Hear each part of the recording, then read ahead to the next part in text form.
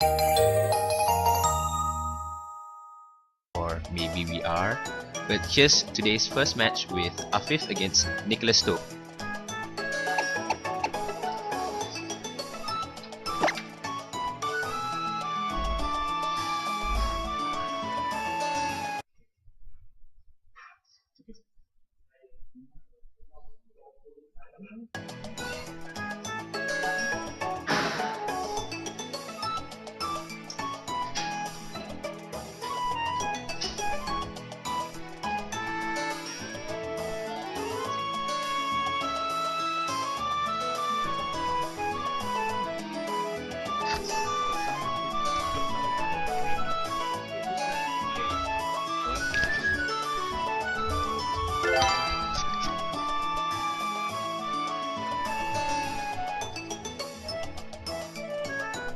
Okay, we're back.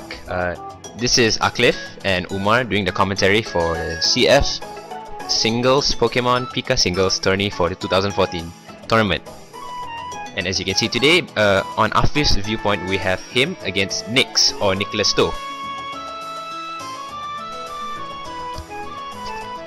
So, we will begin the match.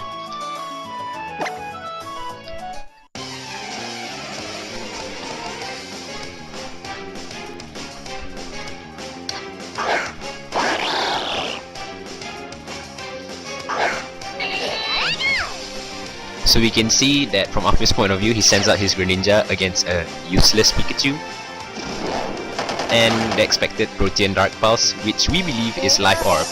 Yes, it gets the one-hit KO, which is obvious. And yes, it is Life Orbed. And here he sends out Yellow Bird with the obvious Wind Button Brave Bird, which does pick up the one-hit KO Revenge Kill.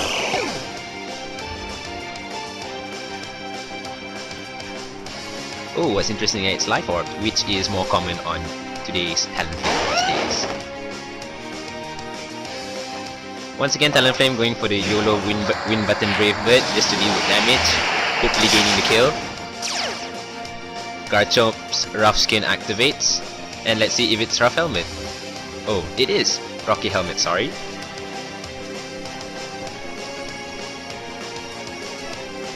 So now you can see that Garchomp finally does hit its Stone Edge, which we believe could be used a different and a better time with this Dragon Claw.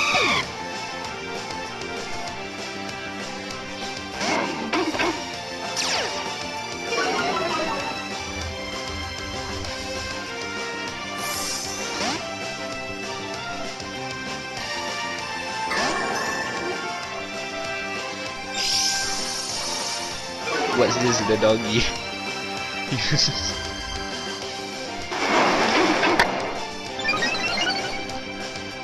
Howl from the doggy increases his attack, and here comes Bronzong with his Reflect. And here's another setup.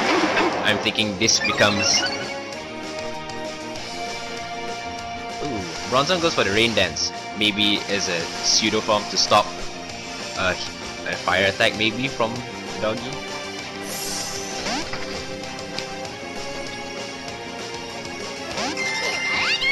And Pikachu comes in, which we believe might go with the Thunder, but no, it gets crunched by a +2 from the doggy, which does not kill it.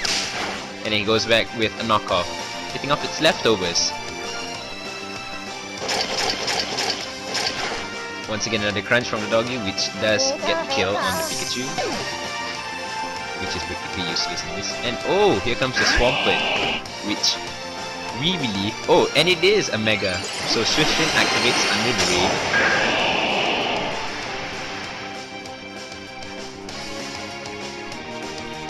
And it goes for the Baby Doll Eyes to reduce attack, hopefully. But the Rain Boost still might pick up the kill here. And oh, Brick Break, which picks up the kill. Yes, here we go. Oh, it's a critical hit. That's something.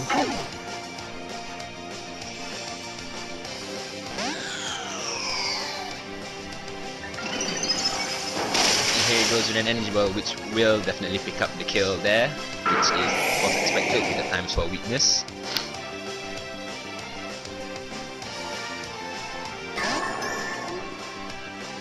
And here the Chandelure, we believe, is choice scarfed right now due to it withdrawing.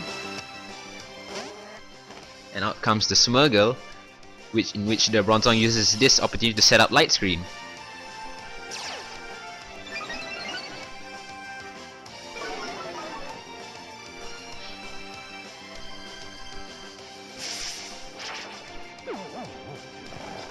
And there we go, Spore from Smurgle to stop probable setups.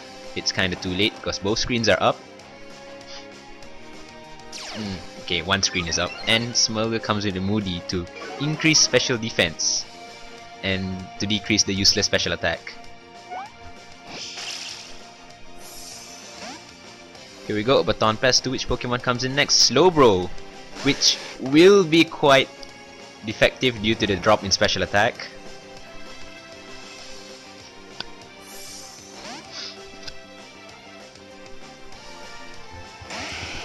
So out comes the Metagross with an air balloon, which might show that it's bulky.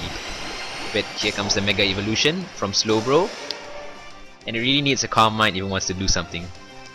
And it does Calm Mind, because if not it can't do anything.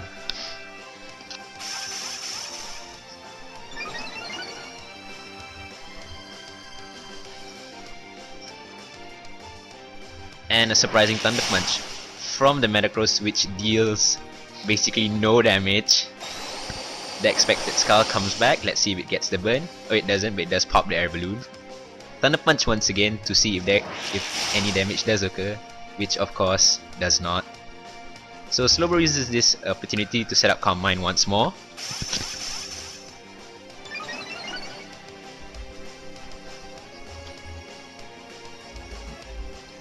And Metagross goes for its signature Meteor Mash, trying to deal a little bit more damage, but of course it can't due to that Titanic base defense. And oh, it got that extra attack boost. But here we go, Mega Slowbro slacks off all that damage.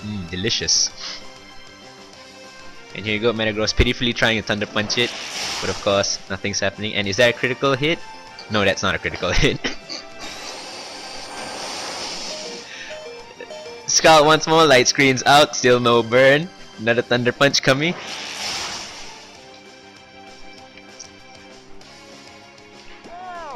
And another slack off to get that delicious HP back.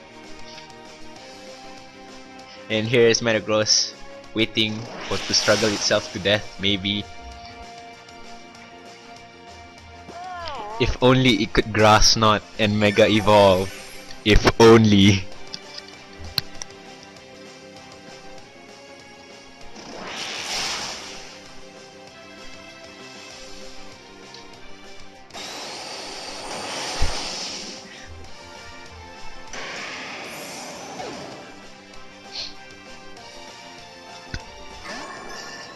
And here we go with the Sleeping Bronzong. Yes, Metagross can't crit against Mega Slowbro, but a Mold Breaker might.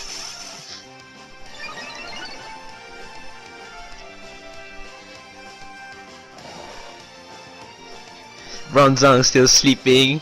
And here we go, another Scout from that Mega Slowbro. Can it do anything else? Does it pick up? No, it does not pick up the burn. Gyro Ball trying to deal damage, which of course will do basically nothing, both of them being so slow. And here we go, he slacks off again, being the Slowpoke, I mean the Slowbro that it really is.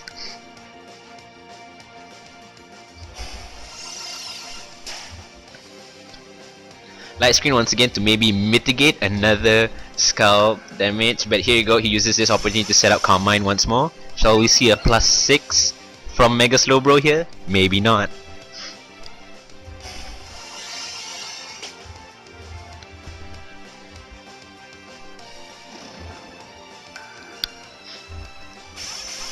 Somebody do something to this Mega Slowbro, it's overhyped.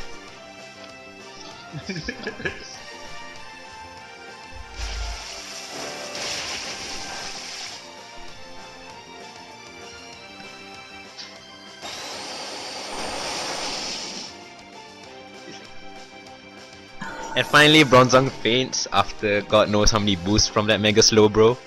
And he sends up Garchomp. Let's see if it can do anything at all.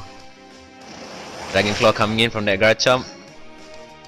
And I don't know who's the one putting out Reflect, him or Garchomp's side. And of course Garchomp gets one hit KO'd by that Ice Beam. And there we go, Nyx has finally won this match. So let's move on to the next match, shall we?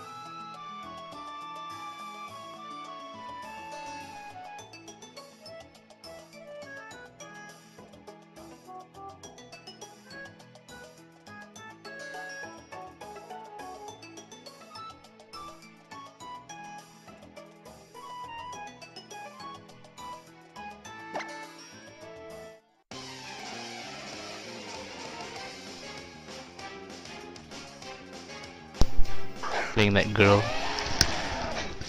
So Central Ice Baby with its dreaded opponent Naga Senpai. Here's the funny thing about this match. She expects to survive an Icicle Crash, but oh no, it's an Icicle Spear. Weakness policy activates, but let's see what happens next. Oh, another one. And another one hits. Let's pray for the. Oh, there is a third one, and Naga Senpai goes down in the first turn. The dreaded Naga Senpai. So did you bring Icicle Spear specifically for Dragonite, or did you just... No, I just brought it for Hikari. Oh, okay. Okay, so now we see one of Hikari's signature shinies, Troll Senpai. Got this thing. I keep seeing it in double, in multi. And out comes Aqlif's offensive pivot in Eviolite Magneton, who probably doesn't care because he can just Volt Switch out of this. But Sableye at least gets off a Will-O-Wisp, maybe reducing its durability in the long run. But Magneton goes for Flash Cannon here, try and see how much damage it does, and a surprising 40%.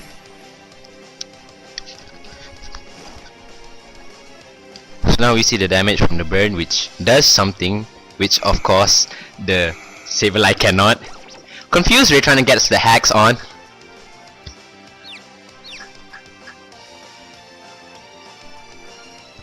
And here we go, the Volt Switch to get out some momentum from this team.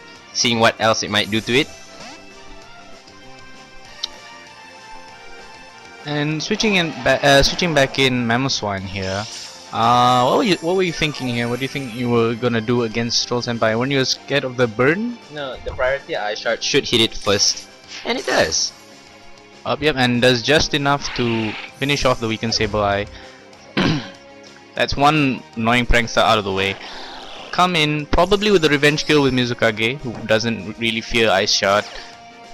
Oh, and surprisingly, it goes for the Grass Knot. I expected a Hydro Pump from this, but of course, this is a Focus Sash variant, so I don't really give a shit. Sweary. Aqlif swear, I'm so sorry. I'm so sorry you had to hear that, folks. But Aqlif just went. He was. My condolences to my bad language. So here we go, an Ice Shard, definitely picking up the one hit KO on the paper thin defenses of a Frog. Yeah, man, it's already a grass type, so that was an ensured super effective hit. Sending out Jetmans, shiny Salamence here, presumably Mega, and you have Intimidate cutting down the. Now this might pick up the kill from the Jetmans, which does evolve into a Mega Salamence. But Mega Salamence can definitely survive an Ice Shard once intimidated. But at least you can do a solid, maybe, let's see how much does it. Oh, it's a crit! Okay. I'm really sorry for the crit Hikari, but it had to happen. Well, someone had to crush your dreams one day. Sending out Kibo, getting out 3 Ice Shards in a row. Dealing a respective 30% maybe. Yeah, and Kibo just finished off this Sash Memo with Air Slash.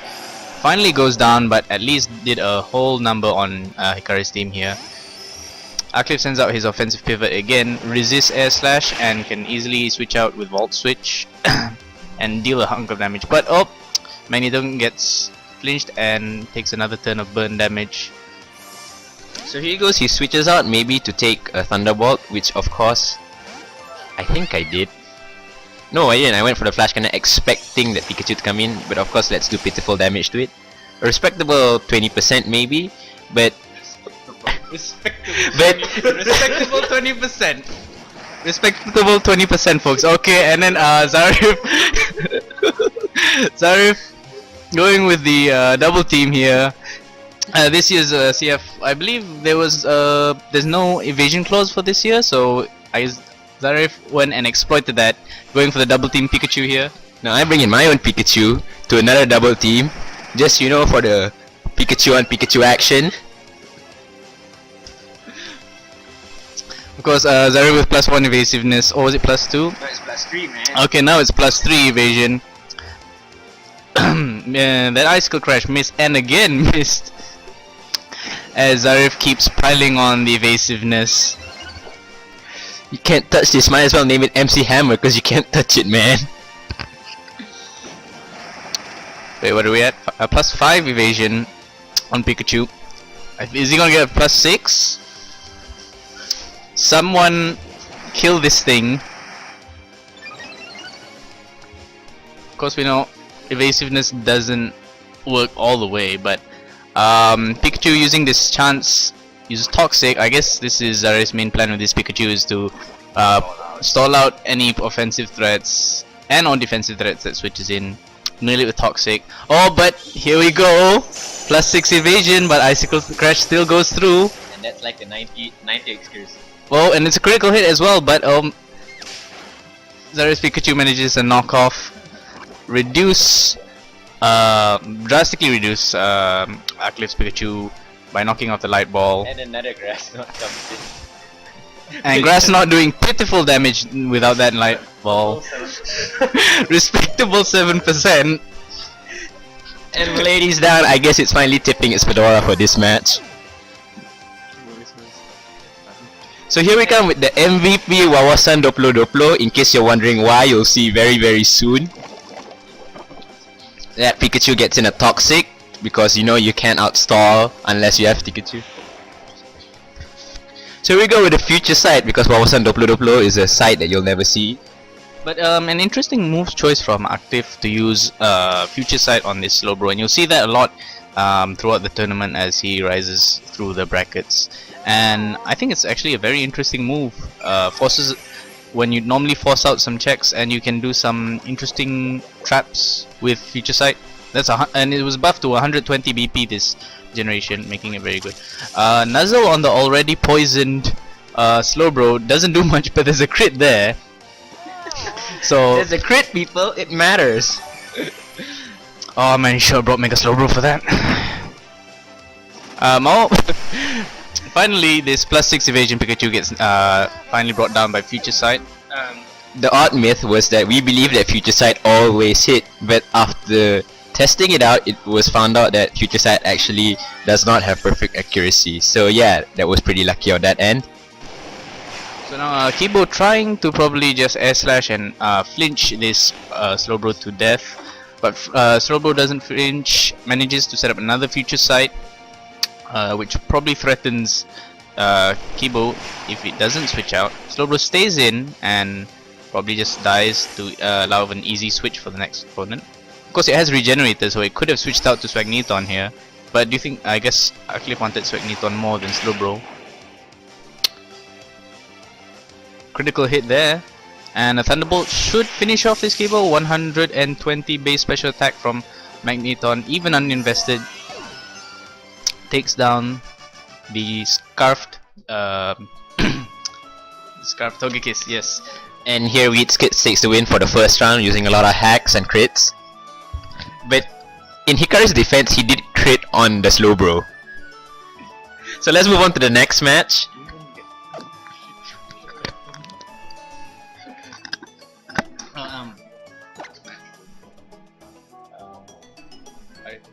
Will be our very important 4th place winner, Arif Irzani and Benjamin Yim. Hold on, let's input the code for that.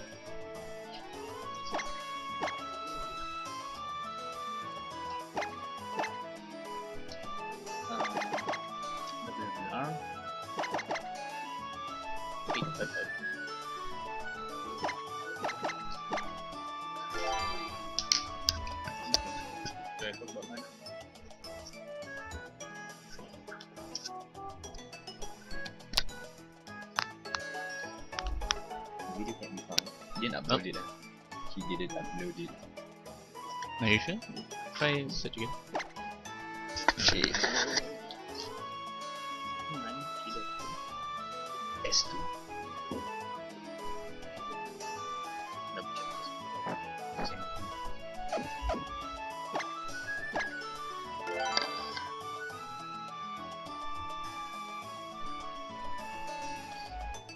Okay, so into our third replay for the preliminary rounds. We have AEZ matches. AEZ's match against Chaos, which is Arif Irzani against Benjamin Yim here. Okay, Arif here is leading with a Scizor, and interestingly, he has a what costume is that? The cosplay Pikachu with Draining Kiss. I guess he just wants to go with the super kawaii set here. A Garchomp, Rotomosh, and Mega Slowbro. Presumably Mega Slowbro, but it could be a pivot. And Unaware Clefable. So looks like a somewhat of an okay-ish team. Really reflects who he is. But never mind, let's move on to Chaos's team. We got the Rockstar Pikachu right there with that Meteor Mash. Heading on with that Ferrothorn and Infernape, which we believe might be the lead. A Florges for defense, and what's more interesting is his last 2 Pokemon. Which is last 2 Pokemon, which is Sharpedo and Mismagius. Now we believe that the Mega here could be Sharpedo, but yes, he is viable even without without a Mega. So let's move on to the match, shall we?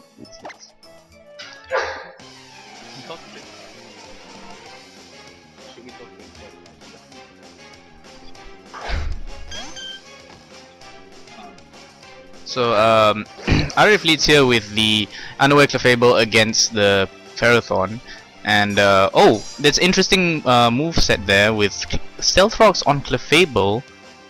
Now here we go, Alejandro goes with the Leech Seed because it might leech off something from that Clefable. Oh, and I think this Clefable is Magic Guard because it didn't take anything from the Leech Seed. It didn't take. And now Alejandro sets up rocks, but it still takes about 80% from Clefable's Fire Blast. I'm guessing this is a Life Orb Magic Guard set. Switches in Florges a special wall to tank probably another Fire Blast. And no, probably predicts it and sends out Moon Blast. Let's see if he gets the special attack drop here. And it does. It does. Now we see Florges is a bit of a disposition because its special attack has been dropped, but as we know, it's a more defensive variant. What's more support? Yeah, it's a more defensive and support. Now Fluttershy switch out and we go into Choo Choo Bell, which is an odd name for a Pikachu, but then again it's Arif, so yeah. So here we go, he goes for the Toxic onto the Pikachu, which, if I am not mistaken, is a defensive variant.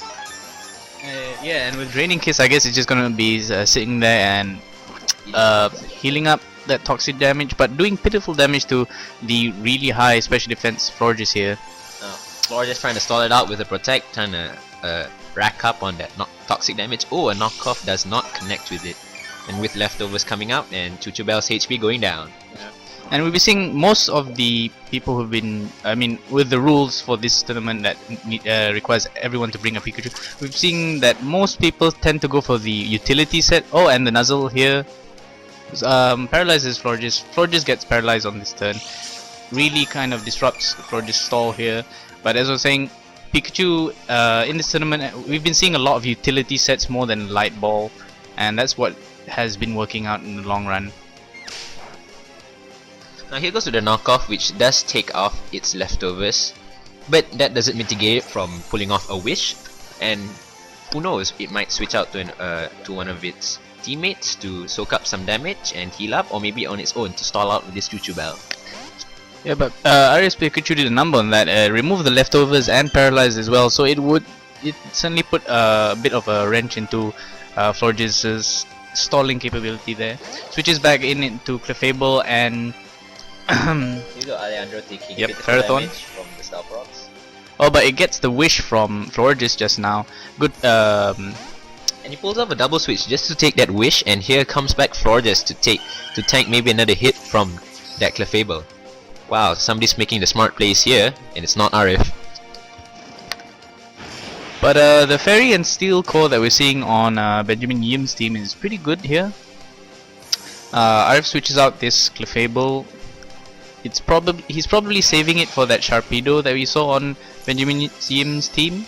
Sends in Scizor trying to dispatch his Florges. Will probably scare it out, but oh, Florges goes for the Toxic. Not connect there, unfortunately, because yes, we all know Scizor is Steel type. What's interesting about the Steel type is that with Technician boost, all attacks with 60 base power and below get a boost. So here we go with a Bullet Punch on that Infernape, doing wow, more than 50% damage onto that Infernape, and which he would of course fear another Bullet Punch which will KO in the next turn, so it does switch out. Here we go, a shiny Sharpedo, pink like it is manly. And here we go, he switches it back, he switches Recornis out, which also means that this hints that it is a choice set, but what choice? We believe it's Choice Bandit here. And here we have Sharpedo protecting the first turn, trying to get that speed boost up. So because Mega Sharpedo's base speed isn't exactly the most impressive, so ideally you'd want to protect one turn and get that speed boost up. But no, he doesn't choose to stay in. He switches out to Ferrothorn, probably fearing either the Will-O-Wisp or the Volt Switch here. Oh, but we have the Discharge set here, probably aiming to spread even more status over the team. And yes, it gets the paralysis on Ferrothorn. Forgive me, his pronunciation is almost as bad as last year's. Here we go with the Leech Seed trying to take off some health from that Rotom. And as we know, Ferrothorn is one of the premier counters to all forms of Rotom, bar the Will-O-Wisp, which still might stop it, which won't stop it from outstalling it, definitely. All forms of Rotom, including Rotom Heat. No, Rotom Wash. Okay, yeah. Switching in Clefable here. Clefable gets the paralysis from Ferrothorn. And it does fully paralyze on that turn, which is a plus for Alejandro here. Maybe he fears the heat because it's too hot, like Lady Gaga song. Okay, then Florges comes back in, probably trying. Oh, it gets health gets reduced a bit by Stealth Rock. Its pivoting is slightly wearing down. Oh, and Florges now getting the full body paralysis. Both sides being paralyzed. Well, pulling off a wish. Maybe support Alejandro once more. This team seems to run on the core of it using wish and running around with switching on to playing with smart switches and getting the extra HP from the Florges. Yeah, and Florges is actually a really good partner to bulky steels who really need the recovery. Especially, well, Ferrothorn actually has its own recovery, but it just adds to the recovering, the pivoting and the recovering potential it can do, slowly wearing down the opponent's team. Switches back Scizor in.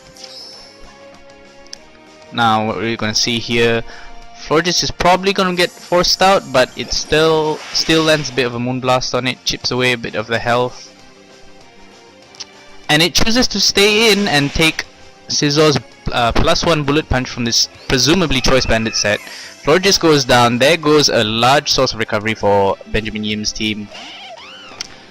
And now I think this if this Infernape doesn't have Fake Out, it's gonna suffer death from Bullet Punch, and yes, it goes down to another Choice Banded Bullet Punch. And at this point, without Florges as the good the team's cleric, the Benjamin Yim's team's survivability is gone down quite a bit. Caesar really pulling off the critical plays here by knocking off, by KOing the more important. It's mainly its counter Infernape and as well as the team cleric, as Umar has stated before, Florges.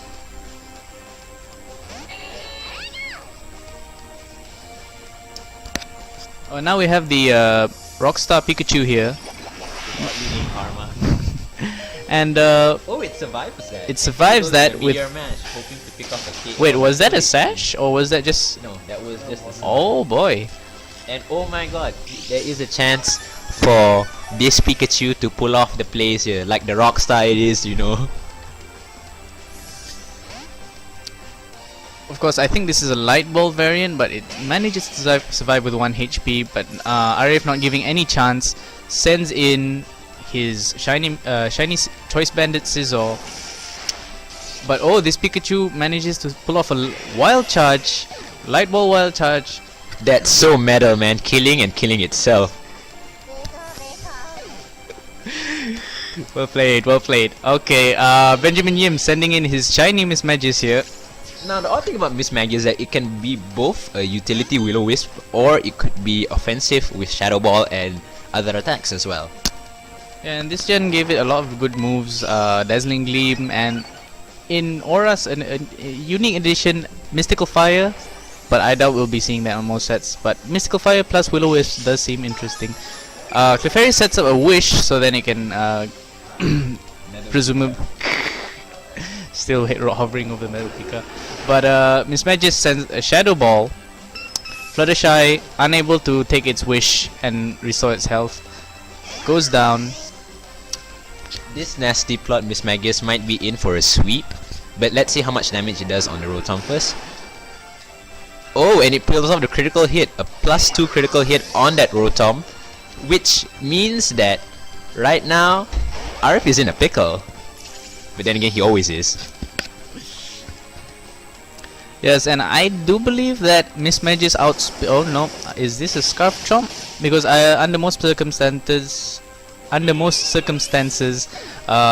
think that Miss Magis outspeeds Garchomp. Garchomp is at 104, 102, and Miss Magis should be 105 if I'm not mistaken. But I guess this is Scarf Chomp yet. Goes for the another choice band. Scarf. Outrage. Doing what we believe is a respectable, I don't know, 2% maybe? We respect it because usually it's 1%.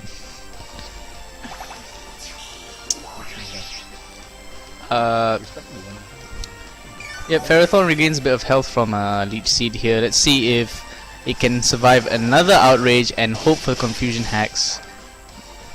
Yes, survives with 7 HP and slowly chipping away with Leech Seed and Iron Barb's damage. Oh, and Rocky Helmet damage. This thing is going to hopefully chip out this shiny Garchomp here. But oh no. Here we go, a full paralysis from the Ferrothorn, and it takes off a bit more HP with that Leech Seed. Arif not wanting to risk hitting himself, switches out to his Choo Choo Bell, which is unfortunately under Toxic and Stealth Rocks, and comes in and gets BDSM Power Whip on that Kawaii Lolly Pikachu, but there you go, that it dies just like Arif's dreams. Okay, are you sure about this? Well, Arif's Scarf Chomp with the EQ here gonna take down this Ferrothorn. Presumably scarfed, and is gonna outspeed this Sharpedo unless Sharpedo gets a Protect Up. And it does. But in this last turn, we don't know whether it can outspeed a Scarf Garchomp, but it does not. Oh wait, hold on, it's still protected. So here we go, first turn's Protect, speed boost is up. Now here's the turn where we see whether or not, and it's a Mega Sharpedo, pulling off a late Mega Evolution. Look at its scars, man.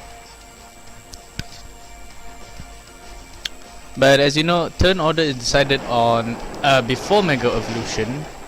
So but what's odd is that now we know that even at a +1, it's still outsped by a Scarf Garchomp. So there we got the match. AEZ finally managing to salvage his almost broken dreams. But here we go to the next match. you are gonna get some flag when you get back in the Kevin, can you leave here? this one. From here, this one, and then the next people. Okay. Oh god, I love you.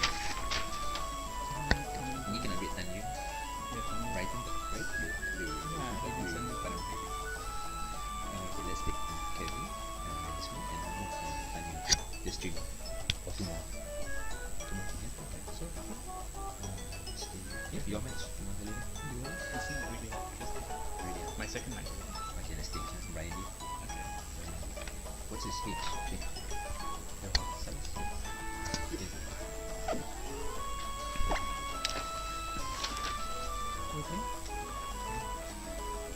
Okay, next match will be between Lim Shi Cheng and Brian Lee. Brian Lee, I believe he is the 3rd place runner-up for this year's Pika Singles.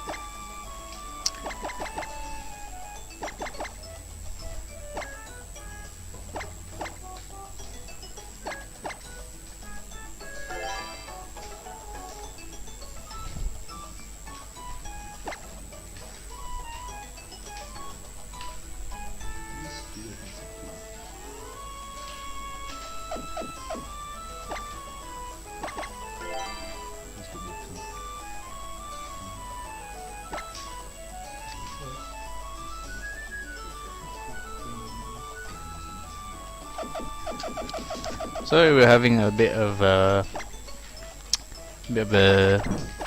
just a bit of difficulty figuring out my garbled handwriting. All these written down battle codes. Okay, and here we have Brian Lee versus Lim Shi Cheng. Brian Lee being Ruby and Lim Shi Cheng being Ace. Yep. Okay, on Ace's side we can see Gengar, Lopunny, Magmortar, Bell Pikachu, Florges, and Mandibuzz. And this is somewhat of an interesting team. We can see some walls here in the form of Mandibuzz and Florges, probably a utility Pikachu, special attacking Magmortar, and the Mega is a toss-up. I'm saying it's Lopunny, but you know there's always the switcheroo Scarf variant. Okay, here we have next on Ruby's side, which is unconventional but albeit slightly more recognizable, with the main Protean Greninja, an Azumarill, which we don't know what's again, a Crocodile, which is interesting. It might be Intimidate, it might be Moxie. We have a Gothitelle, which is renowned for its Trick Room shenanigans. Mega Altaria maybe, which we believe is the Mega of this team, and of course we have Yodelehi Hu Pikachu. But I think in most cases Altaria will most likely be Mega, because I don't really think it's pretty much outclassed in every regard by its Mega. But moving on, we're gonna start this match here.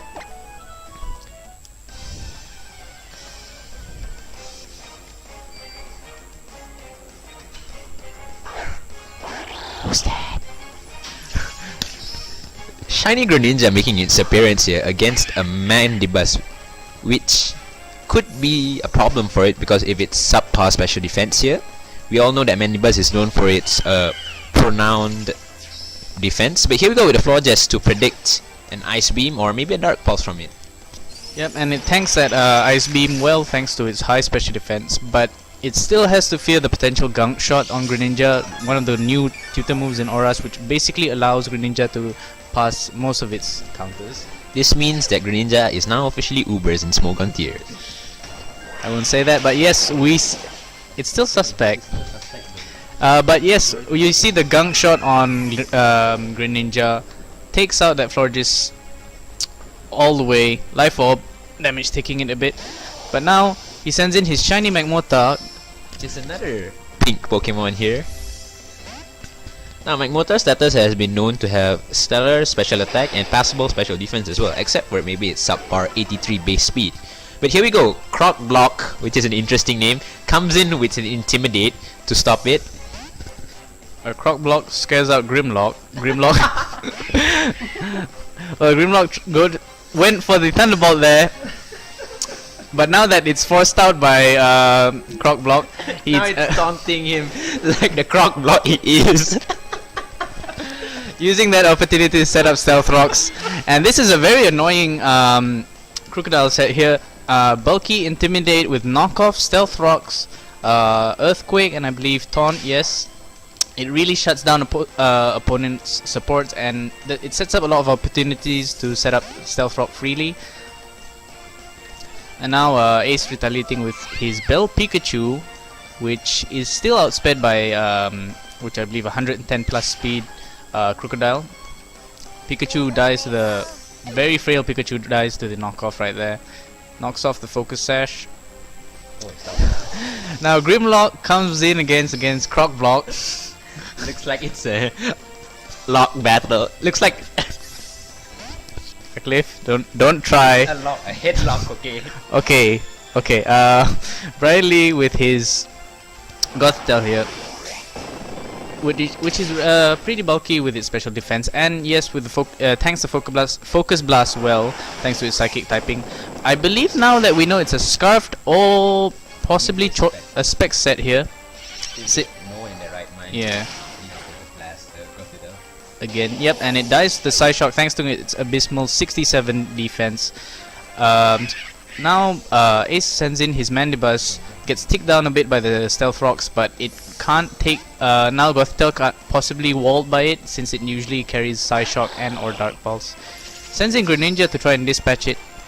Now that Florges is gone, it fears Greninja can safely Ice Beam this Mandibuzz here, but Mandibuzz goes for the Roost. Now Greninja going for the Ice Beam, knowing that no special defense tanks are on the opposing side. Mandibuzz nearly being KO'd by that. Manages to remove the Life Orb. Now here we go. Life Orb is what you call the essential item on Greninja, because without it, it can't do the damage rolls it's supposed to do. But right now, I guess it has served its purpose by knocking out most of its opponents that one, and basically, oh, a Tumbler comes out. And yes, now we know why it's called Tumbler, the bunny of Pokemon. Wait, why? Is it female or male? I'm actually genuinely interested about this Lopunny's nickname here, but Croc Block comes in, reduces the attack set of. No, I don't make Lopunny's stats. I think I know why it's called Tumbler, because you see this, its sex is male, and Tumblr is renowned to have riddled with transgenders, maybe. So yes, here we go. Maybe, yeah, that might be a reason, but interesting move. He went for the return instead of the possible fighting move there in high jump kick or low kick, which with Scrappy he should have no doubts about just throwing it out there, because unless he has a protect, it has no fear of being blocked. But yeah, Croc Block, he switches in Gengar named Magmortar, which I believe should go against the naming clause, but who knows. But there we go, Knockoff still doing respectable damage due to the paper thin defenses of Gengar. This is what you get for not investing in defense, people. No, but I think there's no naming clause, but I think Gengar should have died. Gengar would have should have died from that, but was it burn just now? It was burn, yes, that's the reason why. So further using the very surprising move, Attract. That's why you know it's, well, female Pikachu doing on a male. Yeah, now we know why it's fodder to get it on with that.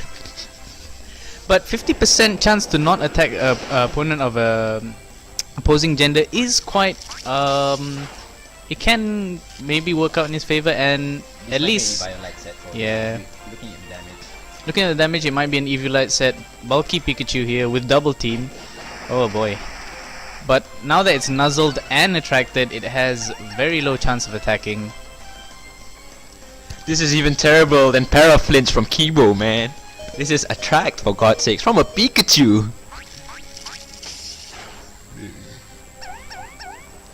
Just took Pikachu doing pitiful damage since it's not running Light Ball. And here you go, bypassing the Hex Gods in order to deal that damage. Oh, sending in Azumarill now, who threatens the low HP Gengar with its Aqua Jet, and yep, finishes off the Gengar with Aqua Jet. And this is a Bandit set if I'm not mistaken, either Bandit or Scarfed, because I do remember it was being locked into one move. Sends in his Mega Lopunny here, who with 136 attack is gonna be hitting hard on everything, but manages to send in his Croc Block, reducing the attack somewhat. And we know it's going for a return because it's expected to hit on the Azumarill.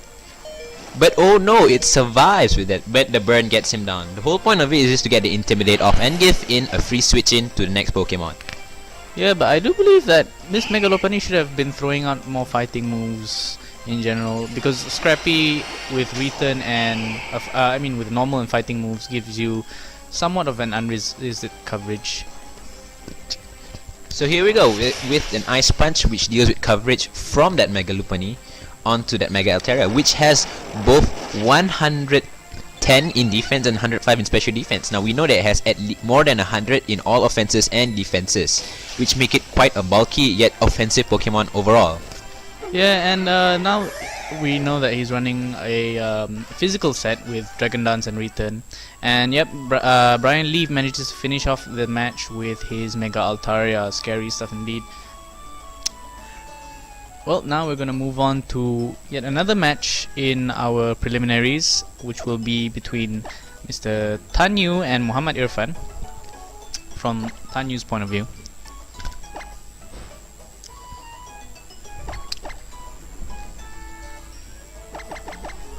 So, looking at Tanyu's team here, we've got the teams up and all. We've got Mega Salamence, Ferrothorn, Bloom, Excadrill, Rotom Wash, and the mandatory Pikachu.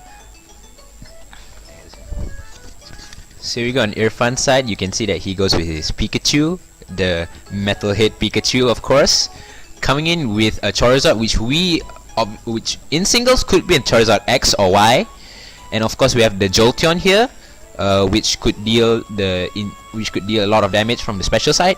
Also we have Bisharp to prevent any intimidates and scare off, but that's in VGC. But right now we see that it's a very interesting matchup against Salamence because it might pick up the Defiant boost here.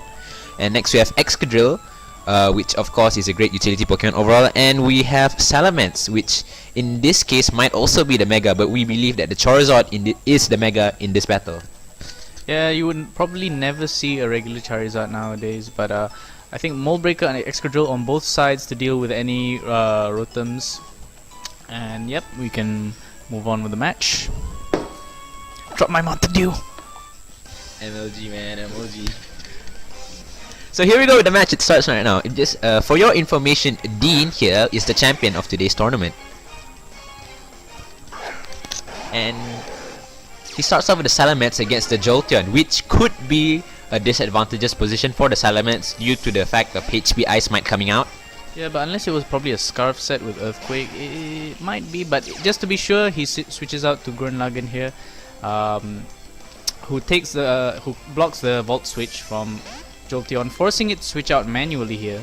Sends out his own Excadrill and could probably take an EQ here, unless it's Air Balloon, which it is. And goes for the safe option and Rock Slide instead. So here we see it doesn't do that much damage, but it does serve its purpose of popping that Air Balloon. And now that we know that he switches out, it's probably a Scarf set, but at least the Air Balloon is out.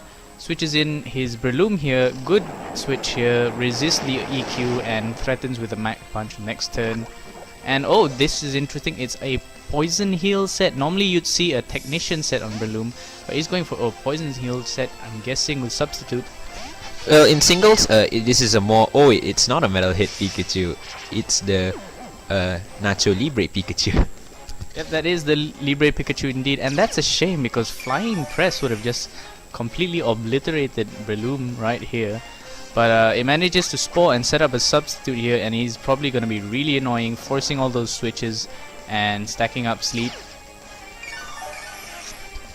So in this case, that uh, it's not that common to see defensive stall Breloom due to the fact that it has a better chances in offense with Technician. But here we go, Pikachu does wake up, gets the knockoff on that substitute. It does respectable damage, which does take out. This shows how much defense that Breloom does not have, ladies and gentlemen. Yes, but it could also mean that Pikachu is running a light ball set. But at least substitute protects against the potential item knockoff. Not that it needed the Toxic Orb anymore, but chooses to switch out his Pikachu because clearly he can't do much against this Breloom. Switches in Jolteon, who outspeeds, but he uses this switch to set up another substitute, and it's just very difficult for him to try and get a solid hit on this Breloom here.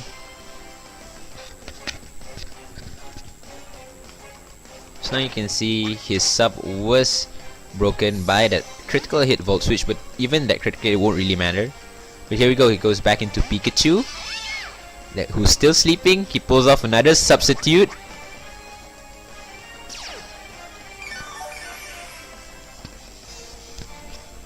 Oh, and well, this clearly Tanyu's opponents are having a very hard time trying to get past this Breloom. Oh yes, Irfan's side. I'm sorry, I forgot who he was right there. But yeah, Breloom just sitting comfortably behind his substitute. Nothing has managed to phase it just yet. And here we go, the Spore Fest begins again. Well, this might be the upteenth time he's been doing it. The sub shatters, which does show that Volt Switch can destroy a sub without a crit right there. And here we go with the Salamence right now, which is gonna eat a Spore, I believe, right now, unless it pulls off a sub. So it does pull off a sub. Now, what might be interesting that if this Salamence is Mega and it does have Hyper Voice, it will bypass that substitute. But let's see what happens next. But I think at this point it's confirmed that Salamence is not a Mega due to the presence of a Charizard on Irfan's team. And this Salamence unfortunately gets Spored as well. But if I'm not mistaken, Breloom's only move here is Drain Punch, and in that case, it can't really do much other than slowly sapping away with Leech Seed and doing minimal damage with Drain Punch. Now here we go, Sleepy Salamence and a Breloom behind the sub, being Leech Seed for good measure, because well, basically this is the only way for Salamence to be defeated, is to basically outstall it. You know, we all know that stall is not, while it is a viable tactic, it's something. It's not the most fun tactic, let me tell you. Yeah. You want fun? You go Paraflinch, burn everything, status everything. Play with evasion, that's fun. Not stall. Well, evasion could be used in a stall team as well, but seeing as Salamence still can't do anything. Oh wait, I guess he just went for the Fire Blast to try and land and break that sub, but it does not pull off the kill onto that Ferrothorn, which is a shame. This might go that it might be a timid nature, so which might not be difficult, and that this Ferrothorn might have specially defensive investments in it as well. Yeah, but just to be sure, he sends out the Charizard, shiny Charizard here, and we're going to find out what variant it is right now, as I believe it will Mega Evolve. And he's keeping that Ferrothorn alive. I believe he wanted to set up Stealth Rocks earlier before this Charizard managed to come out. But yes, it reveals itself to be a Mega Charizard Y. Now this will be a scare if it pulls off a Solar Beam right now, because that Bosch is going down like the German Nazis. I don't know what reference that would be, but yep, it does go with the Solar Beam right here. Nails the Rotomosh. Goes down. Oh, but it managed to live with a sliver of health. Volt switches out and does about more than 50% to Charizard Y here, meaning that if it switches out and Stealth Rocks is up, it's definitely going down. Sends in his Salamence. Definitely outspeeds it at this point. Probably going to Revenge Kill as well, but we're going to see if this is a Mega Salamence.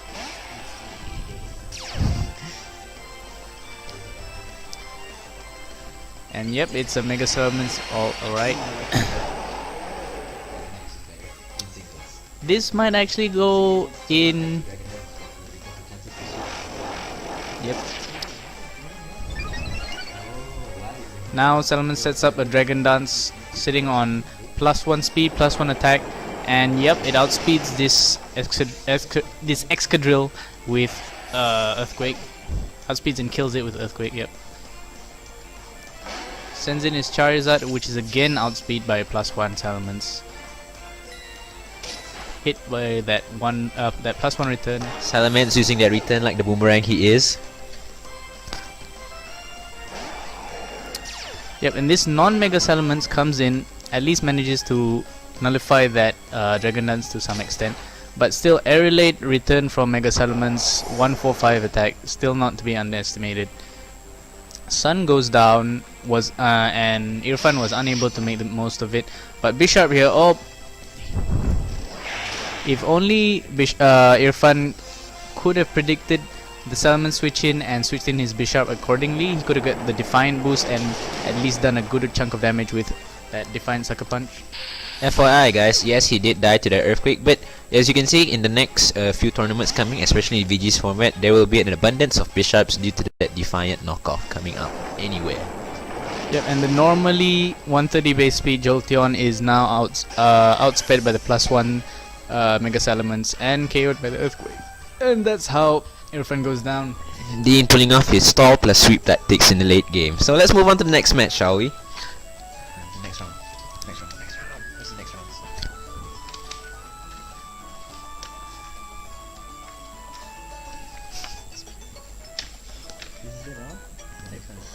And we'll be moving on from the 32 brackets to the 16 brackets now.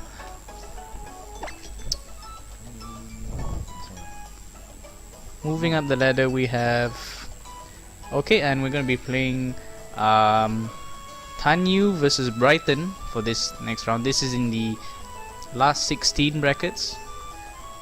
We moved on from the 32 brackets just now, and we apologize. We for those of you, we didn't receive all the battle codes from everyone, and due to time constraints, we're just gonna play the ones that we have and the ones that we've selected.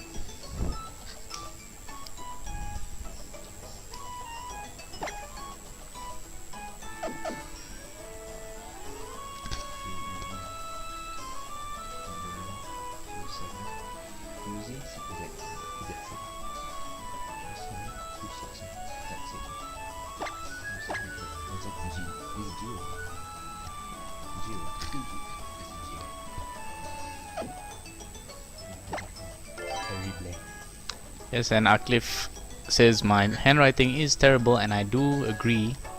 But we're gonna see.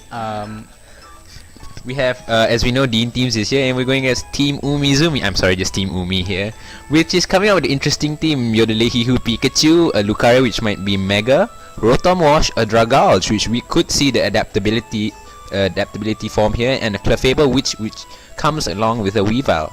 Now, this is a very interesting team which we don't see usually, so we're very interested to see what happens. Interested. It's Dragalge. Aqlif said Dragalge. I said Dragalge. Okay, it sends out his Wally here, his Ferrothorn, while Umi sends out his Kawaii Vile. Good lead against good fake out lead to break some sashes, but this Kawaii Vile is packing low kick. Great great move against Ferrothorn here. Great move, but of course he can't do that much damage without a boost. Now here we go, the Gyro Ball, which definitely will pick up the KO here. Extremely fast Kawaii Vile here. I believe is 1 to 5 base speed against this Ferrothorn. Dies to the Gyro Ball. Switches in his his Lucario here. Lucario. Here we have more pronunciation problems, it might be inherited from last year. Now here we go, Sikapno from Lucario here. Now I don't know what Brighton is trying to pull off here, because yes, while it still could, unless it's a special set, that... Oh, it is a special set here. Going in that Flash Cannon, will it deal the kill? It does, it's a critical hit. I do believe that most Lucarios at least run special sets or mixed sets because of the prevalence of Will-O-Wisp. But yeah,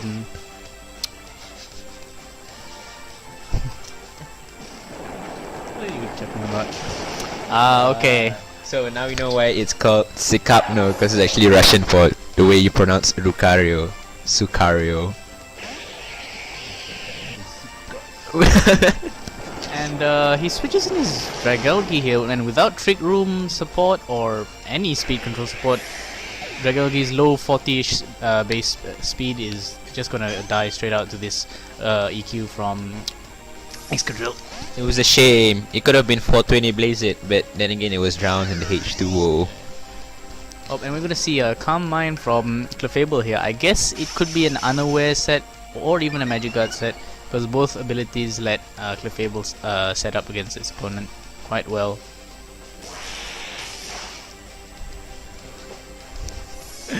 Oh, okay. Well, Tanyu sending out his MV Pika right here, and the +1 Calm Mind Moonblast from Clefable picks up the kill. As we can see in the chat right now, 0307 seems to be demanding some other form of commentation, but of course, unfortunately, that can't happen. You can turn back time to last year if you want to hear that kind, or on the replays.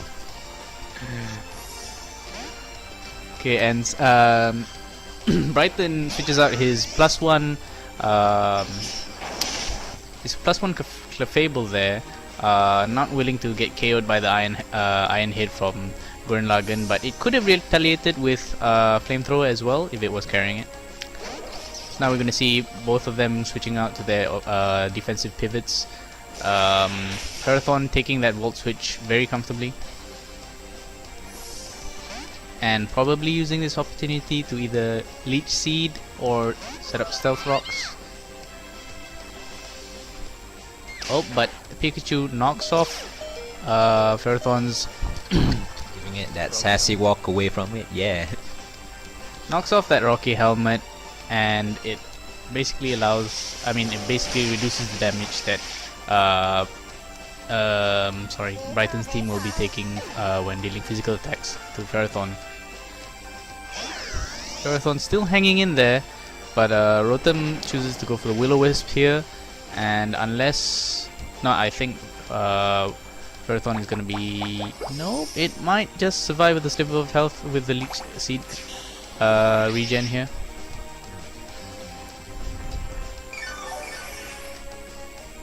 And yes, I think that's just enough HP to survive the burn damage. Brighton switching out his Rotom here, and switching in his Gengar, his Clefable named Gengar. Well, I know that reference. I know the reference too. Do you? Gyro Ball doing not so much damage to Gengar due to its low to Clefable thanks to its low speed. While Clefable sets up a Calm Mind. It's okay, people. It's a Gengar, right? It's a Gengar. Yeah, for those of you who don't know, Why am I just racy? it's probably named Gengar because it said that, well, Gengar is Clefable's shadow in a sense because their silhouettes look very similar. And finally, Ferrothorn goes down to the passive burn damage. And here we go. Here comes the mean Staller. He goes with a expected Spore. Next would be a Sub. Then would be Leech Seed. Rinse and repeat. And there we go. Yep, but if this is a Magic Guard set, it will not be slowly taken down by Leech Seed. But it might be Unaware, because either one of those abilities are quite viable. And I think that Tanyu realizes that he can't be doing much to this, so he switches out his Gurren Lagann, who has a much better chance at doing damage to this Clefable with Stab Iron Head. Gengar manages to wake up in time and use Moonblast, and if he had Flamethrower here, he could have just gone for the safe option and used Flamethrower, because it would have hit Breloom and it would have hit Excadrill as well. But Excadrill not going for the Iron Head here, probably wanted to see if he switched out. Eats another Moonblast for that, and that special attack drop that doesn't really do much.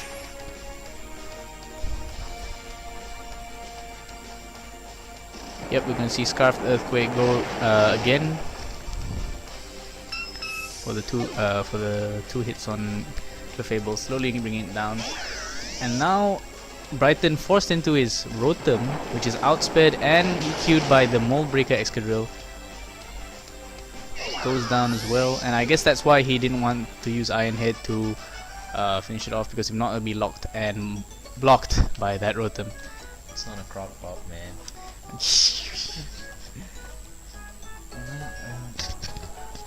We'll move on to the next match, which will be between Umar Khalil and Brian Lee. So give us a moment to type in those codes. Yep, and I can offer some insight into some of the decisions I made and into this match, and I do believe there was one critical decision which I'll point out later. But props to Brian Lee for running that team, though. It was very interesting team. Caught me off guard. And he certainly deserved to get his place up as a third run out. 96, right? 6 9096, yeah. And so we're going to be seeing Brian Lee versus Musica here. Okay. So here I chose to lead with the Greninja, who's a good scout and has a great amount of coverage moves in general, so it could just deal with pretty much anything I saw on Brian's side. Cosplay Pikachu, Bell of course giving a good Bolt Beam, pseudo Bolt Beam coverage. Now Assault Vest Gogoat is just one of my favorite Pokemon. Mega Mawile, Nasty Plot Chatot, and Rotom Heat for somewhat of an offensive pivot. And moving on to Brian's team, right?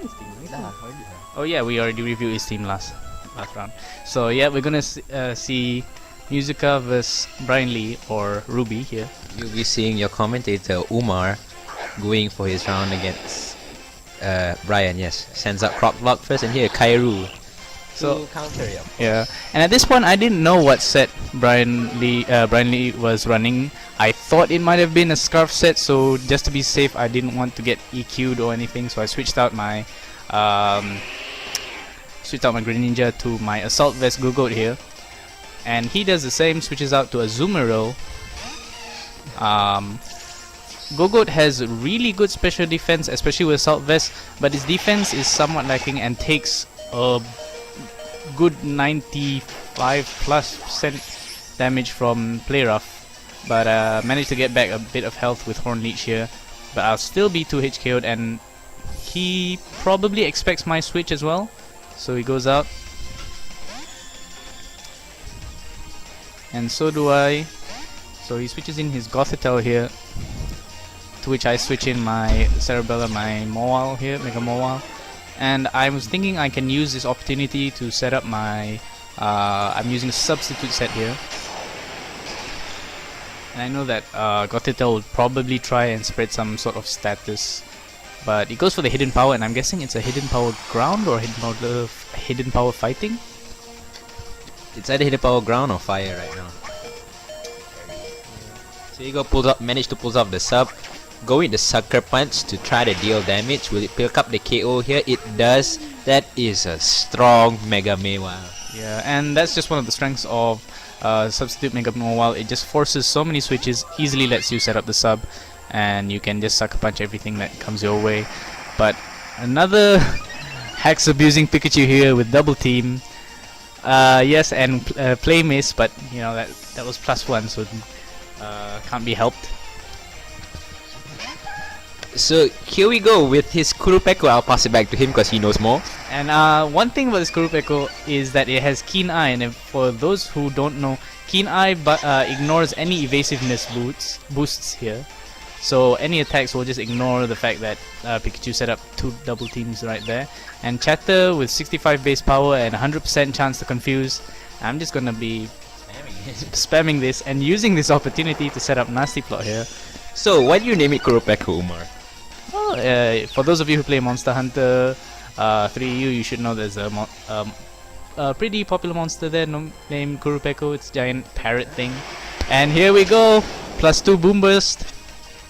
bringing on the boom with it. It looks like here we have an Azumarill, which might come in with an Aqua Jet, who knows. And this Chatot is sashed, which means it will live this Choice Banded Aqua Jet. But basically, this is the main weakness of this Chatot set is just priority, which just really priority, especially Scizor. Scizor just gives me a really hard time with this.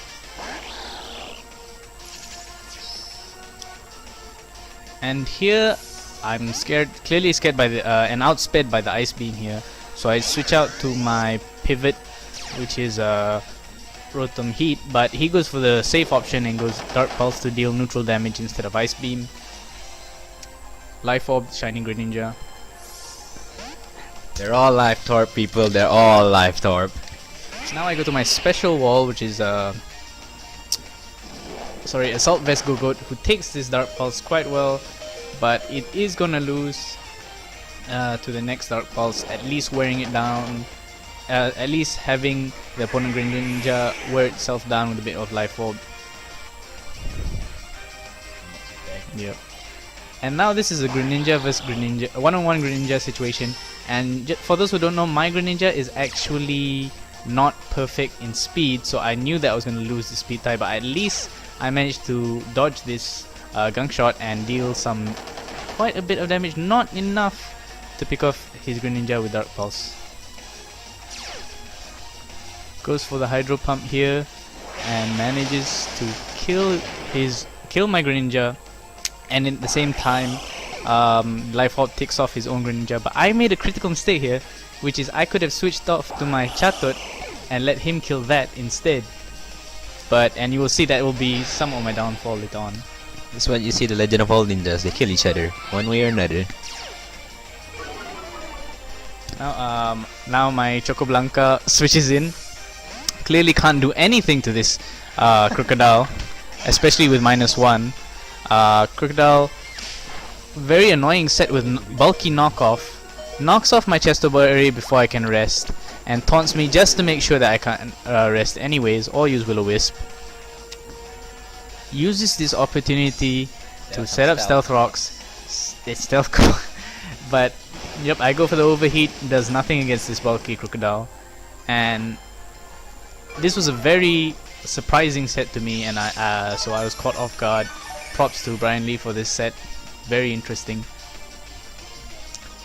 And now Stealth Rock's on my side and everyone's on low HP, I can't do much. And with no Greninja to handle both his Crocodile and Mega Altaria, I am just doomed at this point. Looks like Easy Bake's gonna get burnt.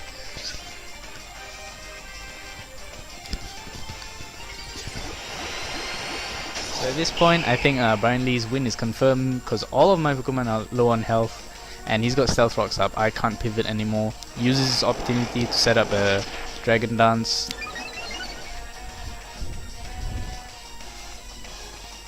And I try to set up, and I just pop on one Will-O-Wisp, see where it takes me, but it's not going to be doing much in the long run.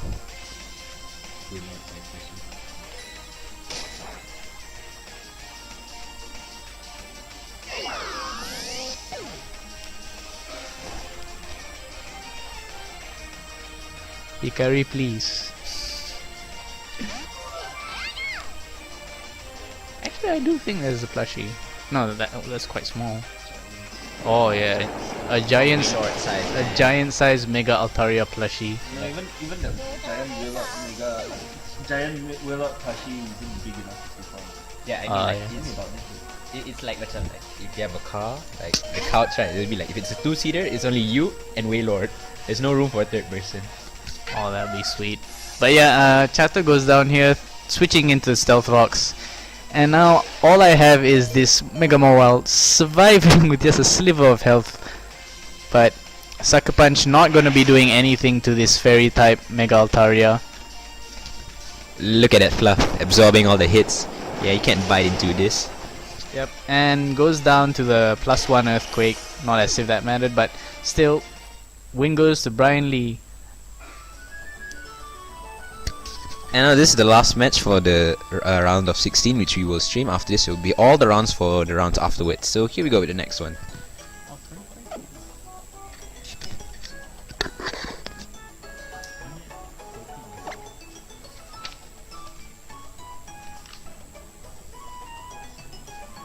Is this 6 or G? 6. God. This is a G right at the end. Yes, that's a G. Oh my god. If the little squiggle doesn't connect to the big C, it's a G. If it does, it's a 6. Yeah, is that a 5 or an S? Is it an S or a 5? I think it's a 5. It's an S. Okay, we get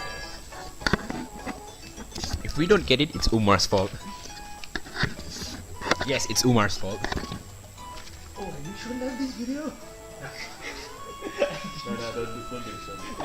After streaming.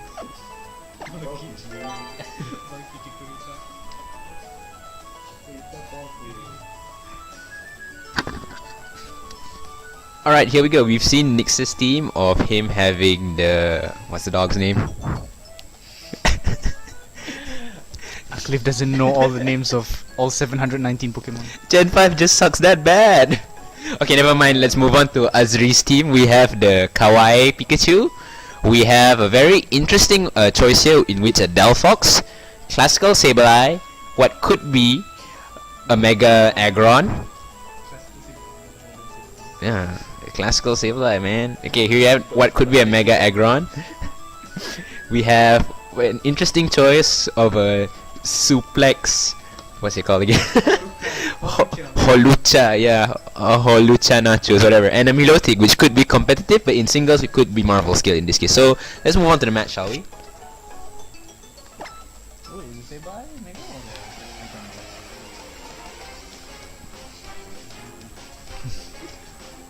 Wait, and Nick's leading with his Pikachu here. His cute.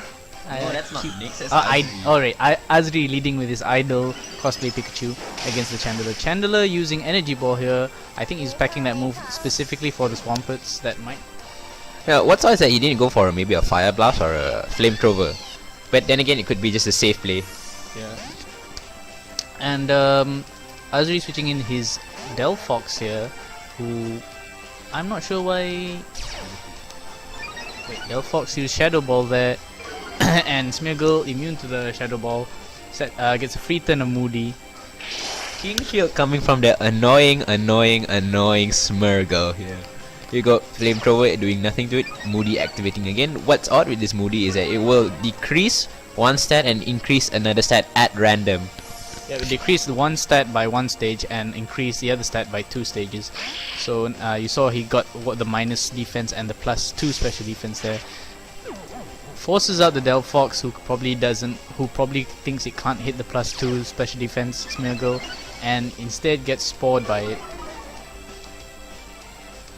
What could have been a smarter choice is actually to switch in the moment you saw a Smeargle, but there again the Smeargle was scared out by what could be a priority taunt from it coming if it got the one turn asleep.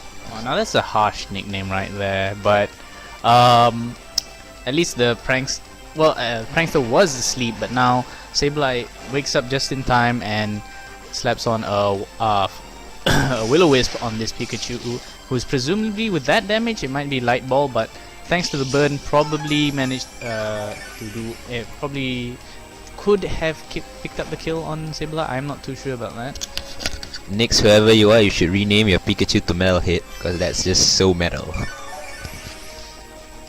Well, Sableye manages to recover, and at this point Pikachu chooses to nuzzle Sableye, somewhat putting, if it can get some crucial paralysis on, might be able to to do some damage. Pikachu slowly being whittled down by that burn, chooses to switch out, who, knowing it can't do much against his Sableye. Talonflame for the safe option, because it can't be burned and outspeeds Sableye's priority, but it still gets hit by that by that foul play using Talonflame's attack stat against it.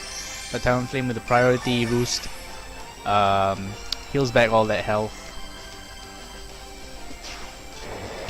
Going for the foul play, hitting it for its own attack stat, but here we go, Talonflame going for roost, showing that it's a more bulky set of a Talonflame. Which it is more of a common set rather than the full offensive type you could see. But here we go, Sableye getting the full paralysis on that, and he switches out to see just in case Goes on for another Brave Bird to go for the more safer choice of Aggron right now. We'll see if it's a Mega Evolution or not. Yep. And taunt on that Aggron. I'm gonna see if it Mega Evolves.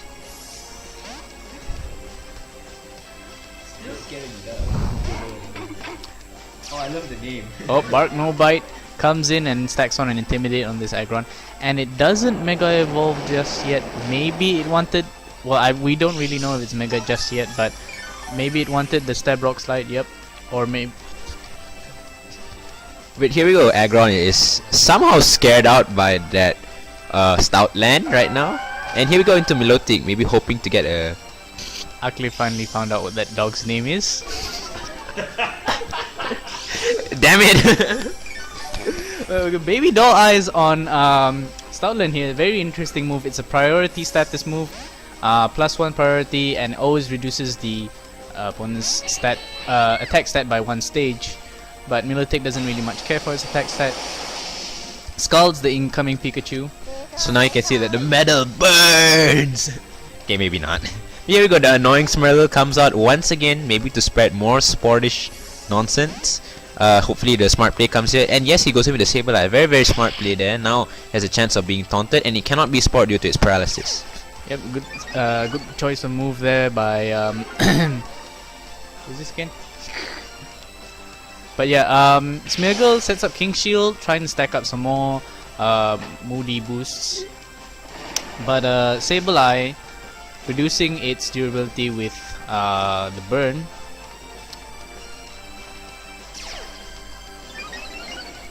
Smeargle gets another evasiveness boost. An evasiveness boost here, and doesn't mind the offensive stat drop here.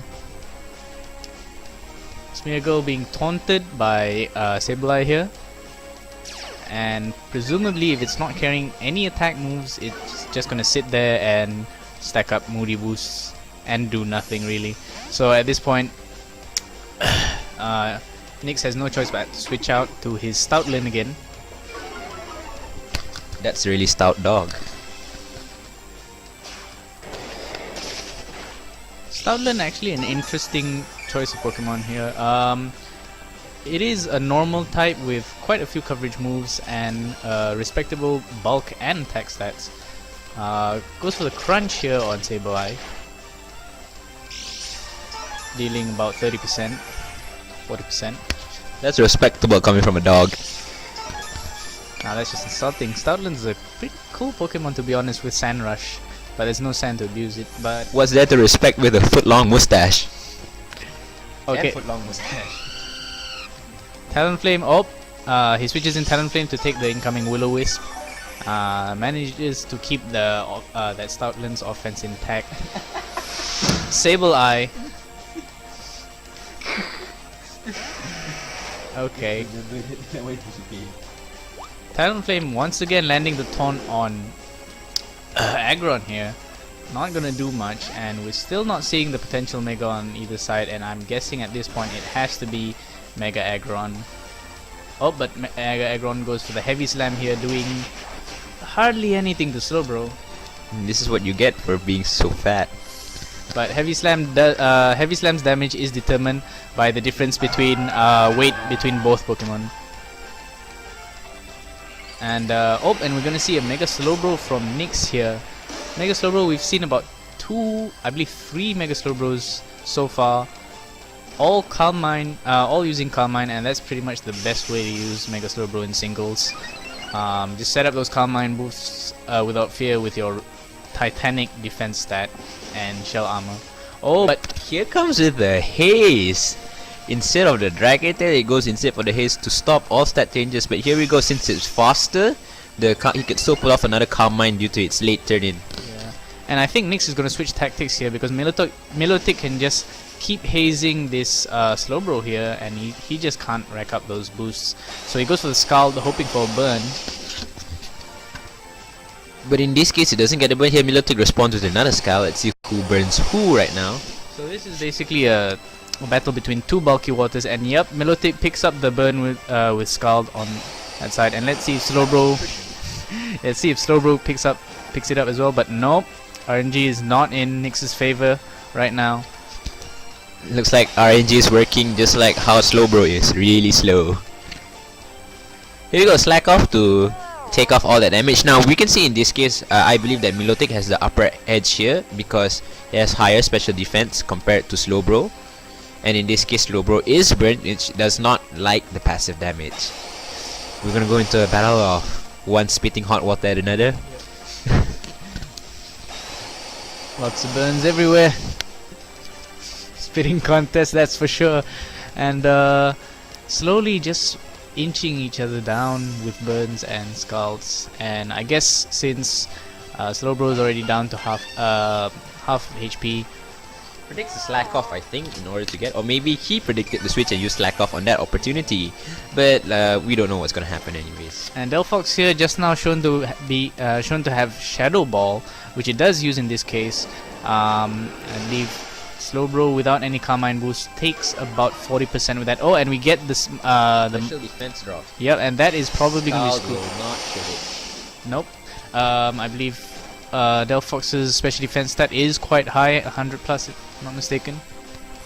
But in this case, at a full health, a Scald which has low base power will not get the kill. Here we go, Smurgle once more. Delphox using the Grass Knot as a safe attack, maybe to hit on whatever switch in. Wow, that's quite a amount of damage on that Smurgle. Yeah, and I do believe he should have just gone for the Grass Knot on Slowbro, because Mega Slowbro in particular is quite heavy, and Grass Knot's damage is dependent on the opponent's weight. Once again, switching the Paralyzed Sableye to block that Spore. Sableye is going to use this Sableye is gonna see Smeargle slowly go down to just a sliver of health, manages to pick up one Moody boost. And at this point, Smeargle is just fodder for Nyx's team. Here you go, we might see... Oh, Sableye is paralyzed, so it cannot pull off what could be a recover on that turn. I mean a foul play, because I think his health is quite full. Smeared shell. And yes, this Aggron, which has yet to Mega Evolve the entire game, but at least it doesn't take the super effective Flare Blitz there. Actually, it will take less damage if it Mega Evolve due to filter and its higher base HP. That is true. Yes, because we all know that the HP stat does not change during Mega Evolution. But once again, switching in Stoutland to intimidate the the Aggron and lower Rock Slide's damage here. Yeah, and I think that Stoutland is just a somewhat of a defensive, physically defensive wall with Baby Doll Eyes and Intimidate. Goes for the crunch on the Sableye, picks up a crit. But unless the Sableye gets full paralysis on this turn, it won't. Stoutland still can't do that much to it if it gets a crit who knows if it gets the burn. Here we go, recover, which definitely means that Bark and No Bite cannot pick up the kill with the crunch if it uses crunch. And Stoutland with another crunch on the Sableye. This set is somewhat interesting because it is similar to something like an Intimidate plus Will-O-Wisp Arcanine as a physical wall. But yeah, it got the minus defense there on Sableye, meaning that the next crunch could possibly KO. But just to be sure, Sableye Will-O-Wisps in return. Let's see how the damage rolls here. Goes for the crunch, -1 defense on Sableye, but burn on Stoutland. Still KOs with it. Gets the critical hit. Ladies and gentlemen, this is why in some matches crits do matter. Here we go, Bark No Bite getting that leftovers. It hides under all that mustache fur.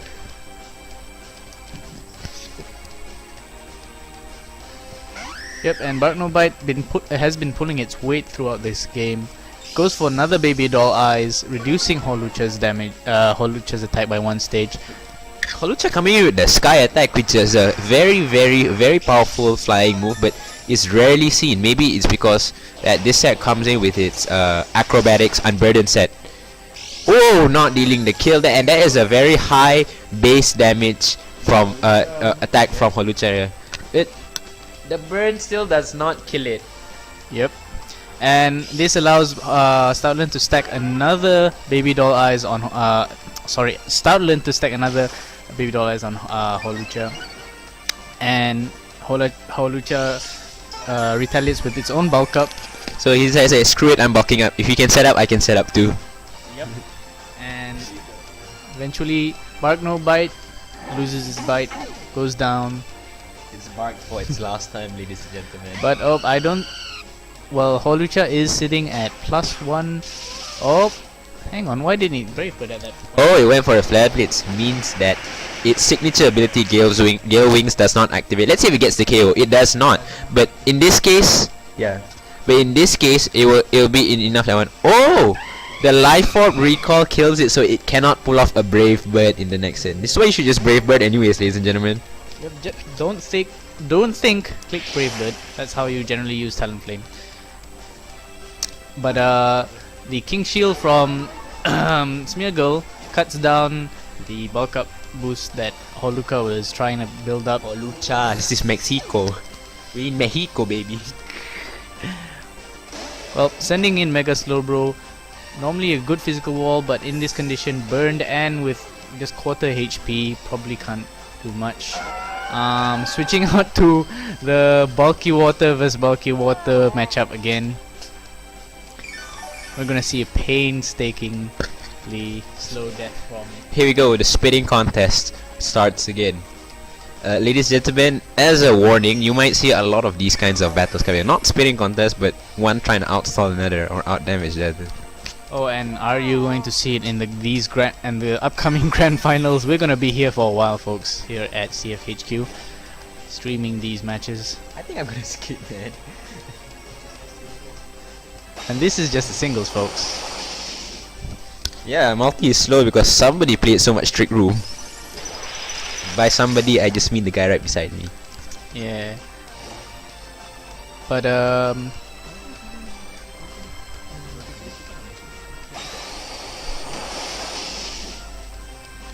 okay, and we're just gonna see a painstakingly slow Slack Off versus Leftovers Milotic versus. Both of them have recovery moves, both of them have Scald, and well, neither of them have super effective moves against each other, so yep. Ladies and gentlemen, this is why you pack a psychic move on that slow bro instead of Ice Beam. Just so you can deal a little bit more damage. That is true, and with Psyshock it could hit Milotic's lower defense stat. But oh my god, here we go, the battle of attrition begins. Who's gonna recover faster? Who's gonna recover first? This will not end, ladies and gentlemen, this will not end. Holy crap, ladies and gentlemen, we're 20 turns away from the last. This match lasts for a total of 68 turns. oh my god. Yeah, sure. So let's discuss better tactics on how to use Milotic and Mega Slowbro, where they both try to stall out each other in this endless match, shall we? So, in VGC you would see a more. Oh wait, never mind that. It switched out. Here we go, Aggron. Oh, back to the action. We can't discuss anything competitive. Using this opportunity to switch in Mega Aggron because it predicts Slowbro Slack Off, and is it gonna finally Mega Evolve this Mega Aggron here? And yep, finally after what, 40 turns, 50 turns, this on the 51st turn it finally Mega Evolves like the fat ass it is. But it chooses to go Rock Slide, loses the stab that it previously had though, but it gets the 140 base attack, and the flinch on the Rock Slide stacks up the burn damage as well. Goes for Heavy Slam, not the most optimal move in this case, as Slowbro is quite heavy relative to, is quite heavy relative to a lot of Pokemon, so it's not going to be taking a lot of damage from that. If this Slowbro had leftovers would actually out heal the damage. That is true, but at this point Rock Slide is probably Aggron's only attacking move. Aggron can learn Thunder Punch, but it probably won't be doing much either. This is just a painstaking match between a lot of bulky Pokemon. So back to our original plan of talking about better tactics of these Pokemon. Now you know that Mega Slowbro, the best tactic is basically just to calm mind. Oh no, it switches out. Why does this always happen when we try to go to our lifetime talks here? Oh no, never mind, it just went back into Milotic again. Okay, it's back into Milotic, means that we can just carry on with our original plan. So Milotic in VGC, you would see a competitive variant which usually carries Icy Wind, Scald, maybe Ice Beam, and the last move depends on the utility. Some people go for Protect, some people go for Mirror Coat to reflect back maybe taunts or status moves, and some people even go Rain Dance. You mean Magic Code? See, Mirror. Yeah. Mirror Coat. Mirror Coat is Magic Coat. But Mirror Coat is also an interesting move because with Milotic's high special defense, it can tank quite a few special attacks and retaliate with twice the damage back to the attacker. It's basically the special attack variant of counter. Slowbro slacking off yet again.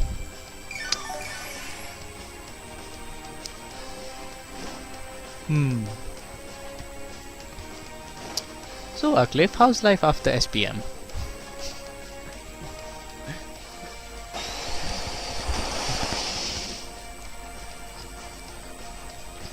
Life after SPM is this: waiting 68 turns for a battle to end. 68 turns, ladies and gentlemen.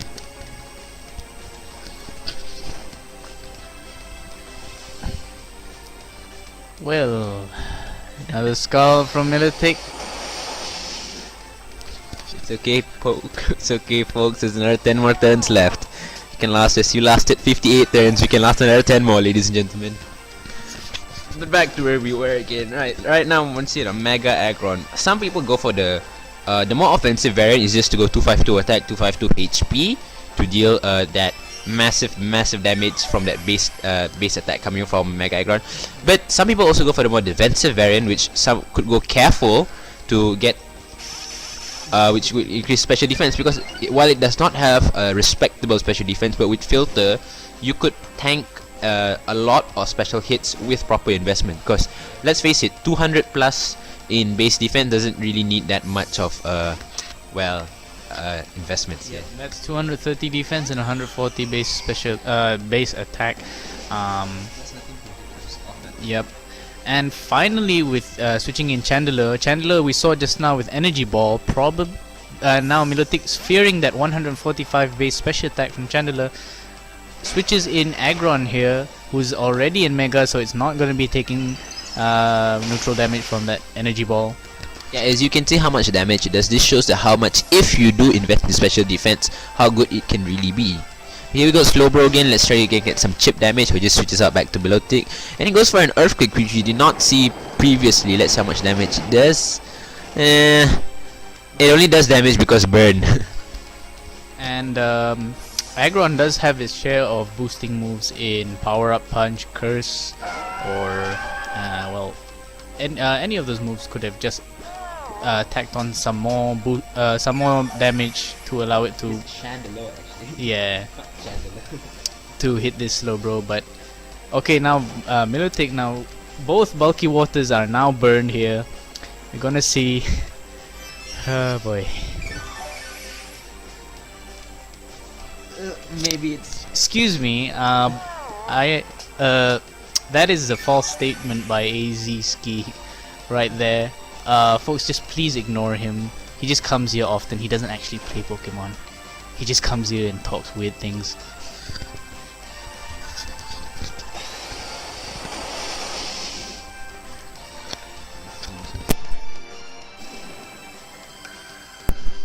Ladies and gentlemen, we're almost over. There's 3 more turns. This thing is going down, ladies and gentlemen. It's going down.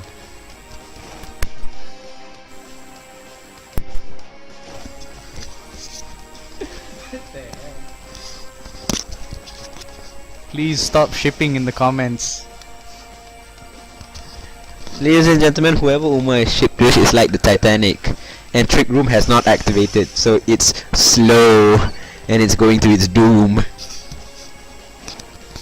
But we're gonna see that this Slowbro is, well, actually we're not really quite sure where this match is going, but switches out his Slowbro back into his Chandler.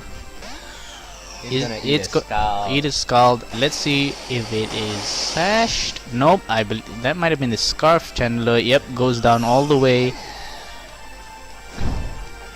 I should change to my 6 word. Okay. And now I believe he's only left with his slow bro, and he chooses to forfeit, saving us from a saving What us. could be a 100 turn battle turned, god damn it, into a 68 battle.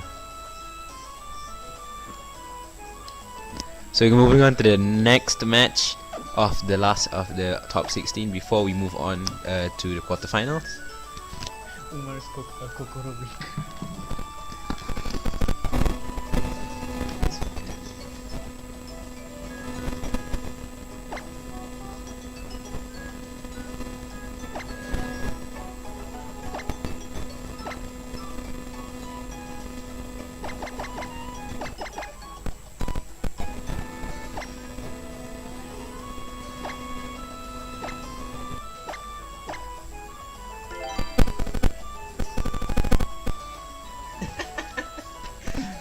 That's right, RF, you're taking the wrong break.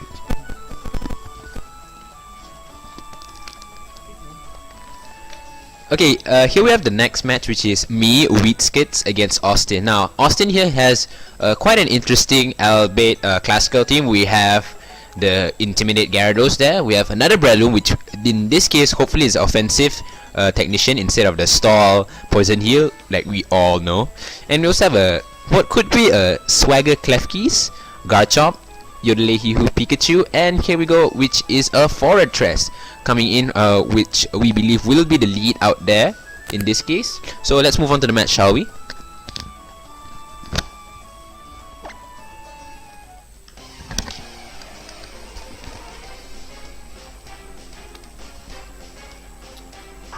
Now Aqlif here leads with his Swagneton here, Eviolite Magneton there. It's called Swagnathon.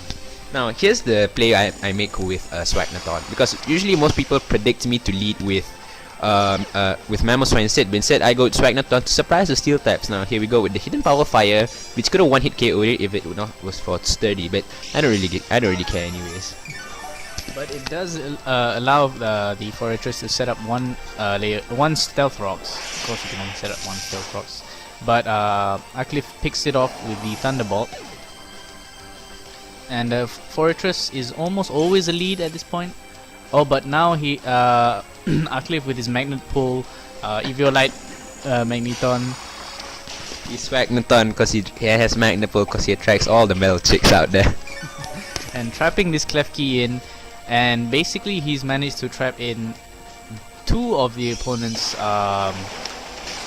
bulky steel types, which would probably give the rest of his team a bit trouble. Probably if it wasn't a wise decision by Austin to switch in his Klefki. The Klefki goes for the Protect here. You can't beat the swag, people. You can't beat the swag. Yep, and that's some banter from Aqlif viewing his own team here. Klefki goes down, to which sends in his Gyarados, and I'm really not sure here because this is just clearly this is not very good matchup. But oh, it's a Mega Gyarados here, so I guess tank a Thunderbolt from yeah. With losing its flying type and the increased special defense it gets from Mega Evolution, it probably doesn't fear the Thunderbolt and sets up Dragon Dance here, knowing it can survive the Thunderbolt and probably outspeed and kill next turn. Now, as you can see, most Dragonette sets are the more bulky variants because they work better than a full offensive. Because when you set up a Dragonette, you can live attack from it. Now here we go. Swagnathon finally uses its YOLO abilities to die to an earthquake. So we send out my MVP, Wawasan Doplo Doplo, which actually is not really that good, but you know, since I'm a physical wall and this guy might not have crunch, so I just come in, tank in that earthquake and just scout back for the burn, hopefully. And it's the fact that Gyarados gets Skull this with the introduction of Auras. Gyarados finally gets a good Dark type stab to use with its Mega Evolution in Crunch. Skull there manages to burn Mega Gyarados. Well, hello there, mates. Here we go back from the land down under. Here we go. Wow, Sun Doppler Doppler hit. Okay, screw the accents, ladies and gentlemen. Don't try too hard, but yes, Wawasan Doplo Doplo easily slacks off the damage it took from this now burned Mega Gyarados, who goes down. Austin already down by 3 Pokemon, 2 Steel types and 1 Mega Evolution down thanks to Aqlif's setup. And now Austin going with a Spore on his Breloom, sleeping the much slower Slowbro. So somebody here is asking for the Indian accents. I give it to you right now. Right now the Breloom. Oh my god, it's another stall loom. Coming in with the poison heal right now. Seed bombing because yes, it does not have bullet seed as its egg move. You're bringing this on yourself, Aqlif. Okay, if it's in demand, then well, Aqlif gave it, but yeah. So we saw that Breloom went down to that side shot from this normal Slowbro here. Now Austin down to 2 Pokemon, which is basically his only left with his Pikachu and whatever last Pokemon he would have. So Aqlif chooses to send his own Pikachu to face down this other Pikachu. Oh, and a good move there as Lightning Rod picks up the Wild Charge that would normally at least dent something on Aqlif's team. Responds with an Icicle Crash. Let's see if it flinches. Oh no, it didn't need a flinch. Picks up the KO on the opponent's Pikachu.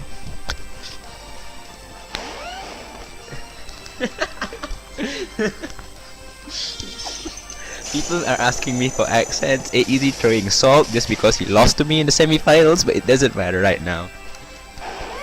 So Garchomp going down there to an Icicle Crash because yes, I believe it was an Adamant Sand, that's why he died right then, instead of going for the classical Jolly. So normally Pikachu with 90 base speed would be undersped by Garchomp, who sits at 102 base speed. And that was Aqlif versus Austin. Is this the last match?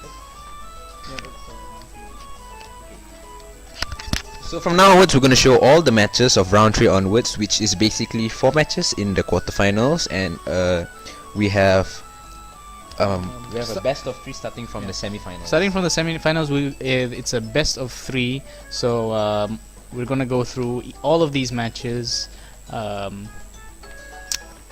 and well. No, let's do it. Okay, and it's a special tribute to our dear friend AZ. We're gonna be playing your match against Khairul Nazrin.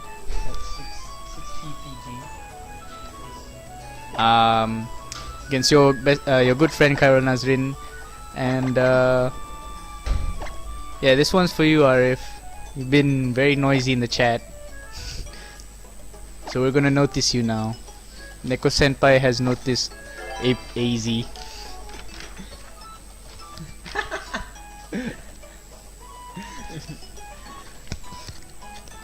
Alright, here we go, the preview of the teams right now. We have AEZ going with his classical Clefable, Scizor, Choo-Choo Bell, Garchomp. I like the term classical. And we have his Assault Vest Rotom, which we have seen through the comments, which he has meticulously posted and written on. Why didn't you put caps lock, man?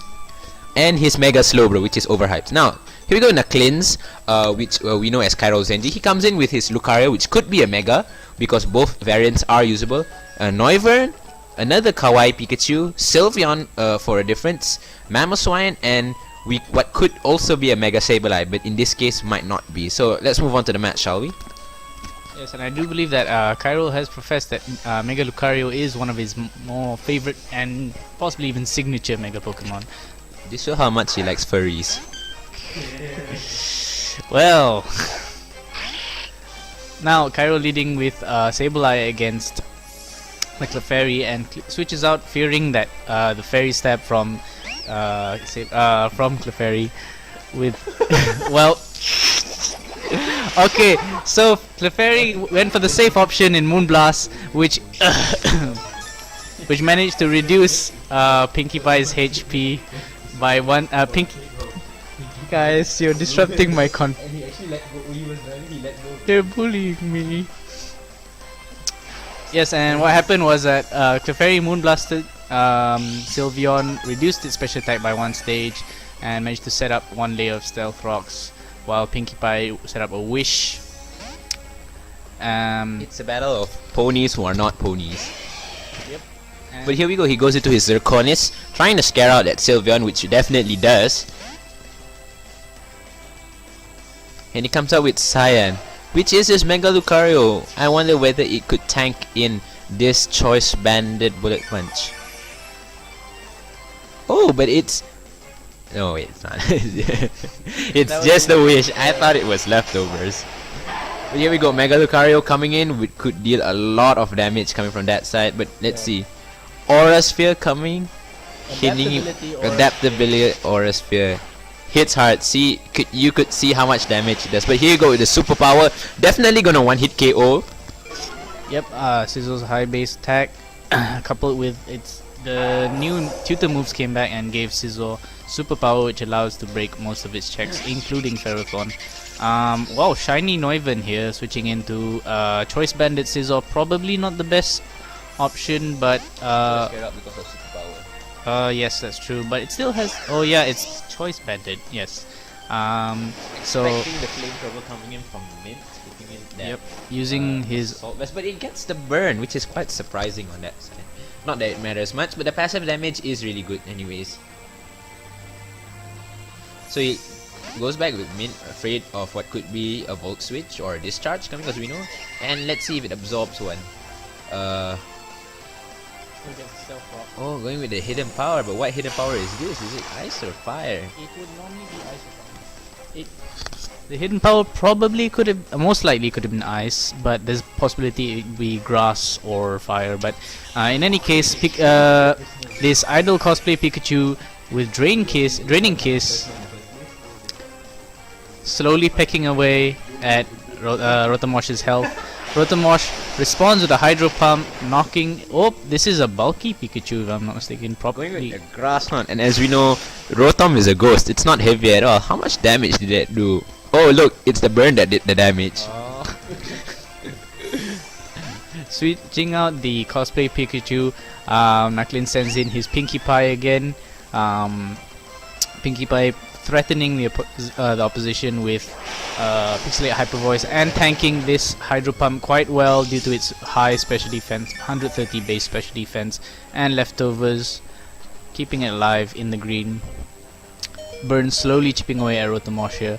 Rotomosh chooses to pivot out and at least come back later as death fodder for AZ's team.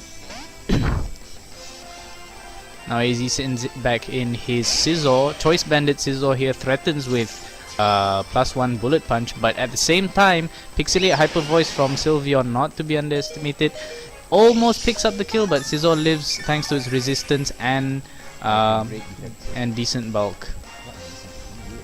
Well, I mean decent special defense. Troll comes back in. Stealth Rock's chipping a bit of his damage, but Scizor manages to land +1 Bullet Punch. Oh dear. It could have gotten a 2-hit KO on the next turn, but with this Citrus Berry, can it get in? We believe that Zirconis is going to switch out, which he does, meaning that the Troll is ready to do whatever he wants to do. But here we go, Smart Switch to a full HP. Fluttershy gets confused by it. Let's hope the Hex is against RF. Yep, and it's a pretty good decision there. Instead of Will-O-Wisp, in case that Sableye was a Magic Guard variant, at least confused. I mean that Clefable was a Magic Guard variant. So instead of taking no passive damage from burn, it couldn't at least hit itself, which it does, giving Knucklins a safe switch with his Pinkie Pie. Here we go again, another battle attrition of pink ponies. They are not ponies, but they are Pokemon. Both start with a P and O. Here you go, Fluttershy is always confused, like as he is in the cartoon as well. Yes, people, it's a cartoon. Sylveon setting up another wish and probably protecting the next turn, or just choosing to straight out tank any special attacks from Clefable and heal back all of that HP. Wish plus leftovers, giving Sylveon a lot of durability. But still, AZ packs his Choice Bandit Scizor here, still a big threat to Knucklin's team. +1 bullet punch is always scary. But that heal on that Pinkie Pie is really a benefit to Knuckles' team right now, because this guy might be an MVP in this as long as it gets rid of that Scizor. Right now it's not that hard, considering that if you could get one Will-O-Wisp on it, or you could just hit it in any ways, it could be good. Oh, but the bullet punch, the bullet punch plus Stealth Rocks manages to nearly tick off Sableye's health, and the follow-up bullet punch manages to pick off the Sableye. But now Mint switching in, health being reduced by Stealth Rocks. Still pulls off the KO. That's the power of a Choice Blend Technician Stab Bullet Punch, ladies and gentlemen. Now, as we know, why did he choose Scizor? Because it's puke green, just like his Jolteon, ladies and gentlemen. Yep, and another +1 bullet punch from Scizor with Stealth Rocks. Stealth Rocks breaking any potential Focus Sash that Mammal could have. Bell Pikachu with hardly any health left, even with the resist. Yep, and Knuckles chooses to forfeit this match. Gonna try for HP fire. No, it's all on this one. At this point, we're only relying on this. Plus that side, yeah.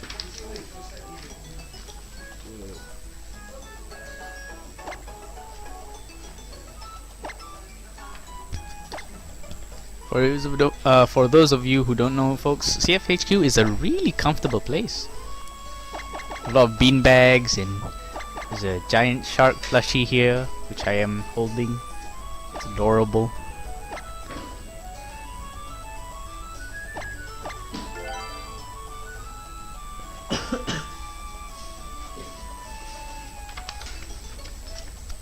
So here we go in the next quarterfinals match between me, Wheatskits, and Azri. Right now, as he seemed that he carries an Aggron, I don't see that it should be me that starting a hit with Magneton instead, because I can't kill it anyways, and he can kill me back with that Earthquake. So let's move on to the match, shall we? Let's see what goes on.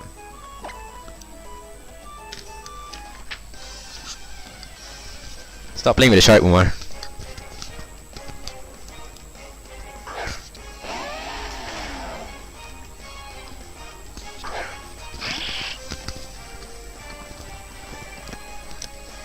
Sableye going with the Will-O-Wisp, and I dodged that like the boss I am. So you know that Sableye could be walking on thin ice. Ice, baby. You never mind. I go switching into my Swagnathon just to eat up that Will-O-Wisp, which will do basically nothing to me. So he goes with the taunt, thinking that I might Thunder Wave or something, which of course I don't. I'm carrying a full offensive set on this. Flash Cannon, Volt Switch, Thunderbolt, and Hidden Power Fire.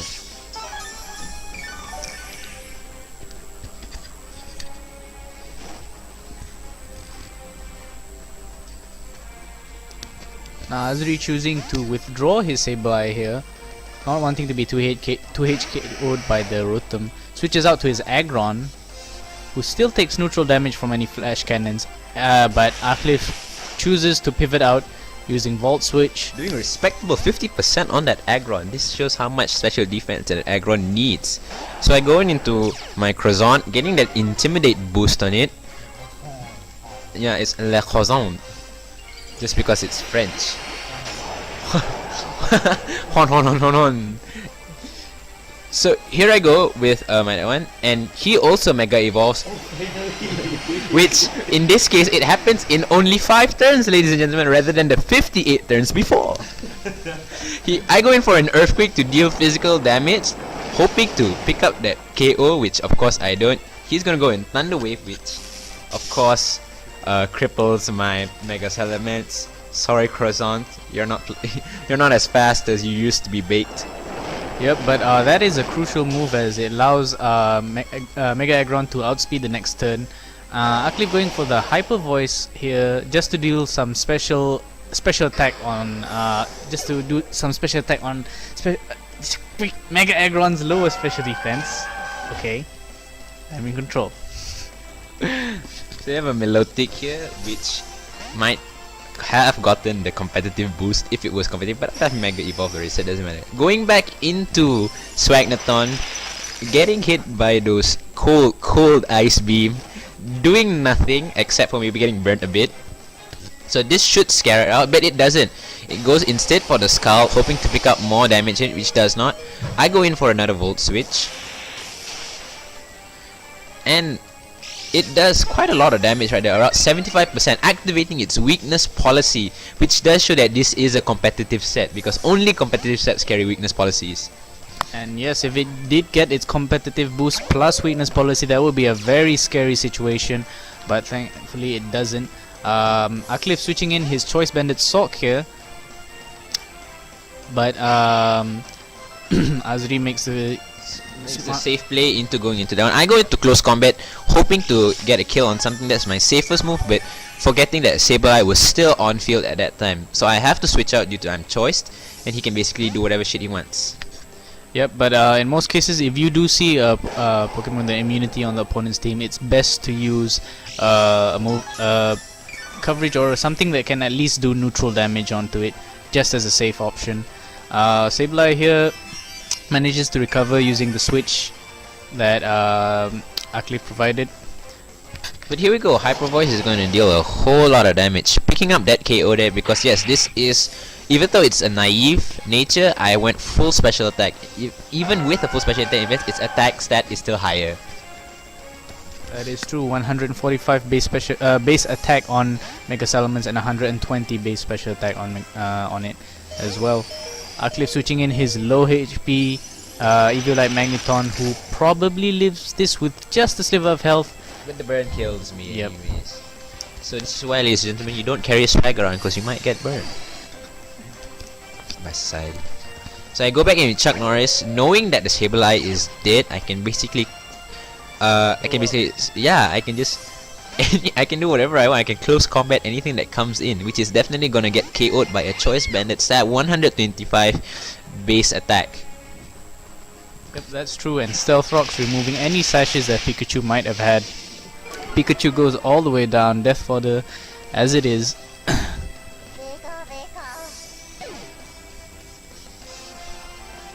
But now Aqlif is facing a much faster threat in Holuka. Holuka. So here's the funny thing right now. We all know that this is a power herb sky attack. Here we go. He's going to be cloaked in harsh light. He's going to head to the sky, activating his power herb. And here we go. He's going to hit me. Oh, he does not. Wawasan Doplo being just like Malaysian politics. You can never really get it. But Acrobatics trying to deal damage at it. I go for the future side. Everything's gonna be shut down now. That's it. It's over. Come at me.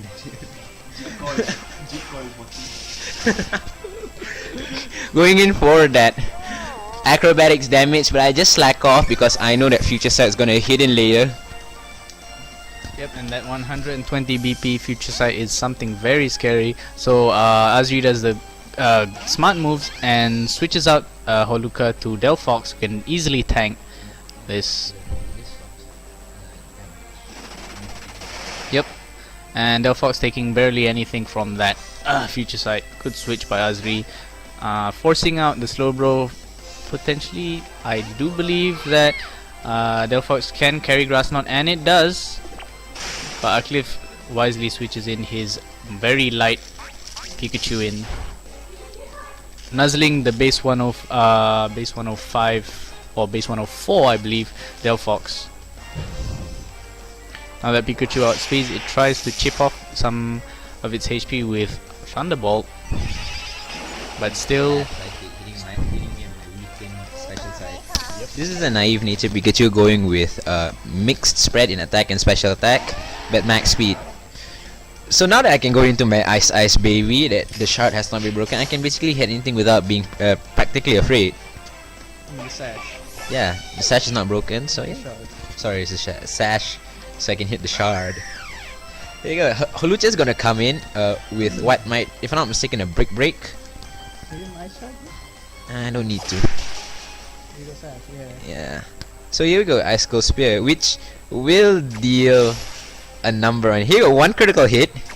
Here's the other thing. It's another critical hit. So I am sorry to this guy who went against me. He had so much hacks against me. He missed sky attack. He got 2 consecutive critical hits on that icicle spear. I am really sorry for him, but I mean, this is all thanks to Arceus and his RNGesus. Well, yep, I started picking off that weakened Milotic, switching into a Stealth Rock. There goes Azri. But good game between them both. Some good decisions on both sides. Moving on to our next match in the quarterfinals will be Brian Lee or Ruby versus Chan Yi-man.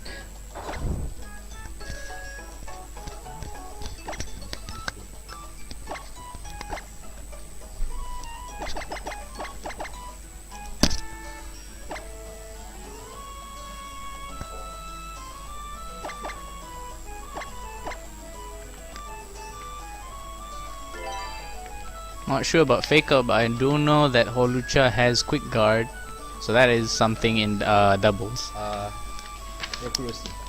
Okay, this will be Brian Lee or Ruby against Chan Yi-man or Rokuro, and Rokuro here is carrying a very interesting team: Flygon, Espeon, which I presumably is Magic Bounce, Charizard, Crobat, Lopunny, and another Kawaii Pikachu. Now, I expect the Mega to be Flygon, but of course that doesn't exist. Only in your dreams, maybe? Oh boy, but most likely I would say that it is Charizard, but then again Lopunny is there. So those two are definitely 2 Pokemon that you'd probably not see without Mega most of the time. Let's move on to the battle, shall we? Yep, and... yeah. Yeah.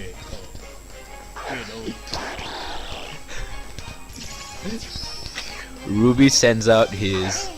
Oh my god, it's a cosplayer by Rokuro. But no, it's just a Pikachu. Yes, we've seen many cosplayers cosplaying Pikachu in CF, but this is the first one in-game, ladies and gentlemen. Hitting it with the Ice Beam for a 1-hit KO from that shiny Life Orb Greninja. And... okay, can some weeb give me the meaning of this name? I don't know what it is. RF, quickly! Might be, I don't know, the Japanese translation of Magic Bounce maybe, but it is sashed, meaning... but this Espeon does carry Dazzling Gleam, and with a crit it would kill it without the crit. I'm pretty sure that is true. But it did a number, removing Greninja, one of the most a big offensive threat on Brian Lee's team. But Azumarill with Aqua Jet picks off that already sashed Psyche Kusuo and it goes down. Hang on, let me pronounce it properly. Psyche Kusuo. Maximilian. It's Maximilian desu. Maximilian wo Thunder Punch. Aqua Jet from the Azumarill. Okay, I'm not gonna do that anymore. 2-hit KO'd by that by Azumarill's, the Choice Bandit Azumarill's Aqua Jet. Oh, it's Purple Batman. It's gonna get you hard. And oh my god, it's a crop block. Okay, dude, this is the quarterfinals. We should be a bit serious. But Brian Lee switches in his Croc Block, who tanks the Cross Poison with 1 Intimidate and the Resist against Poison.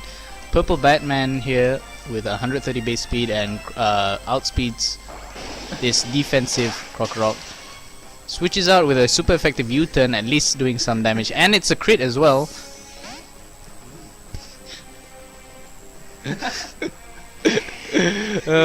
Godzilla, who oddly has wings. I mean, you could David King Ghidorah for God's sakes, but that's only for Hydreigon. Run! It's Godzilla! Godzilla. But the defensive Crocodile now switches out, now that it's set up Stealth Rocks, but at least Charizard switched in when Stealth Rocks wasn't up. And I think maybe this isn't a Mega Charizard, because it goes for the Flare Blitz here without Mega Evolving. Either that or he forgot to press. Let's assume that because he's Godzilla, he couldn't see the Mega Stone or the button for Mega Evolving. Yep, and Godzilla here gets the nozzle. So this could be a Mega Charizard X, but he refuses to evolve, like, cause maybe he's Ash's Charizard. Maybe, or either he just chose to go for a non-Mega Charizard here. But it does seem it is carrying a Mega Charizard X's set. Gets revenge killed by the Aquajet Choice Bandit Azumarill here. Sends in Purple Batman again, but it's still gonna be chipped off by the Stealth Rocks, and with another Choice Bandit Aquajet is probably gonna pick it off. And yes, it does. Oh, it does not. Even with that critical hit, uses this opportunity to defog, which could be a critical play for both, for his side right there. Critical play if it was used earlier, because now that Charizard and basically Purple Batman now is gonna die.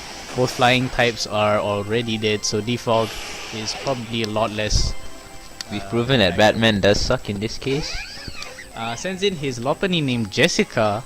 Well, I know. Which Jessica is this? That's the question. well, sending in his Croc Block to once again his premier somewhat of a physical wall and utility. Yeah, that's what she said. Yeah, okay. But Jessica does Mega Evolve here. Goes for the return again. Instead of a high jump kick, you would one hit KO it even Would- after a intimidate. Yes, that is true, and without much fear here, and because it goes for the power up punch. It's a boosting set, not very effective considering Mega Lopunny's frailty. But the Crocodile goes for an Earthquake here, does about 60% to Lopunny here.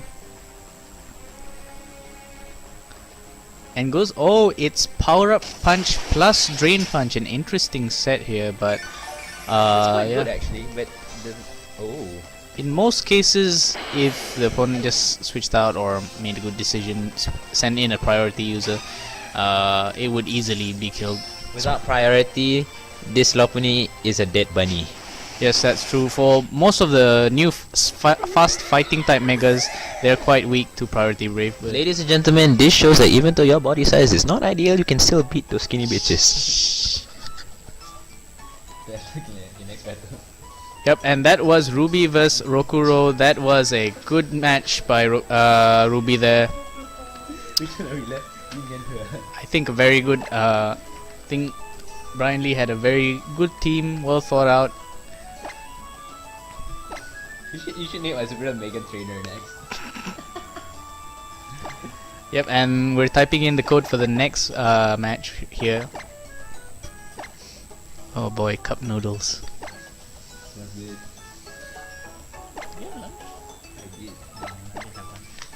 Yeah, the best thing is my sister could feed my emote could feed for me. Oh, yeah, it's nice of you, bigger emote. But yeah, moving on, we're gonna be seeing Dean or Tan Yu versus Yin here. Good Stuff's team is next. It's like 5 good stuff and a useless Kawaii Pikachu. But let's check out Yin's team. We have the Garchomp, which is VGC 2014 Classic. We have Greninja going life form, I guess, and AG Slash, YOLO Bird, and Ferrothorn. Now, in this case, that we could see that Yin's team is more geared towards offense, whereas we know that Dean's team is geared more towards defense, and it sweeps later on with It starts out with a defensive kind with defense and sweeps in later with Mega Salamence, yes. But we could say that the potential Mega here could be Garchomp, but we all know that the normal Garchomp is the better variant. Yep. So let's move on to the battle, shall we? Depends like if you could win, you could really get. No, I mean in doubles of course, but in singles sub maybe Garchomp. Anyways, Dean here is going to be leading with his Ferrothorn, and it's going to be a Ferrothorn versus Ferrothorn lead.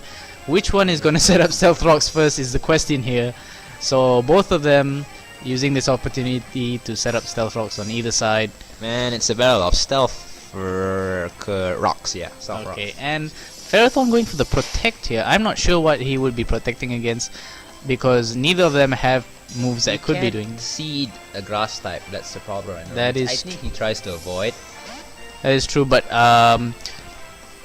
Dean here gets the upper hand by setting up one extra layer of spikes, which means that they're going to be taking a lot more damage on the opponent's time. On the opposing team is going to take a lot more damage every time it switches out and in. So 2 layers of spikes up, switches in his YOLO Bird to try and do some damage against Ferrothorn. Talonflame goes for the Flare Blitz here.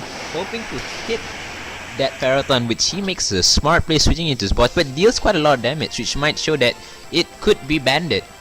But no, it's the Life Orb variant. Yep, Life Orb variants are... takes quite a lot of damage, man. Yeah, but Life Orb variants are a lot more popular now due to its flexibility compared to Choice Band. Yep, goes for the Brave Bird this time, trying to pick off Rotomosh here, but still not enough to 2-hit KO it. While Rotom finishes it off with a Volt Switch and a good switch out here. I don't condone a switch out because you have to switch in first, which still allows your opponent to give in the switch that they want. So I'd rather go for maybe a Thunderbolt and switch out on the later turn into a better counter.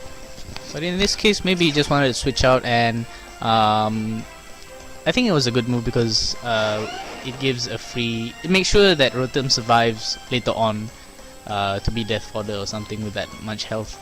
But okay, Scarf Gurren Lagann still chooses to switch out, knowing it can't really do anything against this Garchomp here.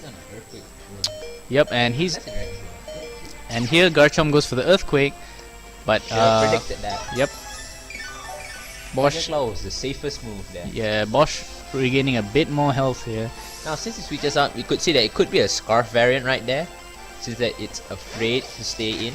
Yeah, but it might not be able to do anything. Yeah, but it does seem that there's nothing else on the opposing team that could possibly be a Mega. Oh, and we see a Pain Split from Rotomosh here. Not that common, but still viable in this set. Especially in these switches. Yeah, not that common due to move tutors only being reintroduced in Auras. And you might see a lot more Pain Split Rotoms in the future due to Rotom's low base HP.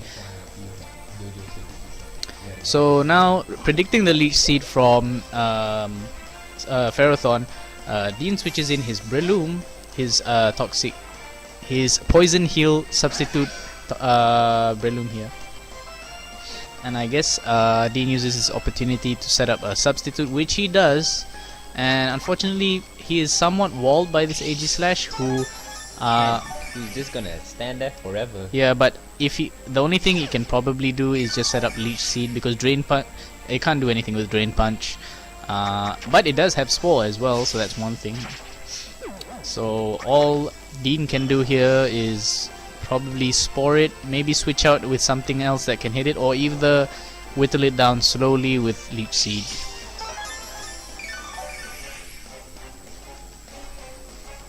And it's a leftovers AG Slash. So somebody has to switch out, or we're going nowhere. Yep, but if in Dean's case he does want to switch out, at least he can set up the Leech Seed first, giving any of Dean's switch in a bit of health recovery, and forcing the opponent's AG Slash to switch out should he ever wake up.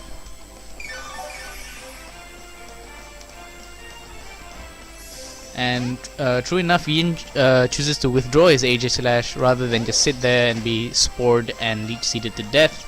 Ferrothorn takes a bit of damage from 2 layers of spikes and stealth rocks, but it doesn't, with the being a grass type, it does not get slept by Spore. But this allows Dean to go for the Drain Punch, the super effective Drain Punch on Ferrothorn, pick it off. Ladies and gentlemen, next time you should carry a Trevenant, so you will never ever be warped by this kind of Pokemon. Yep, Trevenant would definitely just completely wall this set. And Garchomp comes in. I mean, Garchomp comes in with nothing, with Earthquake, unable to break the sash, goes for the Outrage here, doing a lot of damage, but risking confusion, and with the free space created, Breloom gets another Spore here.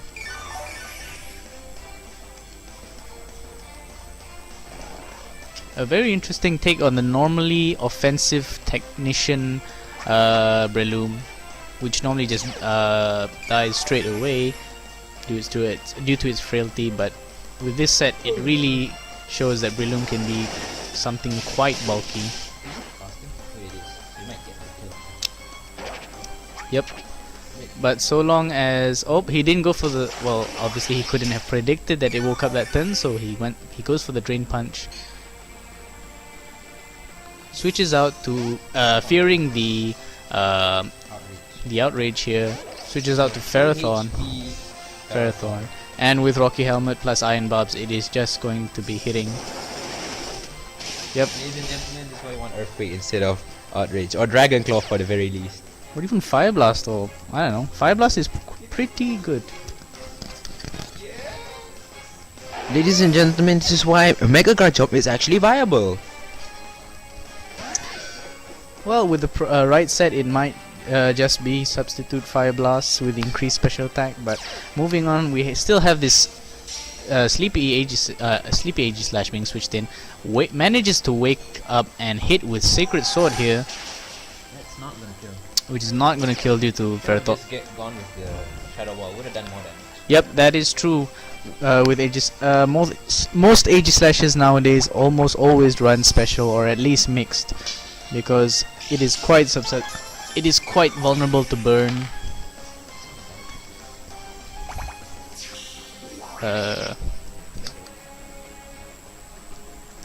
Okay, and Ferrothorn sets up a Leech Seed on Aegis Slash here, slowly sapping away at its health.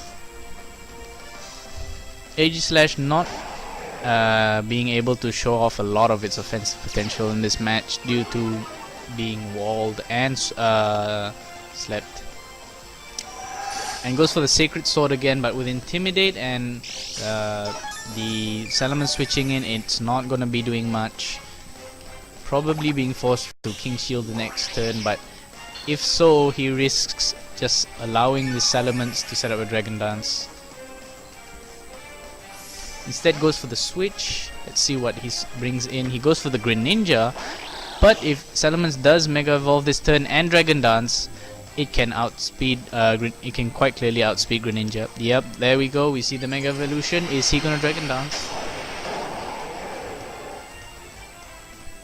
Oh yeah. Why Dragon Dance? Oh, he actually does go for the Dragon Dance. Yep, going for a good safe option here. Outspeeds Greninja due to the Dragon Dance and bops it with +1 return. With 145 special attack, air relate boost, not much can survive that.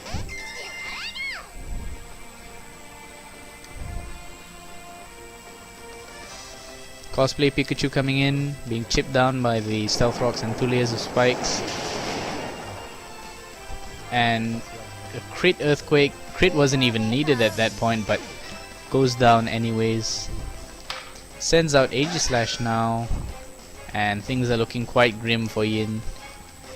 Where's the Yang? So I do suppose that.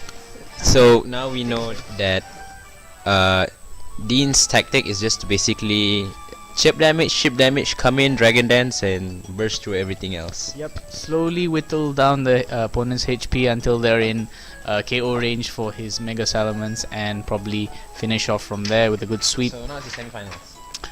Yep, and now we are done with the quarterfinals, and we'll be moving on to the semifinals and placing for the 3rd and 4th place as well. So we're gonna start. Starting now, all of the matches will be best of 3. So Semifinals or 3rd placing? Semifinals was it? yeah, we'll go with semifinals first. So let's go with the between with the matches between Brian Lee and Tan Yu. okay, Brian Lee and Tan Yu, folks. Both of them showing very solid teams throughout the brackets. And now with best of 3, we're going to see a lot more of them and perhaps look a bit more at their strategies here.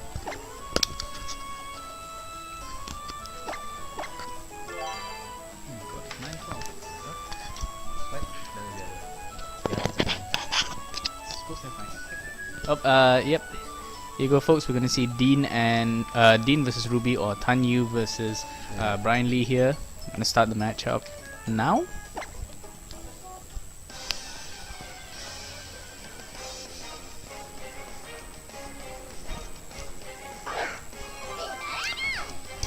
AZ's battle will be showcased later after we finish with this semifinals. But first, here we go with the lead, Bosch versus Fodder. Going for the Toxic instead on it, hoping to pick up maybe some stalling out damage. Goes for the Hydro Pump instead, but if I'm not mistaken, this is the Eviolite set, which does not pick up the kill. They're quite bulky coming from Pikachu right there. Here we go with Nuzzle.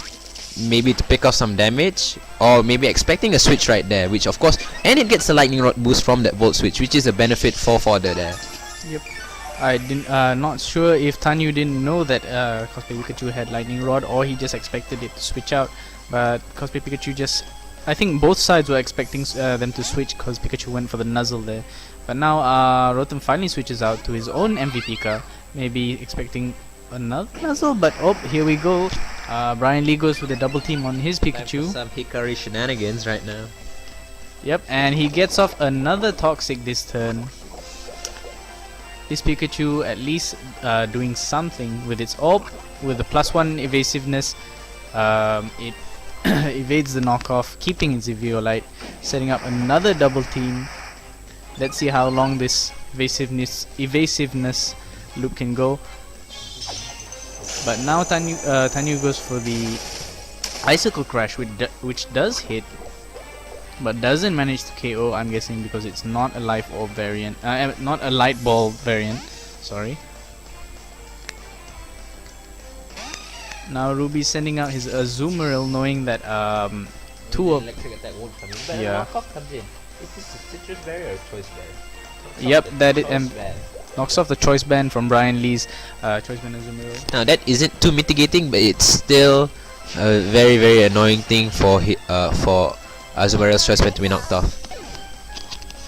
Yep, in the long run, Azumarill's gonna lose a lot of power, but it does give it some flexibility. Azumarill much slower than Breloom here, switches out fearing the Spore, switches in Fodder, which is nearly on the verge of death, so it doesn't mind taking this status. But switching this in does create a free turn for sorry, for Tanyu here to set up a substitute here, so it is going to be in his advantage despite switching in Pikachu.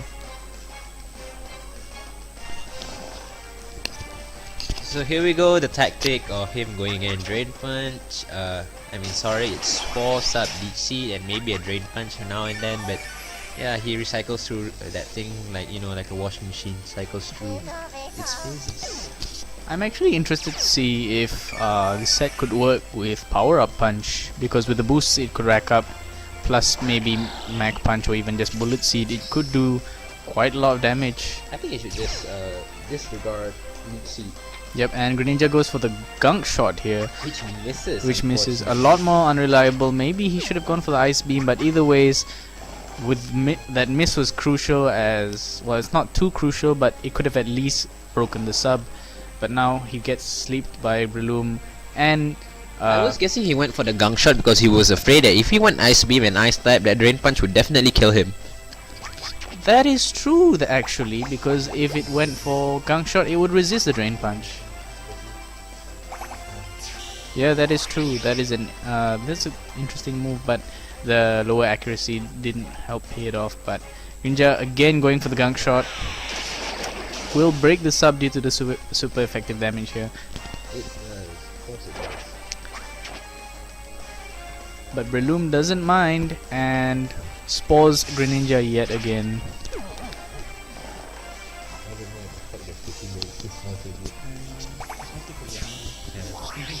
When you're hungry as fuck, everything tastes fun. Okay, but here we go.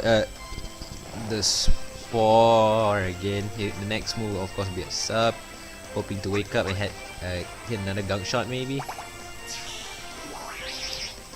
Oh my god, how many turns is this? 38 turns, alright. It's an average. I don't even know what time we're gonna finish up, especially one. I think we're gonna skip one match. It's just go me and I have no idea. Take a break first. Let's finish this match. But this is the first match.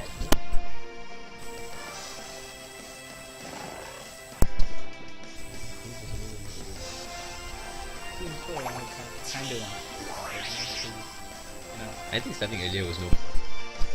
We're gonna end late. But we're gonna miss out even more of it.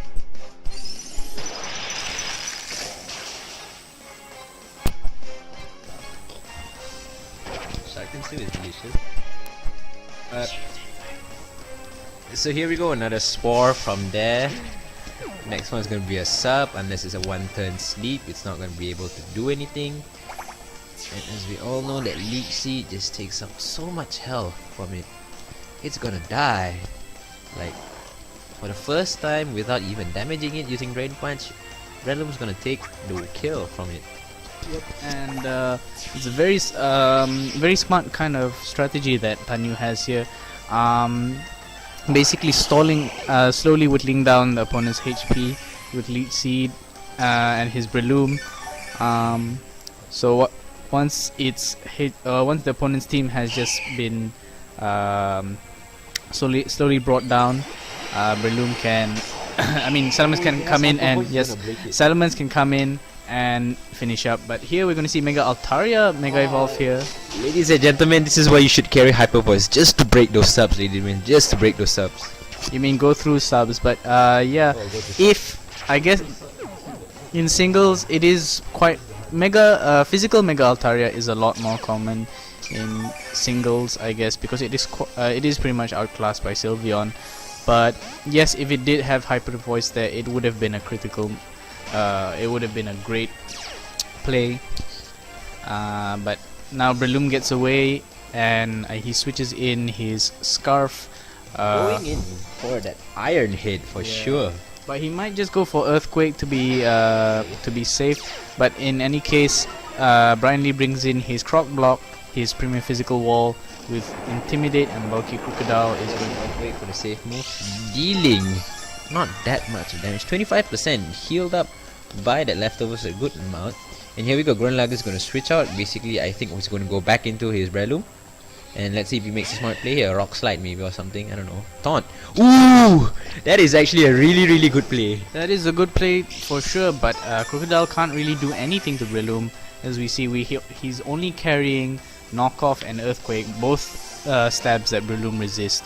So Breloom is going to be forced to switch here. At the same time, he brings in his Ferrothorn, fearing the Power Whip. He switches out to Azumarill. At the same time, Azumarill is weak to Power Whip as well. Goes for the double switch here to Gothitelle, probably wanting to trap and kill Ferrothorn. And yes, I do remember that this Gothitelle is carrying HP Fire. So I think this Gothitelle was created specifically to trap and eliminate Ferrothorns. Yes, ladies and gentlemen, it functions just like my Swagnathon, trapping in those Ferrothorns and killing. Yes, that is true. Gothitelle does have a lot less bulk and attack, special attack compared to Eviolite Magneton actually. But in any case, Hidden Power Fire gets the 2-hit KO. And let's see if this Gothitelle can stay alive and probably Thunder Wave. But no, he chooses to switch out, fearing that that return, just scary damage. Goes for his Croc Block, trying to lower Mega Salamance's offenses a bit more. And true enough, Mega Salamence goes to Mega Evolve this turn. Let's see if he Dragon Dances or just goes for the return. Yep, and he goes for the Dragon Dance, probably expecting Brian Lee switch in with Croc Block.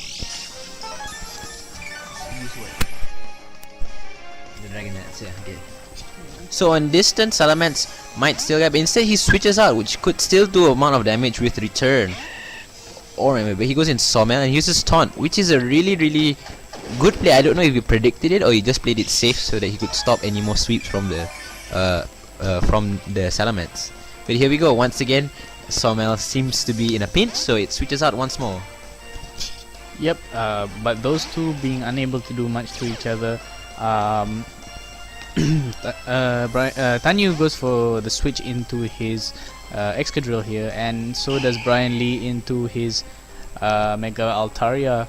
I think he wants to keep that Mega Altaria alive for Mega Salamence, but nope, it falls to the Iron Head, the stab Iron Head from Excadrill here. Scuffed Excadrill, mind you. So Scuffed Excadrill still up, but now Azumarill, non-choice banded Azumarill due to being knocked off just now, probably went for the waterfall, which is why Why he went for the flare up? I think he was expecting a switch straight into that, but the next okay, I think I know what happened. He was expecting to switch into Mega Salamence, so he was expecting Tanyu to switch into Mega Salamence to take the Aqua Jet, but then Tanyu stayed in and took the play rough. Quite a gutsy move from Tanyu right there. Yep, and now he's switching in. Now yeah, Crop Block comes in right here. I think Sommel is coming in. If he taunts it, it's still dead.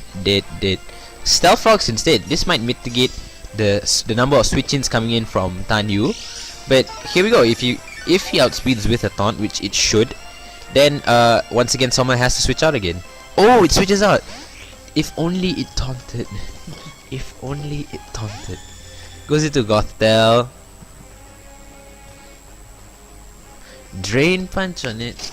I guess Brian Lee predicted that he just wanted to get rid of that annoying bulky crocodile and probably try and survive the Drain Punch and bring in the HP Fire Gothitelle. But in any case, Crocblock still comes in and lives, will outspeed and taunt, but I think in this case Rillaboom just goes straight for the Drain Punch, dealing not enough damage thanks to the bulky crocodile and the Intimidate it got. So taunt, big move there. Still gonna kill. 3-hit KO maybe. Yeah, a 3-hit KO maybe, but the only thing is that Crocblock just can't do anything in return to Breloom here, so it's just gonna try knock off. Not much. Toxic Orb isn't needed anymore.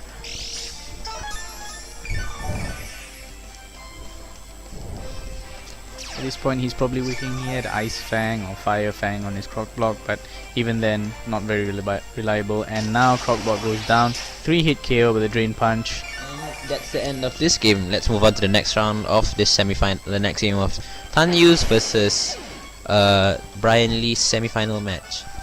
And after this we move on against AZ versus Sweetskit semi-final match, and we'll take a break afterwards. But first, let's continue. Yep.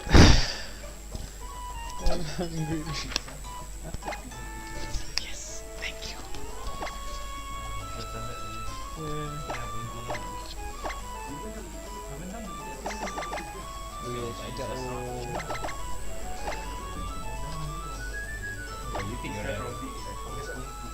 Oh yes, please. Any pizza? Any? I mean, like, I'm so hungry. I haven't had lunch. Eat the box for God's sake. So this will be the second match in the best of 3 between Tanyu and Brian Lee. See what leads they go for this time. Last match, Brian Lee's Breloom managed to wall a lot of Tanyu's Breloom managed to wall a lot of Brian Lee's Pokemon. And we're gonna see a switcheroo here between a trick between Gothitelle and Rotomosh here, but it switches specs with Rotomosh, giving it a boost but lowering I its. expected a switch on that case, which might be the reason why I went choice specs on it. Yes, and especially if it got the switch on. No, I don't think in any circumstance it would switch with Breloom. But in any case, I think if it switched with Breloom or Salam, you can't see it very much. yeah. So Rotomosh, not minding the choice specs it has, just goes for the Hydro Pump here. Dealing very respectable damage. Yeah. Going for the superpower, I think we believe that the play rough would do much more damage in that case. He might just not want to risk that -1. And also in any case, maybe he was expecting the switch to Breloom. Yeah. No. He was Yeah, or Ferrothorn. No, wait. Into either Ferrothorn Or Nugget. Excadrill. Yeah. Excadrill, yeah. So in any case, they both switch out. now Brian Lee bringing his Salamence, not choosing to Mega in front of a Greninja due to the lower base speed it will have, but choosing to switch into his fodder, which is his cosplay Pikachu. Ice Beam from Greninja going to do quite a bit. It goes for KO. Yep, and this Which is a light means ball that variant. this is a light ball. Yep, this is indeed a light ball variant. Switches in Wally here. Yeah, I could have expected the superpower on Curve. HP fire, please. Yep, and But no, it's a crop block. he's gonna switch out to his crop block, probably going for the taunt, but I think in any case it's still gonna manage to set up one. Oh, No, but it goes for the gyro ball. goes straight for the gyro ball, expecting the it to stay into ice type. So if he is smart enough, instead of going for a taunt, he might just go straight for a rock slide or a knockoff on the next Pokemon that comes in. Look, he switches in, might expecting the taunt come in. Oh, if he taunts this, goes will for be the taunt, really nice. Maybe. If he goes for the knockoff, I yes, think- if he goes for the taunt. In any case, either ways, it would have gone for the taunt because it would have taunt the Ferrothorn or taunt the Breloom. I think this knockoff would be better expecting a switch because then it wouldn't get this poison Oh, KO that boost. is very much true. And should he have went for knockoff there, it would have been a big play, removing the toxic orb from Breloom. And You bet your ass we're tired. yep, we are. Yeah, we've been here since about 6:30, setting up the stream and streaming, but it's been a blast reviewing all of these matches. These wonderful, wonderful teams. Yeah. Except for maybe one with the Fable. Yeah, that freaking unaware Fable, which we will see after this. But the Scarfed Excadrill here, going for the Iron Head, nailing that already half HP Gothitelle. What?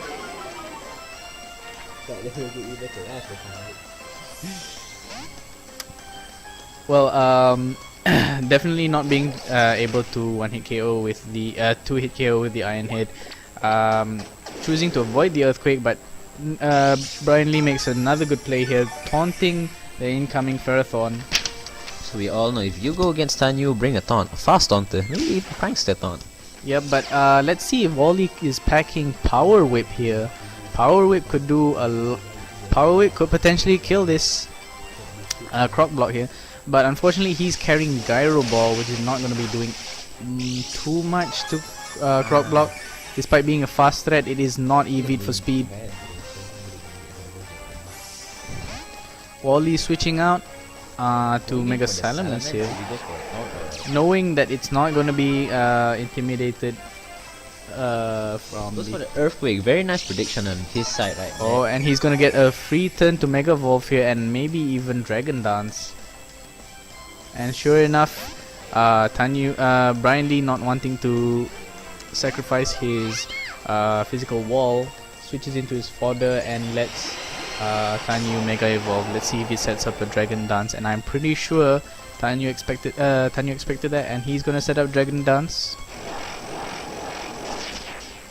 Now sitting at +1 speed in attack, that +1 return is just going to be doing a number, and I think, yep, he went straight for the Earthquake. That's just gonna body bag it. Yep, that's gonna body. Everyone's going home in body bags on Brian Lee's team, but sends out his Fua here. Both Pixelate, Aerolate Dragon Dances.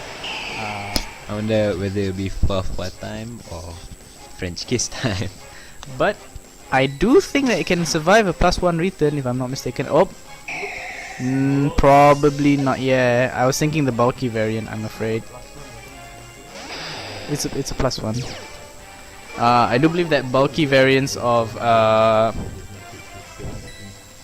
yep, and +1 return again, ignoring, despite intimidating, nullifying the Dragon Dance to an extent. And now with the +1 speed, it's gonna outspeed Greninja, and this sweep is just gonna keep on going. And Tanyu didn't even have to use his Breloom to slowly pick off the opponent's Pokemon. Ladies and gentlemen, now you know why Mega Salamence is banned to Ubers. That is true. Just look at this rampage he is on, returning every single Pokemon that is being sent in. Like he's using return to send back the Pokemon back to its master like the losers they are. Oh, that is some trash talk there from Aqlif Kids. And that is, I believe, the whole set for... Yep. So now we know that Tanyu will be advancing to the grand finals, and next we're going to be playing the.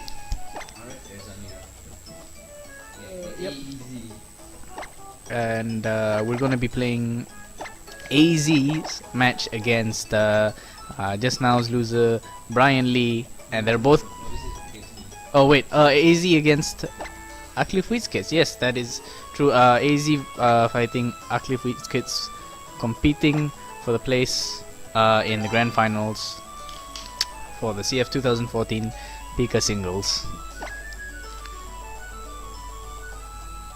I sure do hope food comes soon.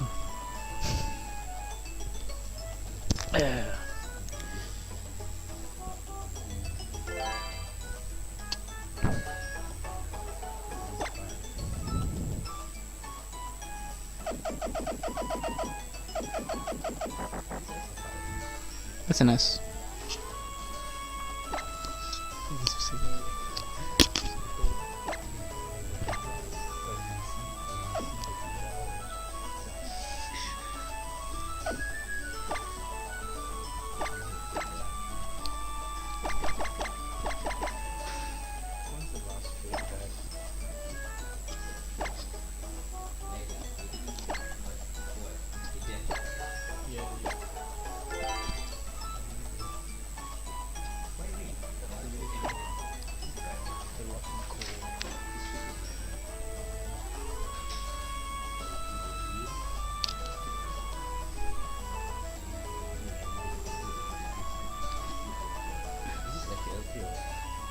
Yes, FU. FU. FU Aqlif. That is FU. FU L3 Aqlif. FU Aqlif.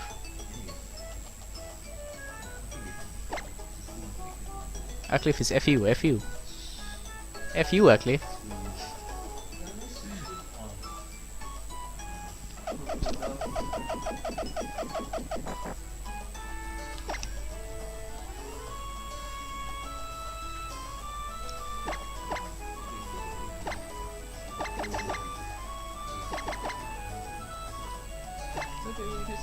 Progress now, and then like when pizza comes in, you just like stop everything.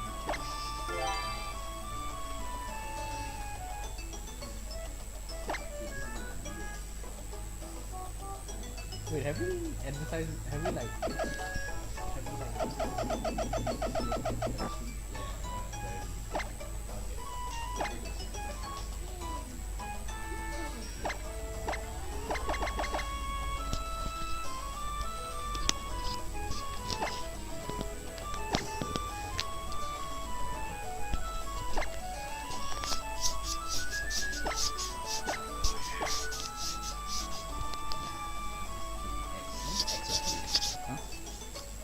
This game.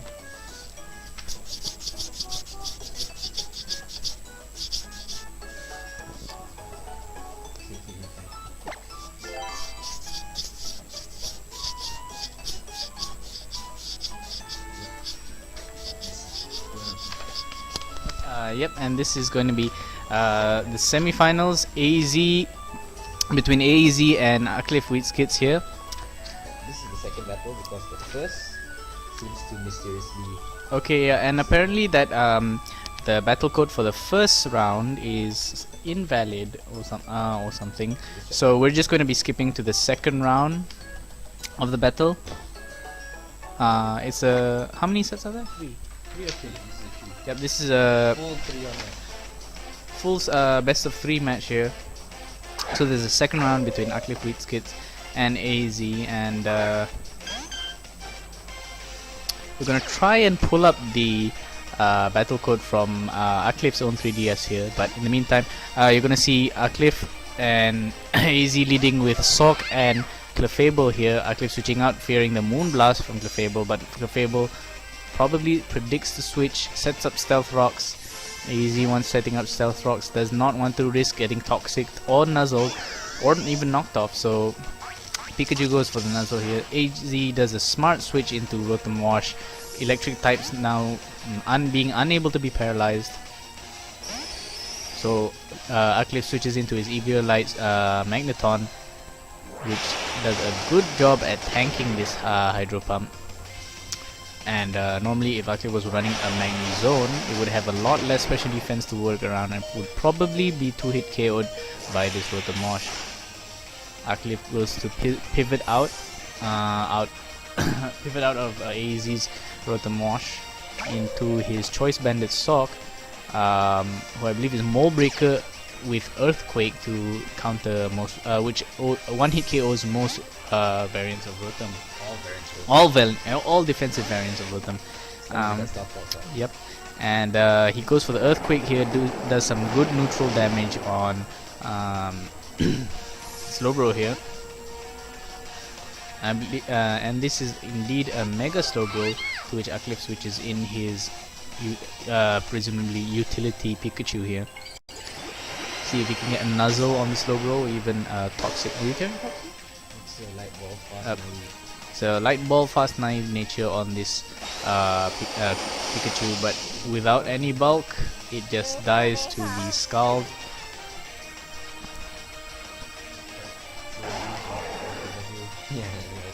That is true.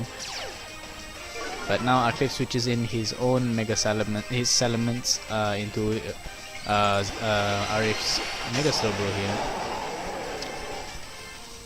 Mega Slowbro still threatens Salamence with an Ice Beam, which still one-hit KOs without any investment.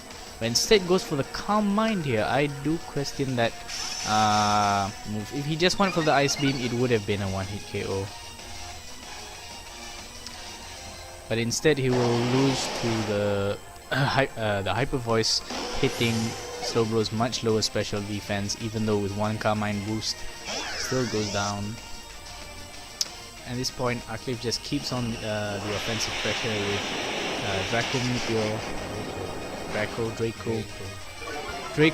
Draco Meteor, you can choose either ways. But we're gonna see a Hidden Power Ice from Hidden Power Fire actually. Yes, I do believe that Arif mentioned in the comments that he brought the wrong variant. So instead of Hidden Power Ice, he brought a Hidden Power Fire Rotomosh, which was quite a big mistake there, losing against Mega Salamence. Now Rotom goes with the Discharge, doesn't pick up the Paralysis on this Choice Bandit Sock, and dies to the Close Combat. At this point, in case AZ switched out, Close Combat would have done mostly mostly the most damage to anything. So now AZ brings in his Clefable, and Magneton still lives with Elite. Is it gonna survive this? Nope. It's picked off by the not very effective Moonblast. Now Aqlif's Mega Salamence coming in on this very bulky Clefable, and also being with its health reduced from Stealth Rocks, gets picked off by the super effective Moonblast. And I'm guessing that AZ brought this bulky Clefable specifically to counter those specifically to counter any variant of Mega Salamence. Now Aqlif brings in his Ice Baby. Yep, Ice Baby goes for the Earthquake, but unfortunately the Stealth Rocks breaks its sash, whereas Clefable goes for Fire Blast here. Now is this a Thick Fat or Oblivious? It's an Oblivious set to avoid Taunt. Yep. Still manages to survive the Fire Blast though, and fearing the potential KO from Ice Shard, it switches out to Arif's Mega Sizzle. No, Arif Sizzle, I'm sorry.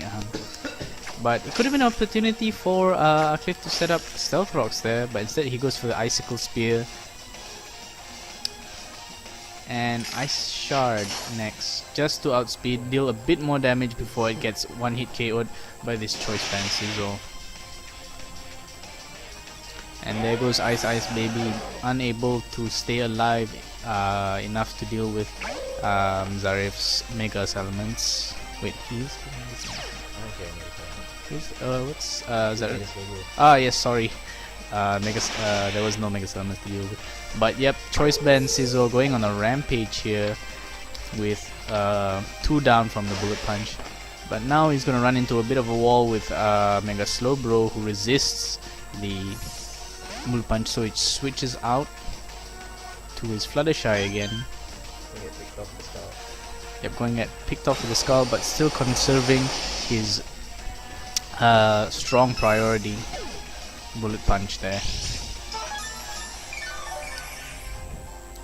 And Slowbro getting its HP back up with its leftovers. Coming in is Choo Choo Bell, who presumably has Toxic. Yep, his cosplay Pikachu packs Toxic to try and break down other opponents' walls. And Slowbro here goes for the Scald. And this is indeed a bulky variant of Pikachu. Bold Eviolite variant. But Scald does manage to pick off the burn. So Pikachu's utility is going to be numbered here. Not even with if it goes for a double team. Oh, and it goes for the knockoff here. Super effective, but hardly doing any damage. But more importantly, getting rid of that leftovers. But Wawasan Diplodocus manages to set up a future sight. So anything. So now, during the next turn, once Choo Choo Bell is going to be one hit KO'd by the Scald, future sight is going to be hitting the incoming Pokemon for 120 BP. Oh wait, does it? Oh wait. Ah, okay, yeah. So future sight is somewhat wasted this turn.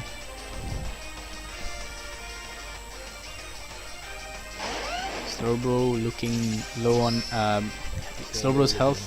Slowbro looking slow on health here. Chooses to stay in and tank this outrage and go for the Scald, hopefully burning.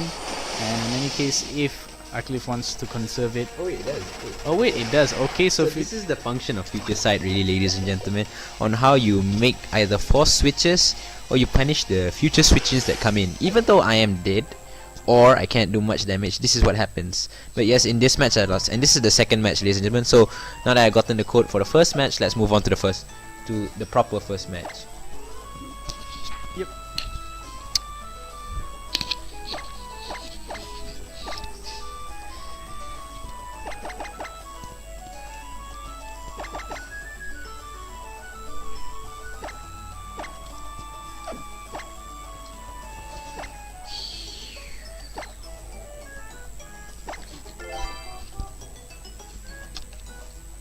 Okay, and we've inputted the code for the first match, and this is the actual first match that happened between AEZ and Wheats Kids here.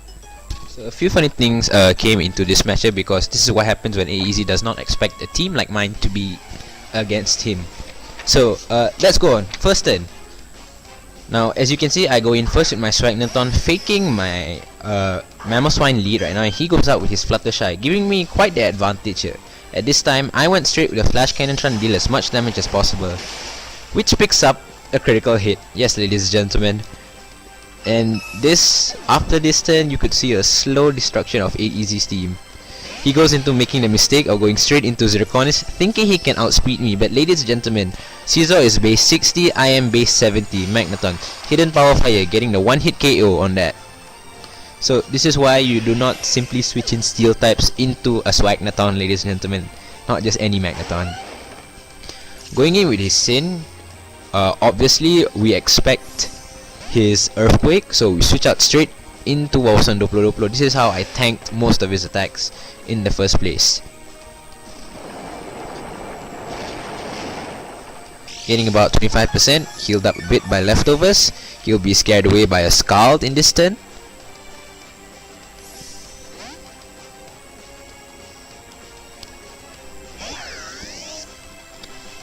So wait, instead I went for the future sight, predicting a switch into whatever he went in. Well, basically future sight I usually use it when either I'm in a safe position or when I expect a switch. Yep, and you'll see later on this is how Aqlif handles a lot of Rotomoshes that would normally put a lot of offensive pressure on his Slowbro, but manages to trap and kill quite a few. Now Cosplay Pikachu going for the Icicle Crash just to chip off some damage and maybe pick up. I expected the Garchomp to come in. Okay, that would make sense. but instead he gets Cosplay Pikachu gets bopped by a critical hit Hydro Pump, while the Rotomosh takes the future sight. Deal with it, RF. I thought you were 16 years old. So here come. Now this is the thing. Most people don't know what my Chuck Norris is going. The name Chuck Norris is basically I'm saying no to abilities like Levitate or even Shell Armor, so I can just get that critical hit with that Earthquake or just whatever I want to. He goes down with Makara. This means that he gives me a safe switch into the next Pokemon, which is my Swagnathon. Yes. Now he makes the mistake once again, thinking that he can tank a Thunderbolt by Calm Minding, but he forgot that I am faster, maybe. Well, we can see that in this match, a lot of mistakes were made from AEZ, and while he did redeem himself in the last match, which was actually the second match, you can see that first impressions do actually last.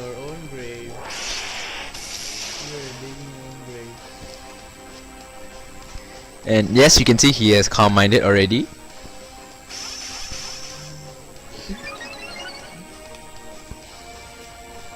Thinking that he can outspeed me, or who knows, it might be a Beyblade pole, you know. And we've defeated the hype with some swag. But nonetheless, what I believe could be his most dangerous Pokemon here comes in trying to Earthquake me or Dragon Claw, I guess. But I go in simply with the Intimidate to basically get some shenanigans up. And here we go, Earthquake. Now it's basically stuck there. There would have been a much more safe option. They just gone Dragon Claw there, but because Magneton couldn't have done anything in return as well. But both sides now switching out to the AZ switching out to his Cosplay Pikachu, Aqlif switching out to his Regenerator Slowbro. Slowbro gets slapped by the knockoff, removing its leftovers. Bit of recovery gone, but it still has Regenerator to rely on. But Cosplay Pikachu coming out with Toxic again. Cosplay Pikachu mostly seeing a lot of utility sets being used in this competition. I decided to screw it and just called him in this case, and I could, if I'm not mistaken, I did slack off on this turn just so that Future Sight could get another turn to hit him. That cute little thing just drain and kisses everything. We've just received information that AEZ does not have Dragon Claw on his Garchomp, which is very, very, very... Yeah, I'm sorry. Just now we saw him earlier using Outrage in previous matches, so yeah, that's true. There you go, ladies and gentlemen, the function of Future Sight. I pick off, even though I don't get the KO using Scald or Psyshock on that first hit, the Future Sight comes in with 120 base power and just, well, deals with the rest. Now this is where I would argue, why did you pick Psyshock over potentially Ice Beam on this Slowbro set, because it would have really managed to pick off a lot of threats. I kinda regret that as well, but I believe that Psyshock was better to get that instant damage on Pokemon. I see. Well, in any case, the 2-hit KO from Outrage with that one last crit manages to pick off Wawasan Doplo. But now Garchomp is confused, and in comes Mamoswine, but I believe no Stealth Rocks were set up just yet, so Ice Shard is not pick up the KO here. Yep, ladies and gentlemen, that's why you should never walk on thin ice. Ice, baby. So there we have it. That was the first match that was played, not in its particular order, but here we go to the last match. As we see, there's a 1-1 ratio right now of me against AEZ, so the last match should be interesting. Keyword is should.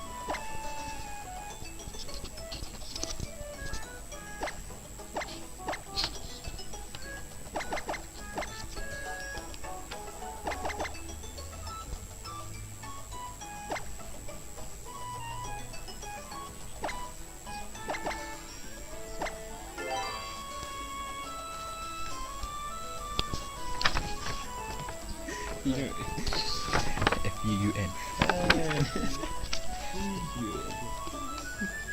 So here we go, the last match of Wheatskirts versus AEZ, trying to determine who will come out in the finals and obviously who will come out fourth later on.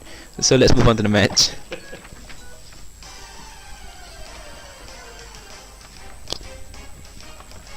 So here you go, AEZ with his fake lolly avatar. Coming in with his Fluttershy. I decided to go ahead with Mamoswine instead, because last time looking at his damage from that Fire Blast, it couldn't one hit KO me. So even if it did, I would still had Focus Sash up in front. Oh, it was a critical hit, but it didn't matter, ladies and gentlemen. It did not matter. Yep, and Fluttershy being hit by that. How many times Icicle Spear hit? Okay. Well, switching back into his Rotom here is gonna tank this Icicle Spear, taking hardly any damage from this 3-hit Icicle Spear. But using this opportunity to set up Stealth Rocks, since it does, I believe this does outspeed. So finally AEZ manages to find a use for his hidden power fire. Finally, ladies and gentlemen. Yep. Super effective 1 damage. Very important right there. So I go into Chuck Norris knowing that I've already chip damaged him and he is afraid of that earthquake, but instead I make the very smart play into my smart not really. I just switch it into my my Pikachu, expecting the Mega Slowbro to be switched in. This is quite a risky play on my side, but I just went and just told him to deal with it. So he switches in, going in with Voltanis back to his Rotom, and I decided just to Grass Knot for some damage. I don't know what kind of damage. But here you go, I went Thunderbolt instead onto his Assault Vest, and when dealing not that much damage, he's gonna Hydro Pump me, which could kill me. It's an Assault Vest. It's an Assault Vest, Bold Assault Vest Rotom. But this also gives me a free switch back into my Chuck Norris, and whatever comes in is just gonna get the hurt, and he decides just to stay because nothing else could practically take another Earthquake. And that picks up the KO on him, ladies and gentlemen. Going into his Mega Slowbro. Is there even any ladies here? And I paraphrase AEZ Sky. But I go into my, finally making appearance, my Swagnathon. He is going into his Carmine Mega Slowbro, I think. But there you go, instead he goes for Scald instead, trying to pick off some damage off my Magneton. Deals a respectable amount. I just want to go ahead and just Thunderbolt him, knowing that I could pick up the KO from this range.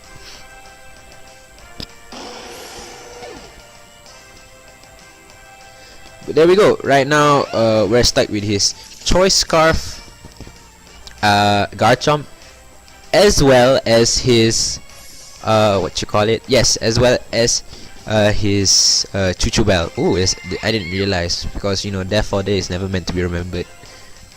But then again, at the back, I still remember that he had his Clefable up, which was quite fearsome in my opinion, due to the fact that it could potentially hit my Pokemon. We're getting distracted. Sorry, there's a really big and sturdy sword here. Run that by me again, Sorry, it was a nerf. At least it wasn't your. Okay, done. And once again, that Chuchubel showing its bulk by not getting KO'd by my Wawasan Duplo, managing to hit a Toxic off me, doesn't really matter, and I KO him with another Scald.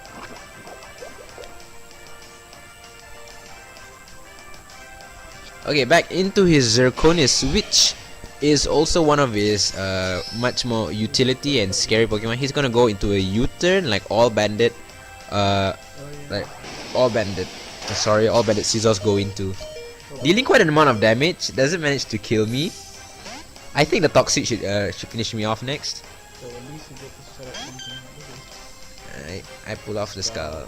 There's no need for Future Sight with that Scizor still in the field. I did not pull off Future Sight because that Scizor was still in the field. I pull out, get the extra passive damage on it. I think it's Magic Guard, shouldn't do shit on it. It's Magic Guard, yes. So here, the Toxic kills me off. Gives me the ability to freely switch in to whatever I bring next, and I decided to go for Swagnathon. just for the extra damage. He decides to withdraw, goes into his fearing a thunderbolt, and Yeah, he was hearing hidden power fire or either flash cannon. So he just so I went for flash cannon instead, just for the safe play, getting a very nice 60% on that choice scarf Garchomp. Now here he goes with I think should be another earthquake, nerfquake. But instead he makes a smart play and goes for the rock slide instead. Does this KO me? The answer is definitely no. So he switches out because he knows that if when I Mega Evolve, I can tank it even better. So I decided to use this opportunity to just hyper voice that Fluttershy. This is why you tell your ponies to run away. Don't you watch like one episode of Fluttershy goes in like completely screwed? But this is where the bulk is real, ladies and gentlemen. Fluttershy actually lives with that. And I was quite frustrated, but then I remembered, oh, I just got hyper voice, so yeah.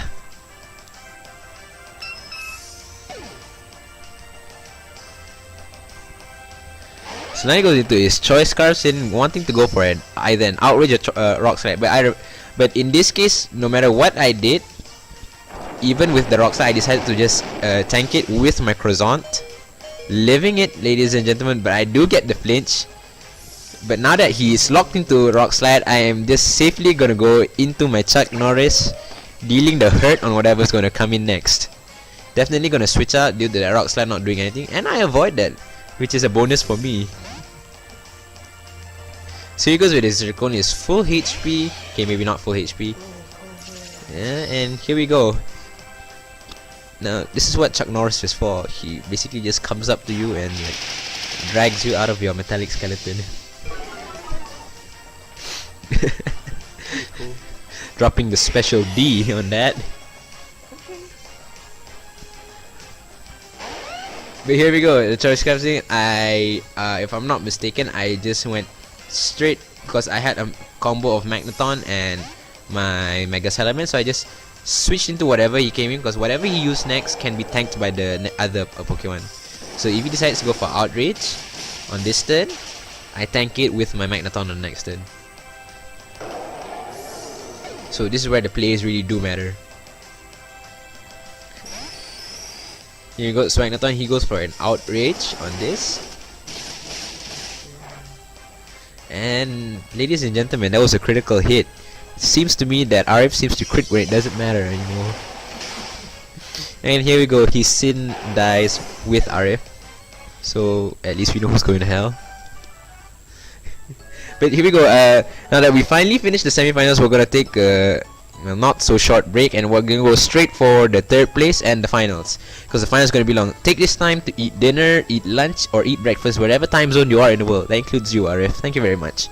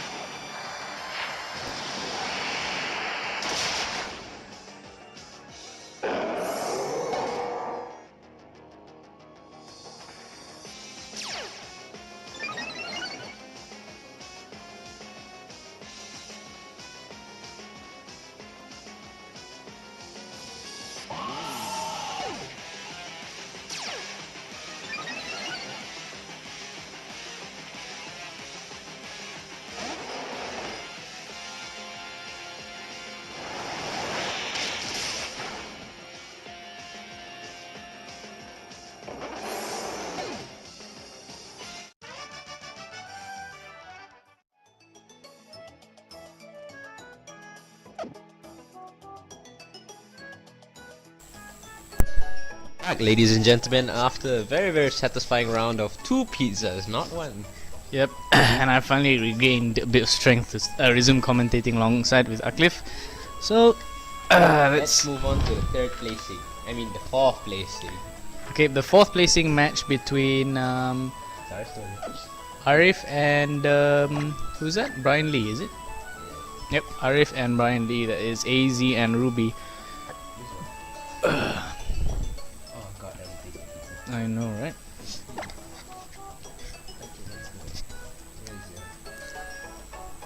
So we are now inputting the codes for the match.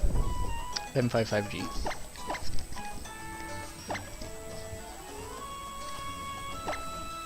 No, that's what makes your your blood pressure high. It's none of those things.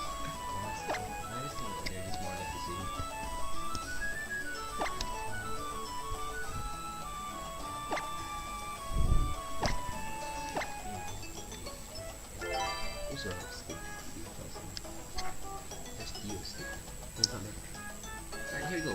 Easy. We go for the teams. Okay, so we're gonna go straight into it.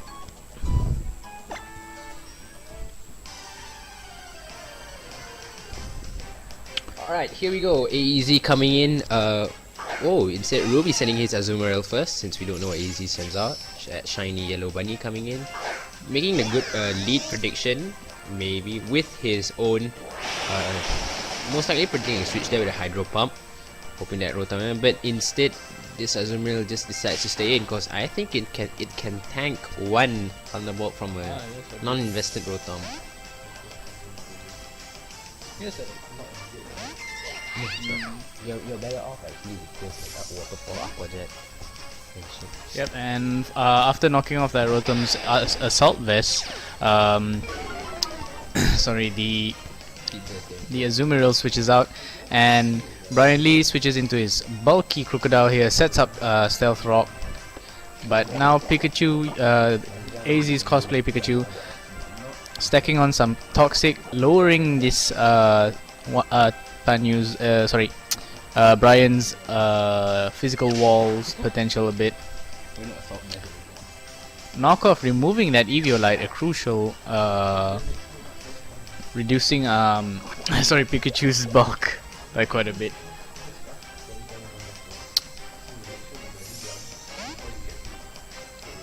After setting up Stealth Rocks and being knocked off, Croc Block chooses to switch out, and Brian Lee brings in his own cosplay Pikachu, to which AZ responds with his now un-assault vested Rotomosh.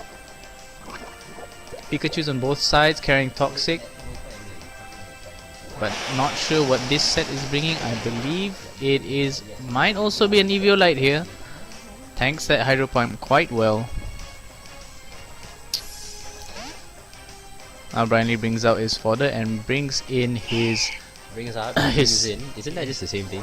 well, yep, but no, same difference. Alright, 4-4 coming in with that bulk. It's not even Mega Evolved yet.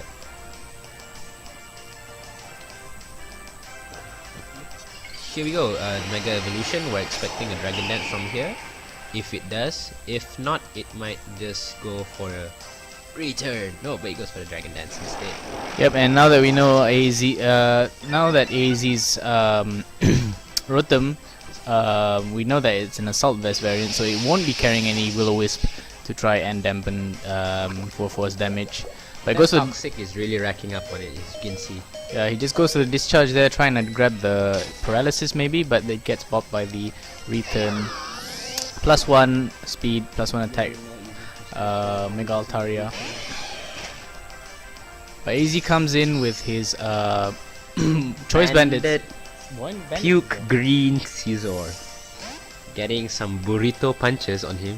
Yep, forces out that Mega Altaria and making forcing in Brian Lee's Pikachu. As you can see, the bulk from that fodder really coming in right now, resisting that. But of course, after this, it just gets another bullet punch straight to the face. Yep. You're the hee hoo, you're dead hoo hoo. I don't know what Aqlif is going for there. We both. Yep. You're drained for sure. But that choice Oh band. my god, just hidden power fire coming in right now, just like the Swagnathon. I like this guy. Yep. Or girl, whatever it is.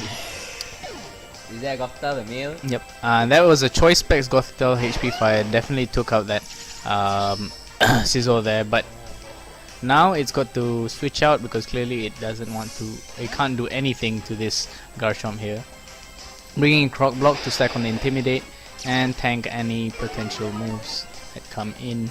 This is the problem with Scarf Garchomp. You're very, very vulnerable to intimidates, things that survive your hits, and generally the whole metagame. Well, yeah, that might be a bit more loaded. Yep. But to this, AZ switches in his Fluttershy, who doesn't fear the damage from knockoff, but still removing its leftovers. But threatens this Croc Block with Moonblast. Maybe, choose just to stay in. Maybe expecting the Stealth Rocks there. And true, nope. AZ went. AZ went straight for the jugular or the croc.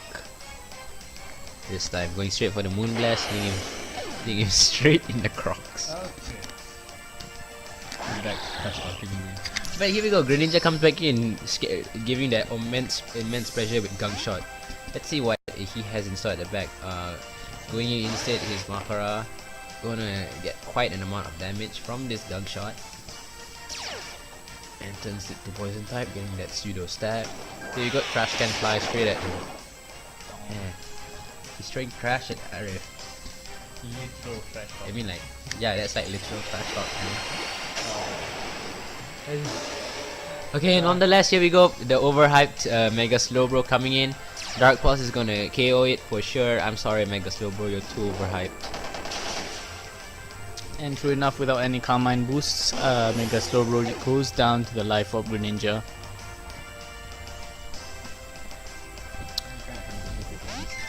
Yep. And AZ comes in with his own cosplay Pikachu, going to also become fodder. Trying to tank in that Dark Pulse. Let's see how much it can. I'm sorry, the bulk doesn't work this time.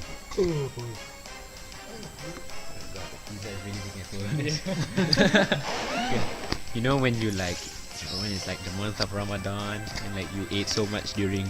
Oh, not even that. Yeah, It's just that you eat a lot. No, I mean like it's usually like the most thing during Ramadan. Okay, but it scares away that into the Gothel. Maybe for fodder to scout out what move is gonna go. Goes for the Earthquake instead. But Brian D's Pokemon just falling one by one.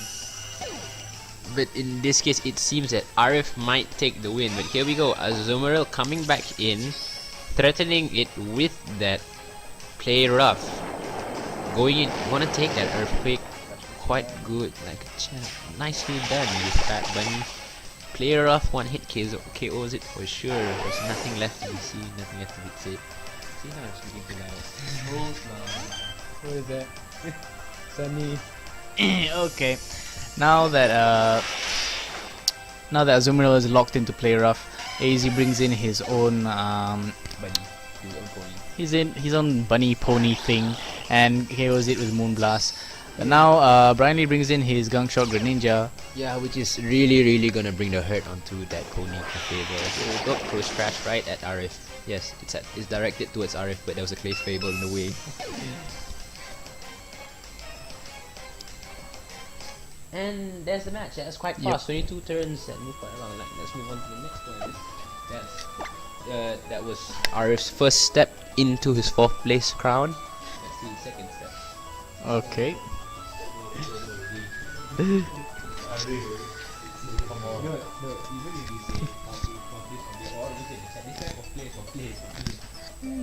Lovely.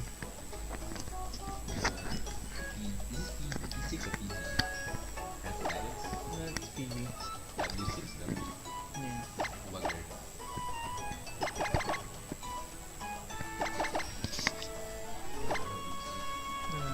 I might say that. Wait, which direction? Subang. I think like you might as well just take the KTM straight into it. I think it's Subang. Come Subang then? Maybe not. Okay, the last match of the 4th placing between AEZ and Ruby. Let's go ahead. But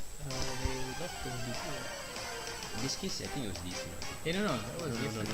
No. That was yesterday. And then that was multi. That was multi. Okay. Now AZ leading with his Fluttershy against the cosplay Pikachu, but now we know that this Fluttershy, this Clefable is a Magikarp variant, so it does not care about that Toxic. Goes straight for the Stealth Rocks here, sets up against Brian's team. So now Pikachu still staying in, taking this Moonblast. And choosing to save fodder for later. Brian Lee brings in his Gothitelle. Not sure what Gothitelle can do much against. Not sure what it can do against. I think it's special attack. Yeah, but we know that this Gothitelle is a Choice Specs variant, so I guess it just goes for the Choice Specs Side Shock here. Doesn't manage to do more than 50%, but I think that the Fable is gonna. Yep, still doesn't manage to do HKO, but now Gothitelle can't trap any of. Sorry, it can't trap AZ's Scizor that well if it doesn't manage to survive. Wow, and that Clefable living with 1 health, setting up a Wish. And if it does have Protect with that, it can get back all of its health next turn, but it doesn't, I believe. And Brian just finishes off the Psyshock on it. A critical hit Psyshock, not necessary, but insult to injury. Yep. This is. Now here we go with this Makara trying to go in, take advantage of that switch out from Gothitelle to get maybe what we think is a Calm Mind.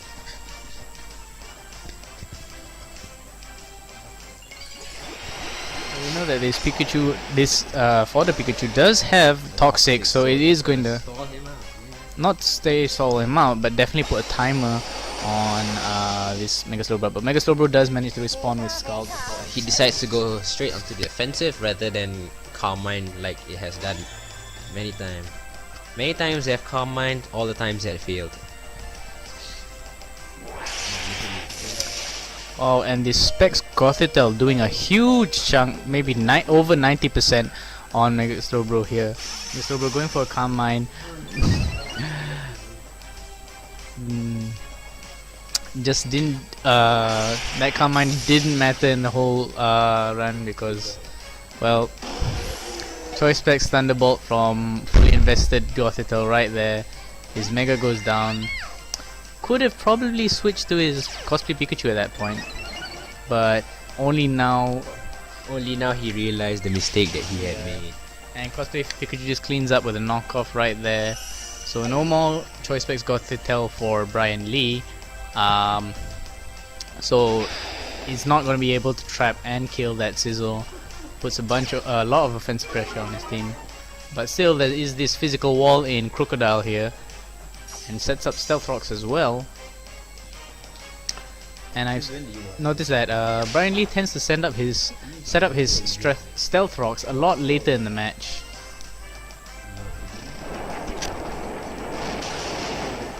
And this Eviolite Pikachu manages to live through this Earthquake, I'm guessing uninvested Earthquake, because this is a bulky Crocodile here. Still, coming out from that base 100 something attack is not something to, laugh at. Yeah, but this is a Eviolite fully invested Pikachu, so dies to the knockoff. No more fodder for AZ's side, but manages to have to pick off that Gothitelle and poison this Crocodile, so that is something considerable. But now this Scizor comes, Bandit Scizor comes in and doesn't mind if Crocodile switches in later because it's still at +1. That choice span is basically a +1 for it. And here we go with the safe U-turn instead of rather going for a bullet punch, dealing a considerable amount of damage, seeing as this is not yet Mega Evolved, ladies and gentlemen. Yep, switches into his pivot Rotom, his Assault Vest Rotom Wash pivot, and out comes Mega Altaria, maybe setting up a return this, setting up a Dragon Dance, but no, goes for the Roost here. Healing back that damage it took from the Choice Bandit U-turn. Luckily, discharge doesn't paralyze his turn, so it manages to set up Dragon Dance and keep its speed. But maybe this turn it will. Nope. 2 discharges and still no paralysis. +1 return from Mega Altaria, but Rotomosh manages to still hang on. And 3 discharges in a row, still no paralysis. No luck for AZ here.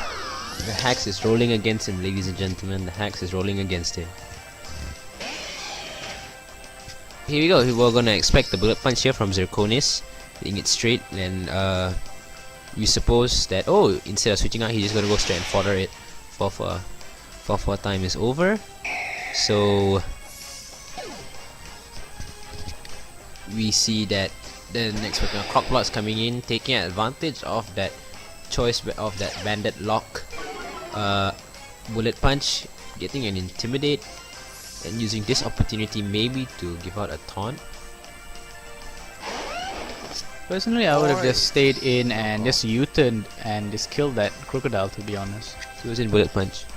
Alright, he was locked in. I'm forgetting. Nice, he went straight for the choice scarf, being it now it's quite, not to say it's mitigated. useful.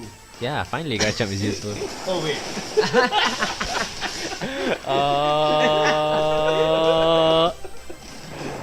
Oh boy. Just when he thought he was useful, ladies and gentlemen. Just when he thought he was useful.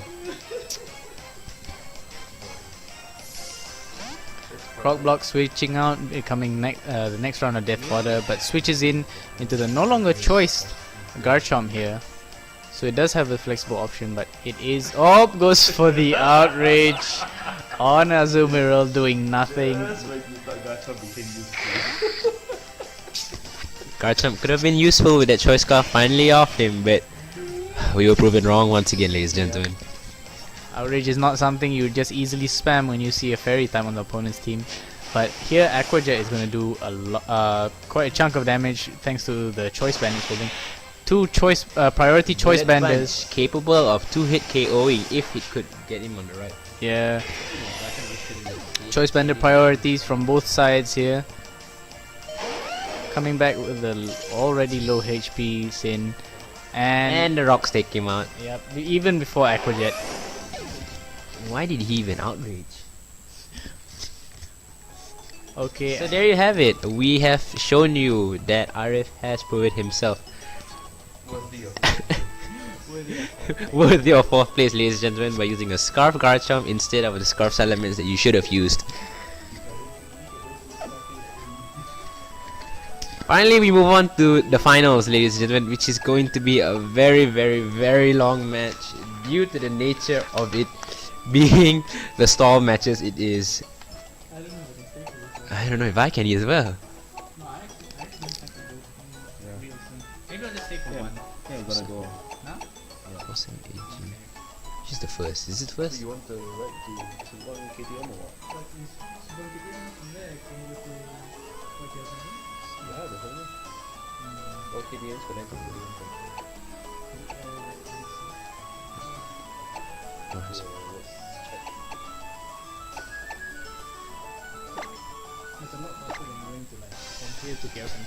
Okay, so here we are with the first match of the finals. This goes for Rokera. 35 turns, that shouldn't be that bad. I swear to God, I'm just when it goes to the stall mode, I'm just gonna skip all those turns. Okay, Ice Ice Baby going in with the Stealth Rocks instead for the beginning. Getting a Hydro Pump, Focus Sash activating.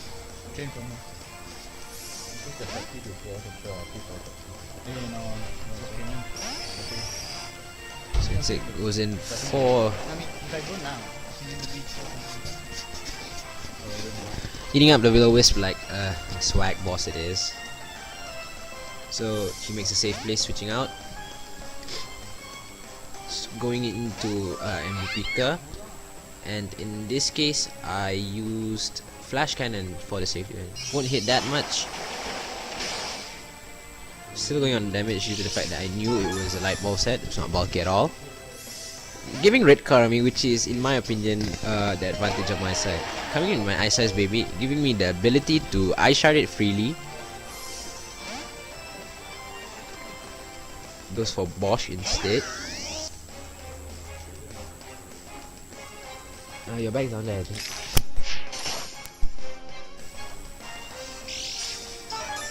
Get your laptop, man.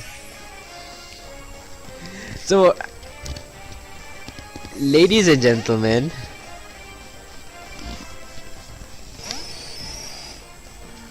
this unfortunately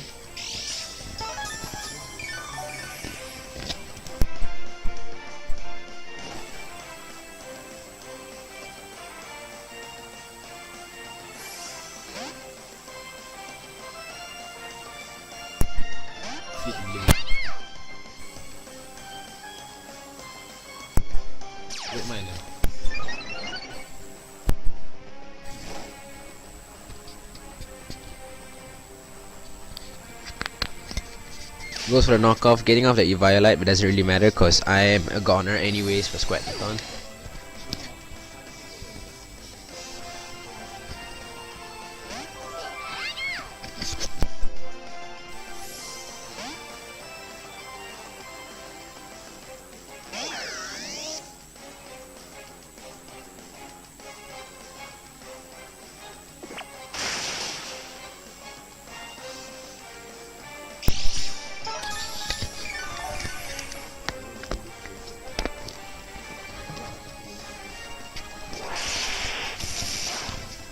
Okay, sorry about that pause just now, ladies and gentlemen. We had a slight problem here. There we go. You see the Rotom pulling off that pain split and taking not really that much HP from Pikachu due to the fact that Pikachu has very low base HP.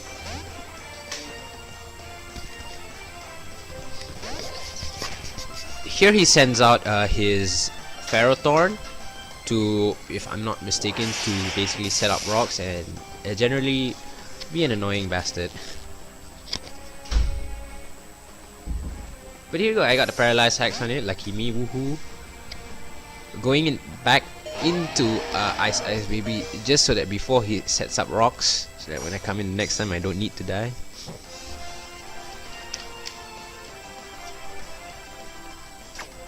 There you go, Ice Cold Spear hits once, twice, thrice, 4 times. Ladies and gentlemen, bringing it down to its yellow where it sets up spikes.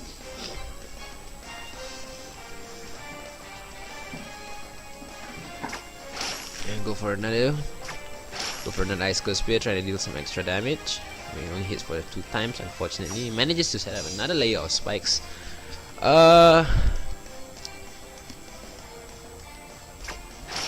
Once again, the Ice Cold Spear comes into play. I think this is the 3rd round.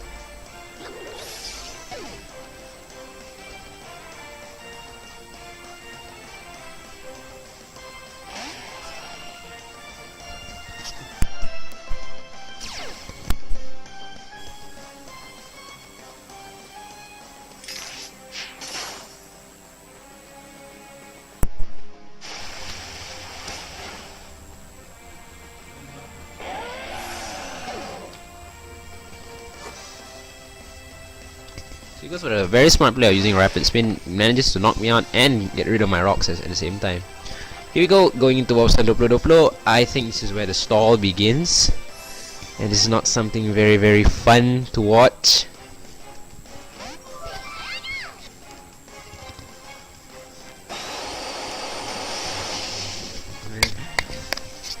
Ladies and gentlemen, I suggest you probably open a few tabs and or get yourself something to eat or drink, because this is gonna take a while. There's gonna be a lot of switches.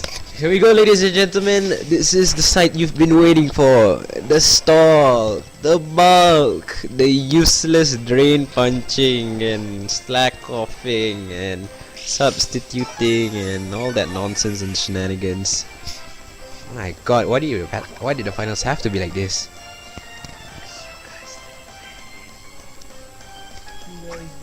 No, wait.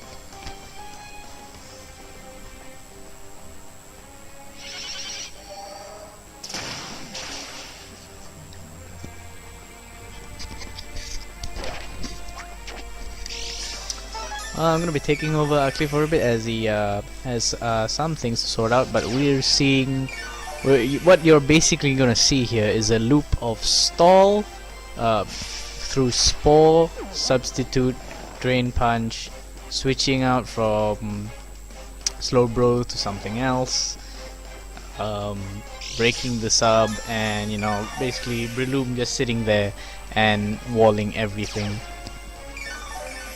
But of course all of this would have been very much different if either one had carried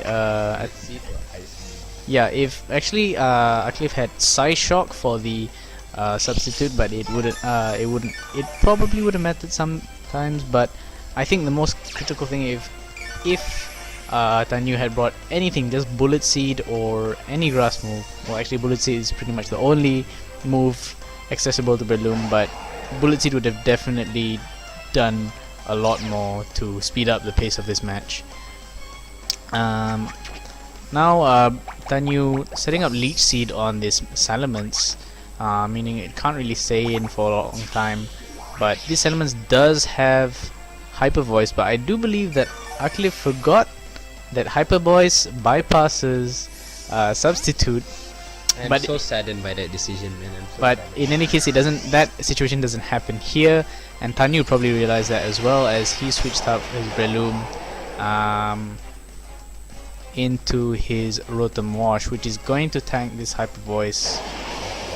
Yep, takes less than 30% from that, and heals back up with leftovers over here. I think I went for a Draco on this one. And let's see. It does seem that this Rotom Wash is especially defensive Rotom Wash, and true enough, there's the Draco that Aqlif said would happen, but it does not pick up the kill. So close, and now with the Will-O-Wisp, definitely Salamence is looking to switch out anytime soon with the Will-O-Wisp -2 special attack and Leech Seed on it. And Rotom Wash just healing up with the leftovers and Leech Seed.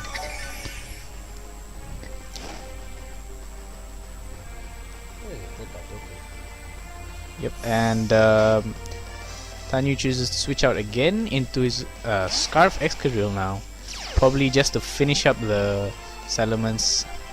And Salamence does stay in and go for the Hyper Voice. Would not have killed the Rotom Wash even if it stayed in, but Excadrill gets a safe switch in and gets the Leech Seed recovery, completely almost healing back everything that already -2 Hyper Voice did.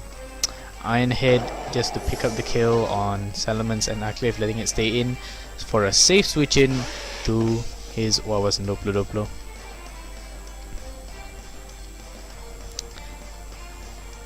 Now with the spikes and Stealth Rock setup, pivoting the health regain from Regenerator is going to be mitigated a bit. Over here Aqlif goes for the Scald, doing minimal damage to his bulky Breloom. I could have Psyshocked! Yep, he could have Psyshocked, folks. He could have even gone for the safe option of Ice Beaming if he brought Ice Beam. But, yep, I have to rub that in. I still disagree. He should have gone Ice Beam. Just wait until you get into multis, I'll rub it in even harder.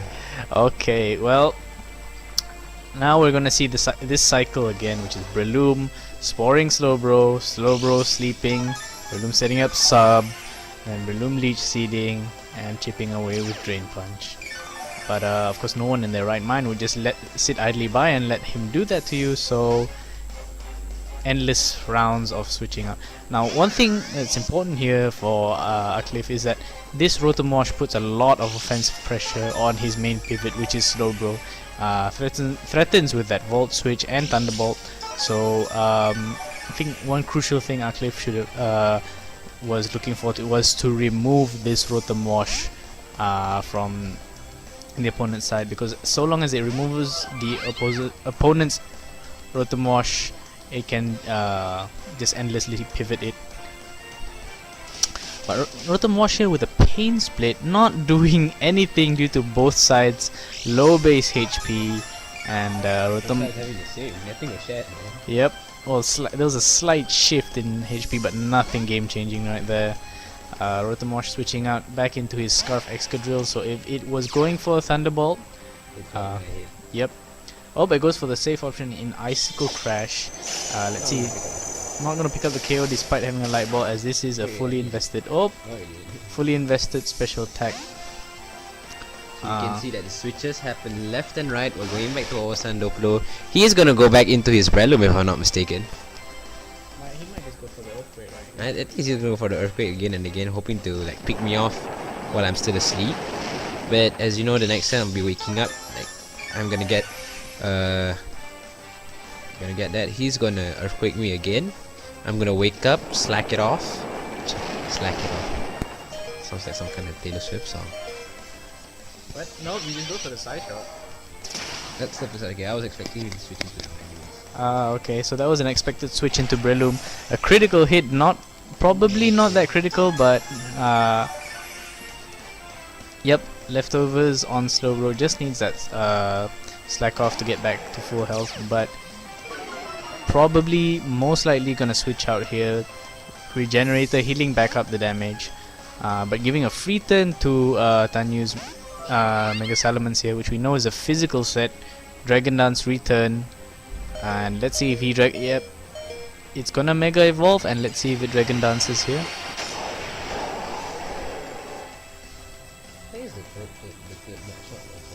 Yep. Oh, Salamence just goes straight for the return here. Picks off that Pikachu right there, and Mega Slowbro coming back with a lot more health, but which is eventually just ruined by the Stealth Rocks and the Spikes. Yep. Return picks off the already weakened Slowbro. Now Bandit Sword coming in. Not gonna be able to do anything. Dies to the return and is outsped. Even with Scarf, it would probably not have enough power to pick off with Ice Punch. So super effective. What you did? I did that Ice Punch on this. Yeah. So there you have it, the first match. That's the third match. Oh, this is the third match. This is the one where I was able to pull off a future sight trick on him.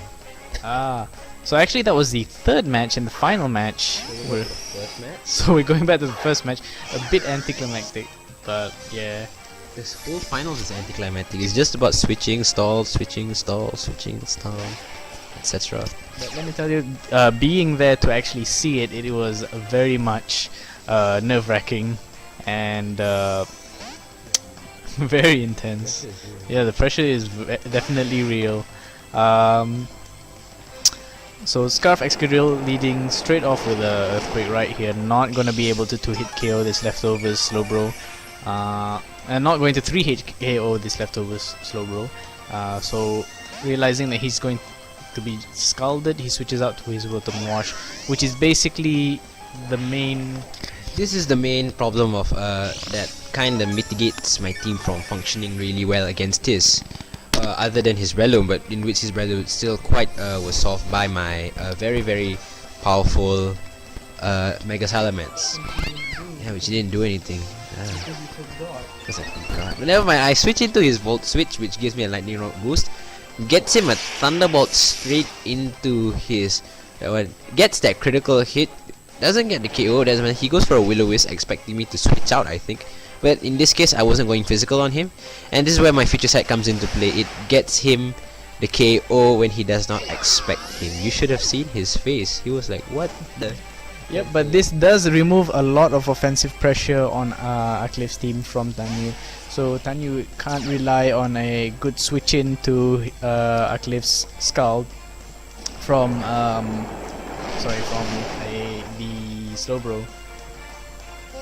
And of course Scarf Excadrill revenge kills right here, but Aqlif brings in his Regenerator Slowbro. Yep. And despite that, Tanyu's team still has 2 potential switch-ins to the Scald. That was a critical hit, but it Tanyu does have 2 switch-ins still for Slowbro Skull, which is Breloom and Ferrothorn, but risking a burn on both is quite risky as well. Scarf Excadrill coming back into it, Eviolite Magneton. Eviolite Magneton fearing the Earthquake, switches out to the Croissant, but I do believe that he's going for the safe option and goes for Rock Slide, which takes at least a third out of Aqlif's Mega Salamence. Aqlif chooses to Mega Evolve here. Probably going for the Earthquake, not too sure if it's going to pick up the kill though.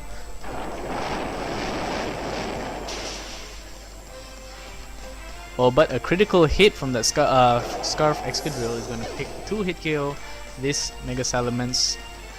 Unable to do anything this match, and basically lost anything that could have been used against that substitute Breloom. Fearing another Skull, Slowbro, sorry,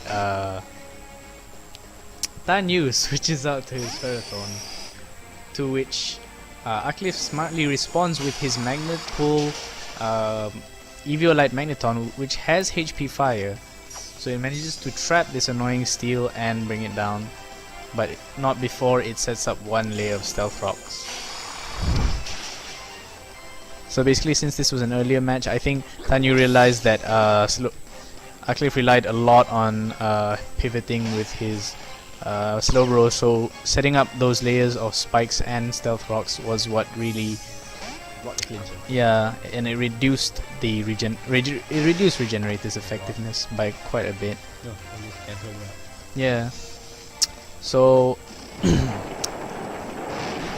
yep. So Aqlif is currently munching on a delicious pepperoni and olive pizza. Yep. As his misty eyes gaze upon his loss on the screen, he chews this pizza.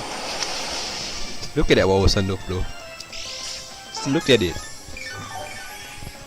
Well, I'm proud of him. Aqlif has lost his composure and is now visibly crying on stream. Such a shame. But now we see Molebreaker. We're gonna see Earthquake coming from the Scarf Excadrill here. We're gonna 2-hit KO this Chuck Norris before it manages to do anything, either Earthquake or either Choice Bandit Earthquake or Choice Bandit Close Combat. It switches in Mamoswine here. Going to be outsped, but it can only use Earthquake, but it doesn't matter since Ice Shard moves first, picks off the already weakened Scarf Excadrill. And he switches in his Pikachu here. Mamo outspeeds and 1-hit KOs with his with Earthquake. So 1 by 1, Tanyu's Pokemon are being taken down. That's what you see now. The next matches. Aqlif is currently on the floor, pizza crumbs all over his face and a slice of pepperoni on his hair. I ate that slice.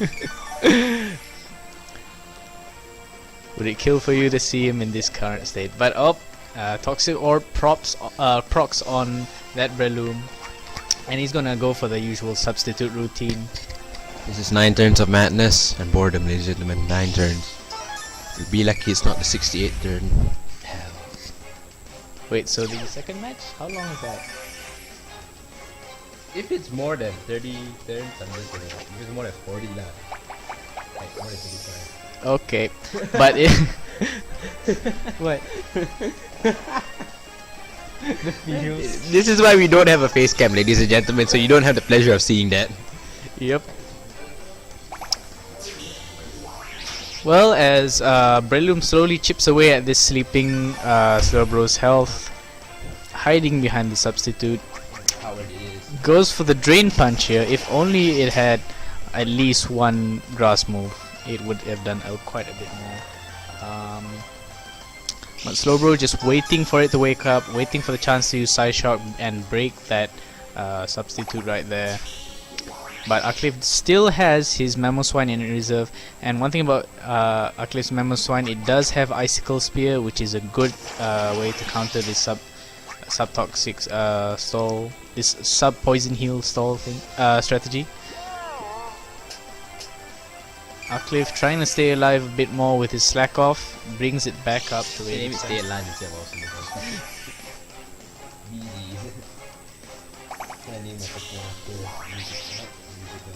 It's like 80s hit singles. Up again with the same old routine. Spores it again. Can't risk the switch into Mamoswine because it gets a spore. If not, it still gets hit by a Drain Punch, which is still quite scary. So just gonna have to stall until either Slowbro manages to wake up, break the sash, break the sub, but even then gets slept again. Oh, but Tanyu probably trying to change up the pace here. Brings out his own Mega Settlements, thinking he can set up safely since Slowbro is asleep. But he does wake up this turn and goes for the Side Shock. Again, if only Aqlif had brought Ice Beam.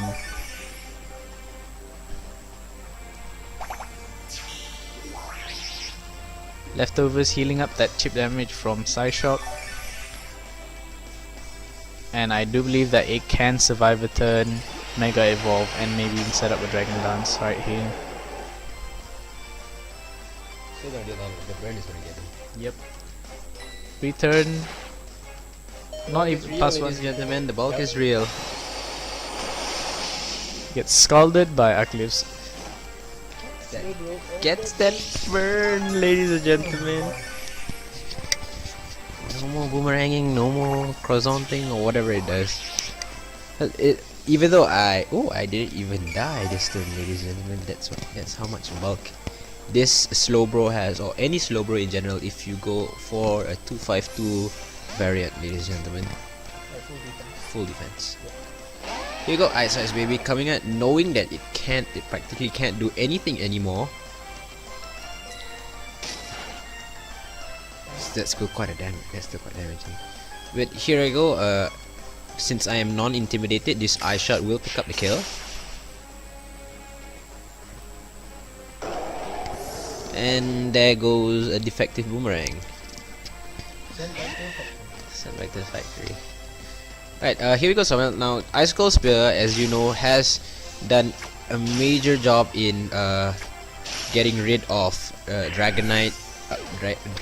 What? Multi-skill shenanigans, breaking sashes, and in some cases actually sub. But yeah, here we go. The first, we're now going for the last battle. Oh, and I do believe this is the longest battle. I think. Yep, actually the. Just 35. God damn it! The battles are not really that long. Yeah, so the battles weren't really long, but there in the actual being there when it actually happened, man, it took about Almost 2 hours.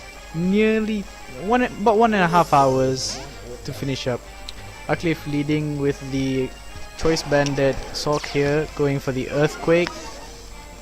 But oh no, Ladies and gentlemen, I could have Ice Punch if I predicted this properly. Yep, but at least gets to do some damage rather than nothing with close combat. Not very effective hit, Yep. So I'm not sure why he chose to switch out due to him easily one-hit KOing this sort. Maybe he forgot the Mole Breaker message and thought it was sturdy. Not sure, but both switch out to their own Pikachus. Going for a knockoff. And knocking off Aqlif's Light Ball first major play there, so that I missed all his Icicle crashes, but the first knockoff ensured that Aqlif's offense was cut, and second knockoff just basically finished it off. So now Aqlif's Choice Bandit Sword comes back in, nuzzled by that Pikachu. Chuck Norris sitting at 85 base The hack's speed. working against me in this match. Really disliked it. What could I do, man? Yeah, and now no more choice ban on that Sock. Sock, of course, 85 base speed while Pikachu is 90. but at least manages to pick off this annoying little rat before it does any more disruptions to Aqlif's team.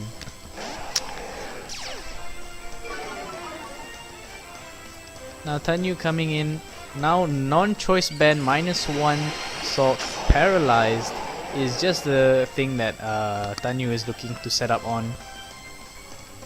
But instead of setting up, he goes straight for the return, probably fearing that Ice Punch, not wanting to risk losing his Mega. To which Aqlif switches in his Mamoswine, seeing how non-intimidated Mamoswine can kill Salamence from last turn.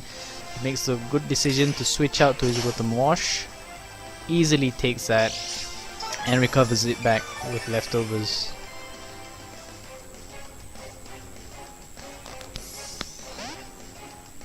Now fearing the Hydro Pump from the Rotom Wash, he's switching out to his Aqlif is switching out to his Eviolite Magneton. So it's basically a lot of switches happening here, folks. One party fearing the potential KO from the other, switching out to their defensive pivots, and well, so this hidden Power Fire Magneton can't do anything against Rotom Wash here, but still I guess he predicted the switch into Ferrothorn, went for the hidden Power Fire, did barely anything to Rotom there. That's how my regrets began. Okay, you know, I'm just gonna trash talk my way through this match. Okay, ladies and gentlemen, Swagnathon switching out because yes, nothing can handle like that. Bringing out my Lecrozont because the French handle this like they handle their revolutions and the women. I don't know about that. But here we go. Will-O-Wisp trying to deal something to Crozon, but you don't understand. I bait Will-O-Wisp with this French mud. French monster. I'm actually interested to. I was actually interested in seeing any facade Salamences showing up, because facade Salamence quite. Since it is so vulnerable to status, facade Salamence would have been something quite scary. Facade. Yes, it's Facade, ladies and gentlemen. We've confirmed it. We've checked Merriam-Webster, Oxford, and as well all those random dictionaries you find in your libraries. But here we go. Scarf Excadrill making his appearance once more. He's thinking that it could outswag the French, but they can't. Going it back to our side, Doplo, showing it that the future is within his hands. Rock sliding it to minimal damage. And Leftovers doing its job, ladies and gentlemen. Something's gonna get body bagged after this. But here we go. Withdraws his Gurren into his Bosch. I go for Scald, hoping to pick up a burn maybe, which I don't.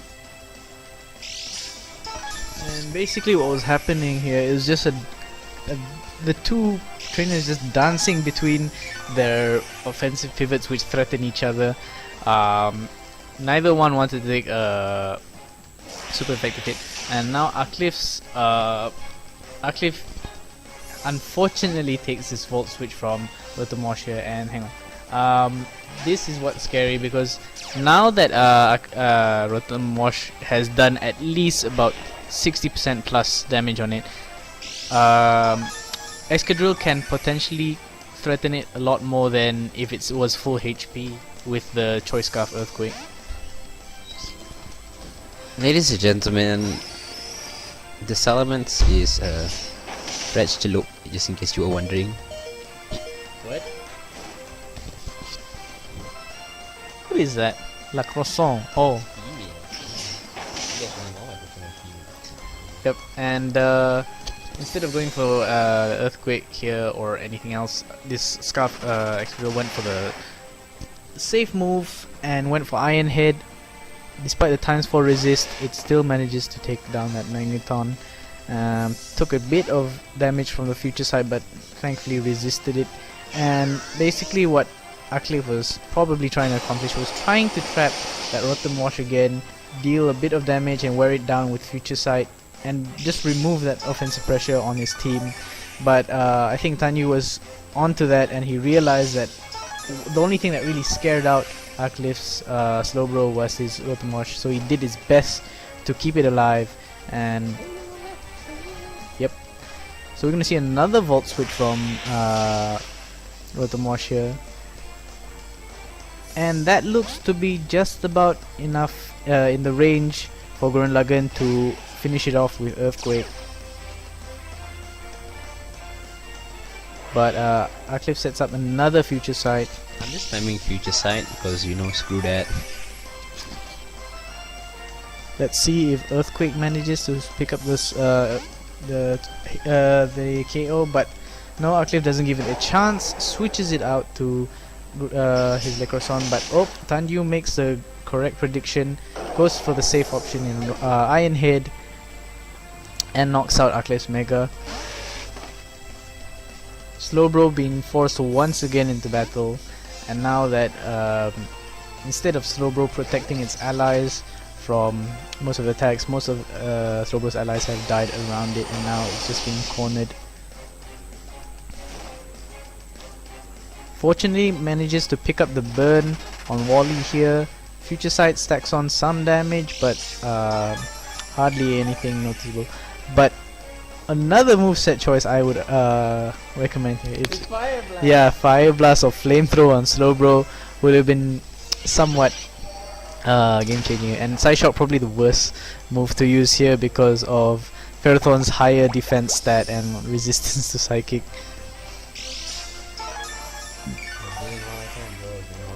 Yep, you certainly were.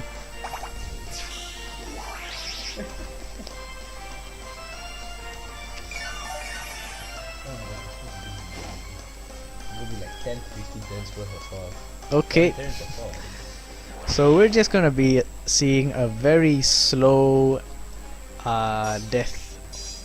Ferrothorn's very slow death here. Okay, ladies and gentlemen, once you see Breloom come out with a Slowpoke out as well, we're going to talk about basically how the schedule for the multi matches is going to go up, or what we expect to see from it, and how long it's going to go on, because yeah, maybe eat some more pizza, I guess, but I guess the pizza is all finished. Yep, Aqlif just ate the last slice. So any I moment ate now. away my regrets.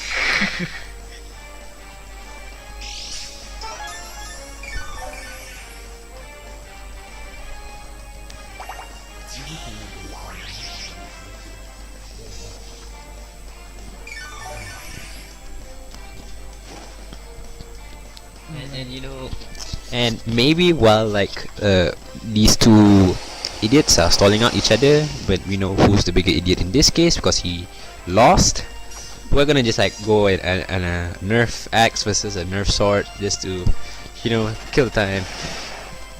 Bring me my axe. Are you serious? And my sword. Are you serious?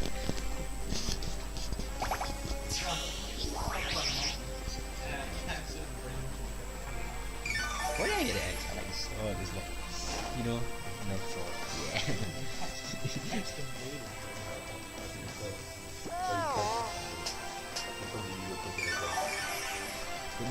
But you need to get in close, like, you know, stop laughing, and you can ora then. And in this case, he actually misclicked by going with Gyro Ball, but he could have just gone with maybe something else. But that basically does no damage to me.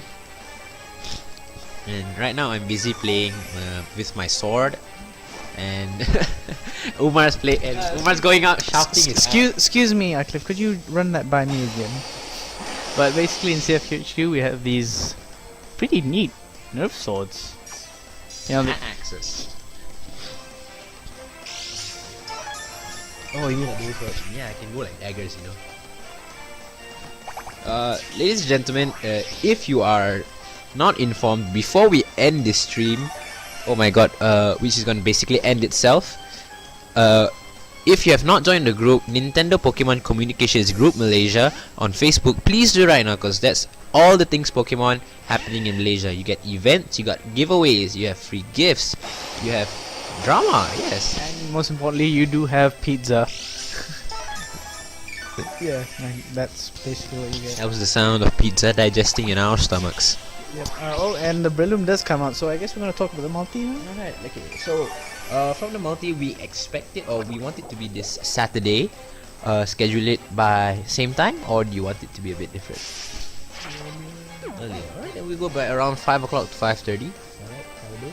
5 o'clock Saturday. It should end quite early due to the fact 16 matches and multis always don't usually last more than 20 rounds. Yep. Doubles and multi in general, a lot more offensive, less defensive than singles. So hopefully we can wrap it up not so late like around now, because I'm probably gonna be sleeping over at Aqlif's house now. Yeah, gonna be a sausage fest happening.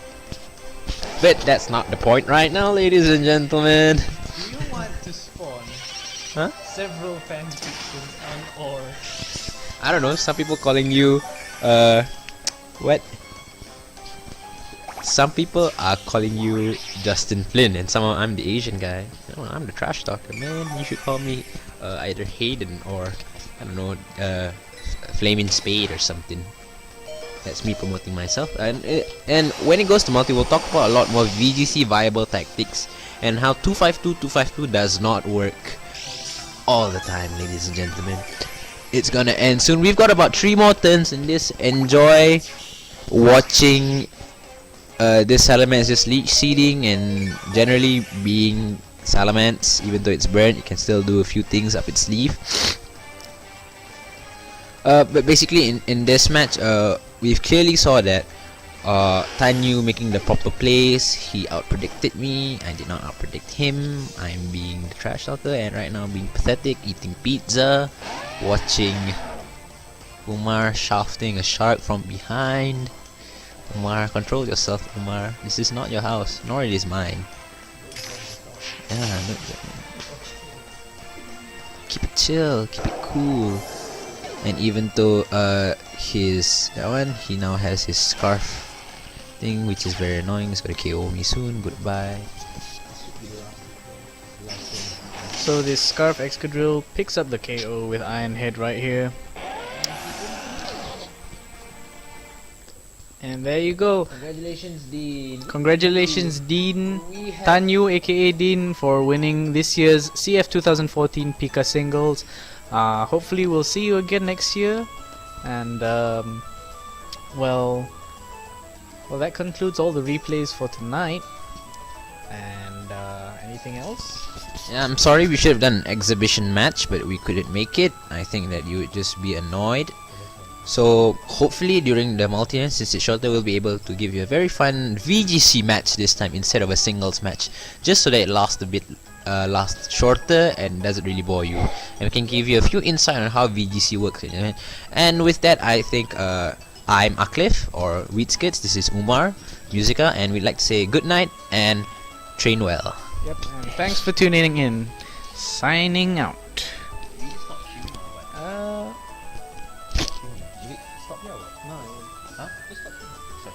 We stop here, won't stop there, right? Not immediately.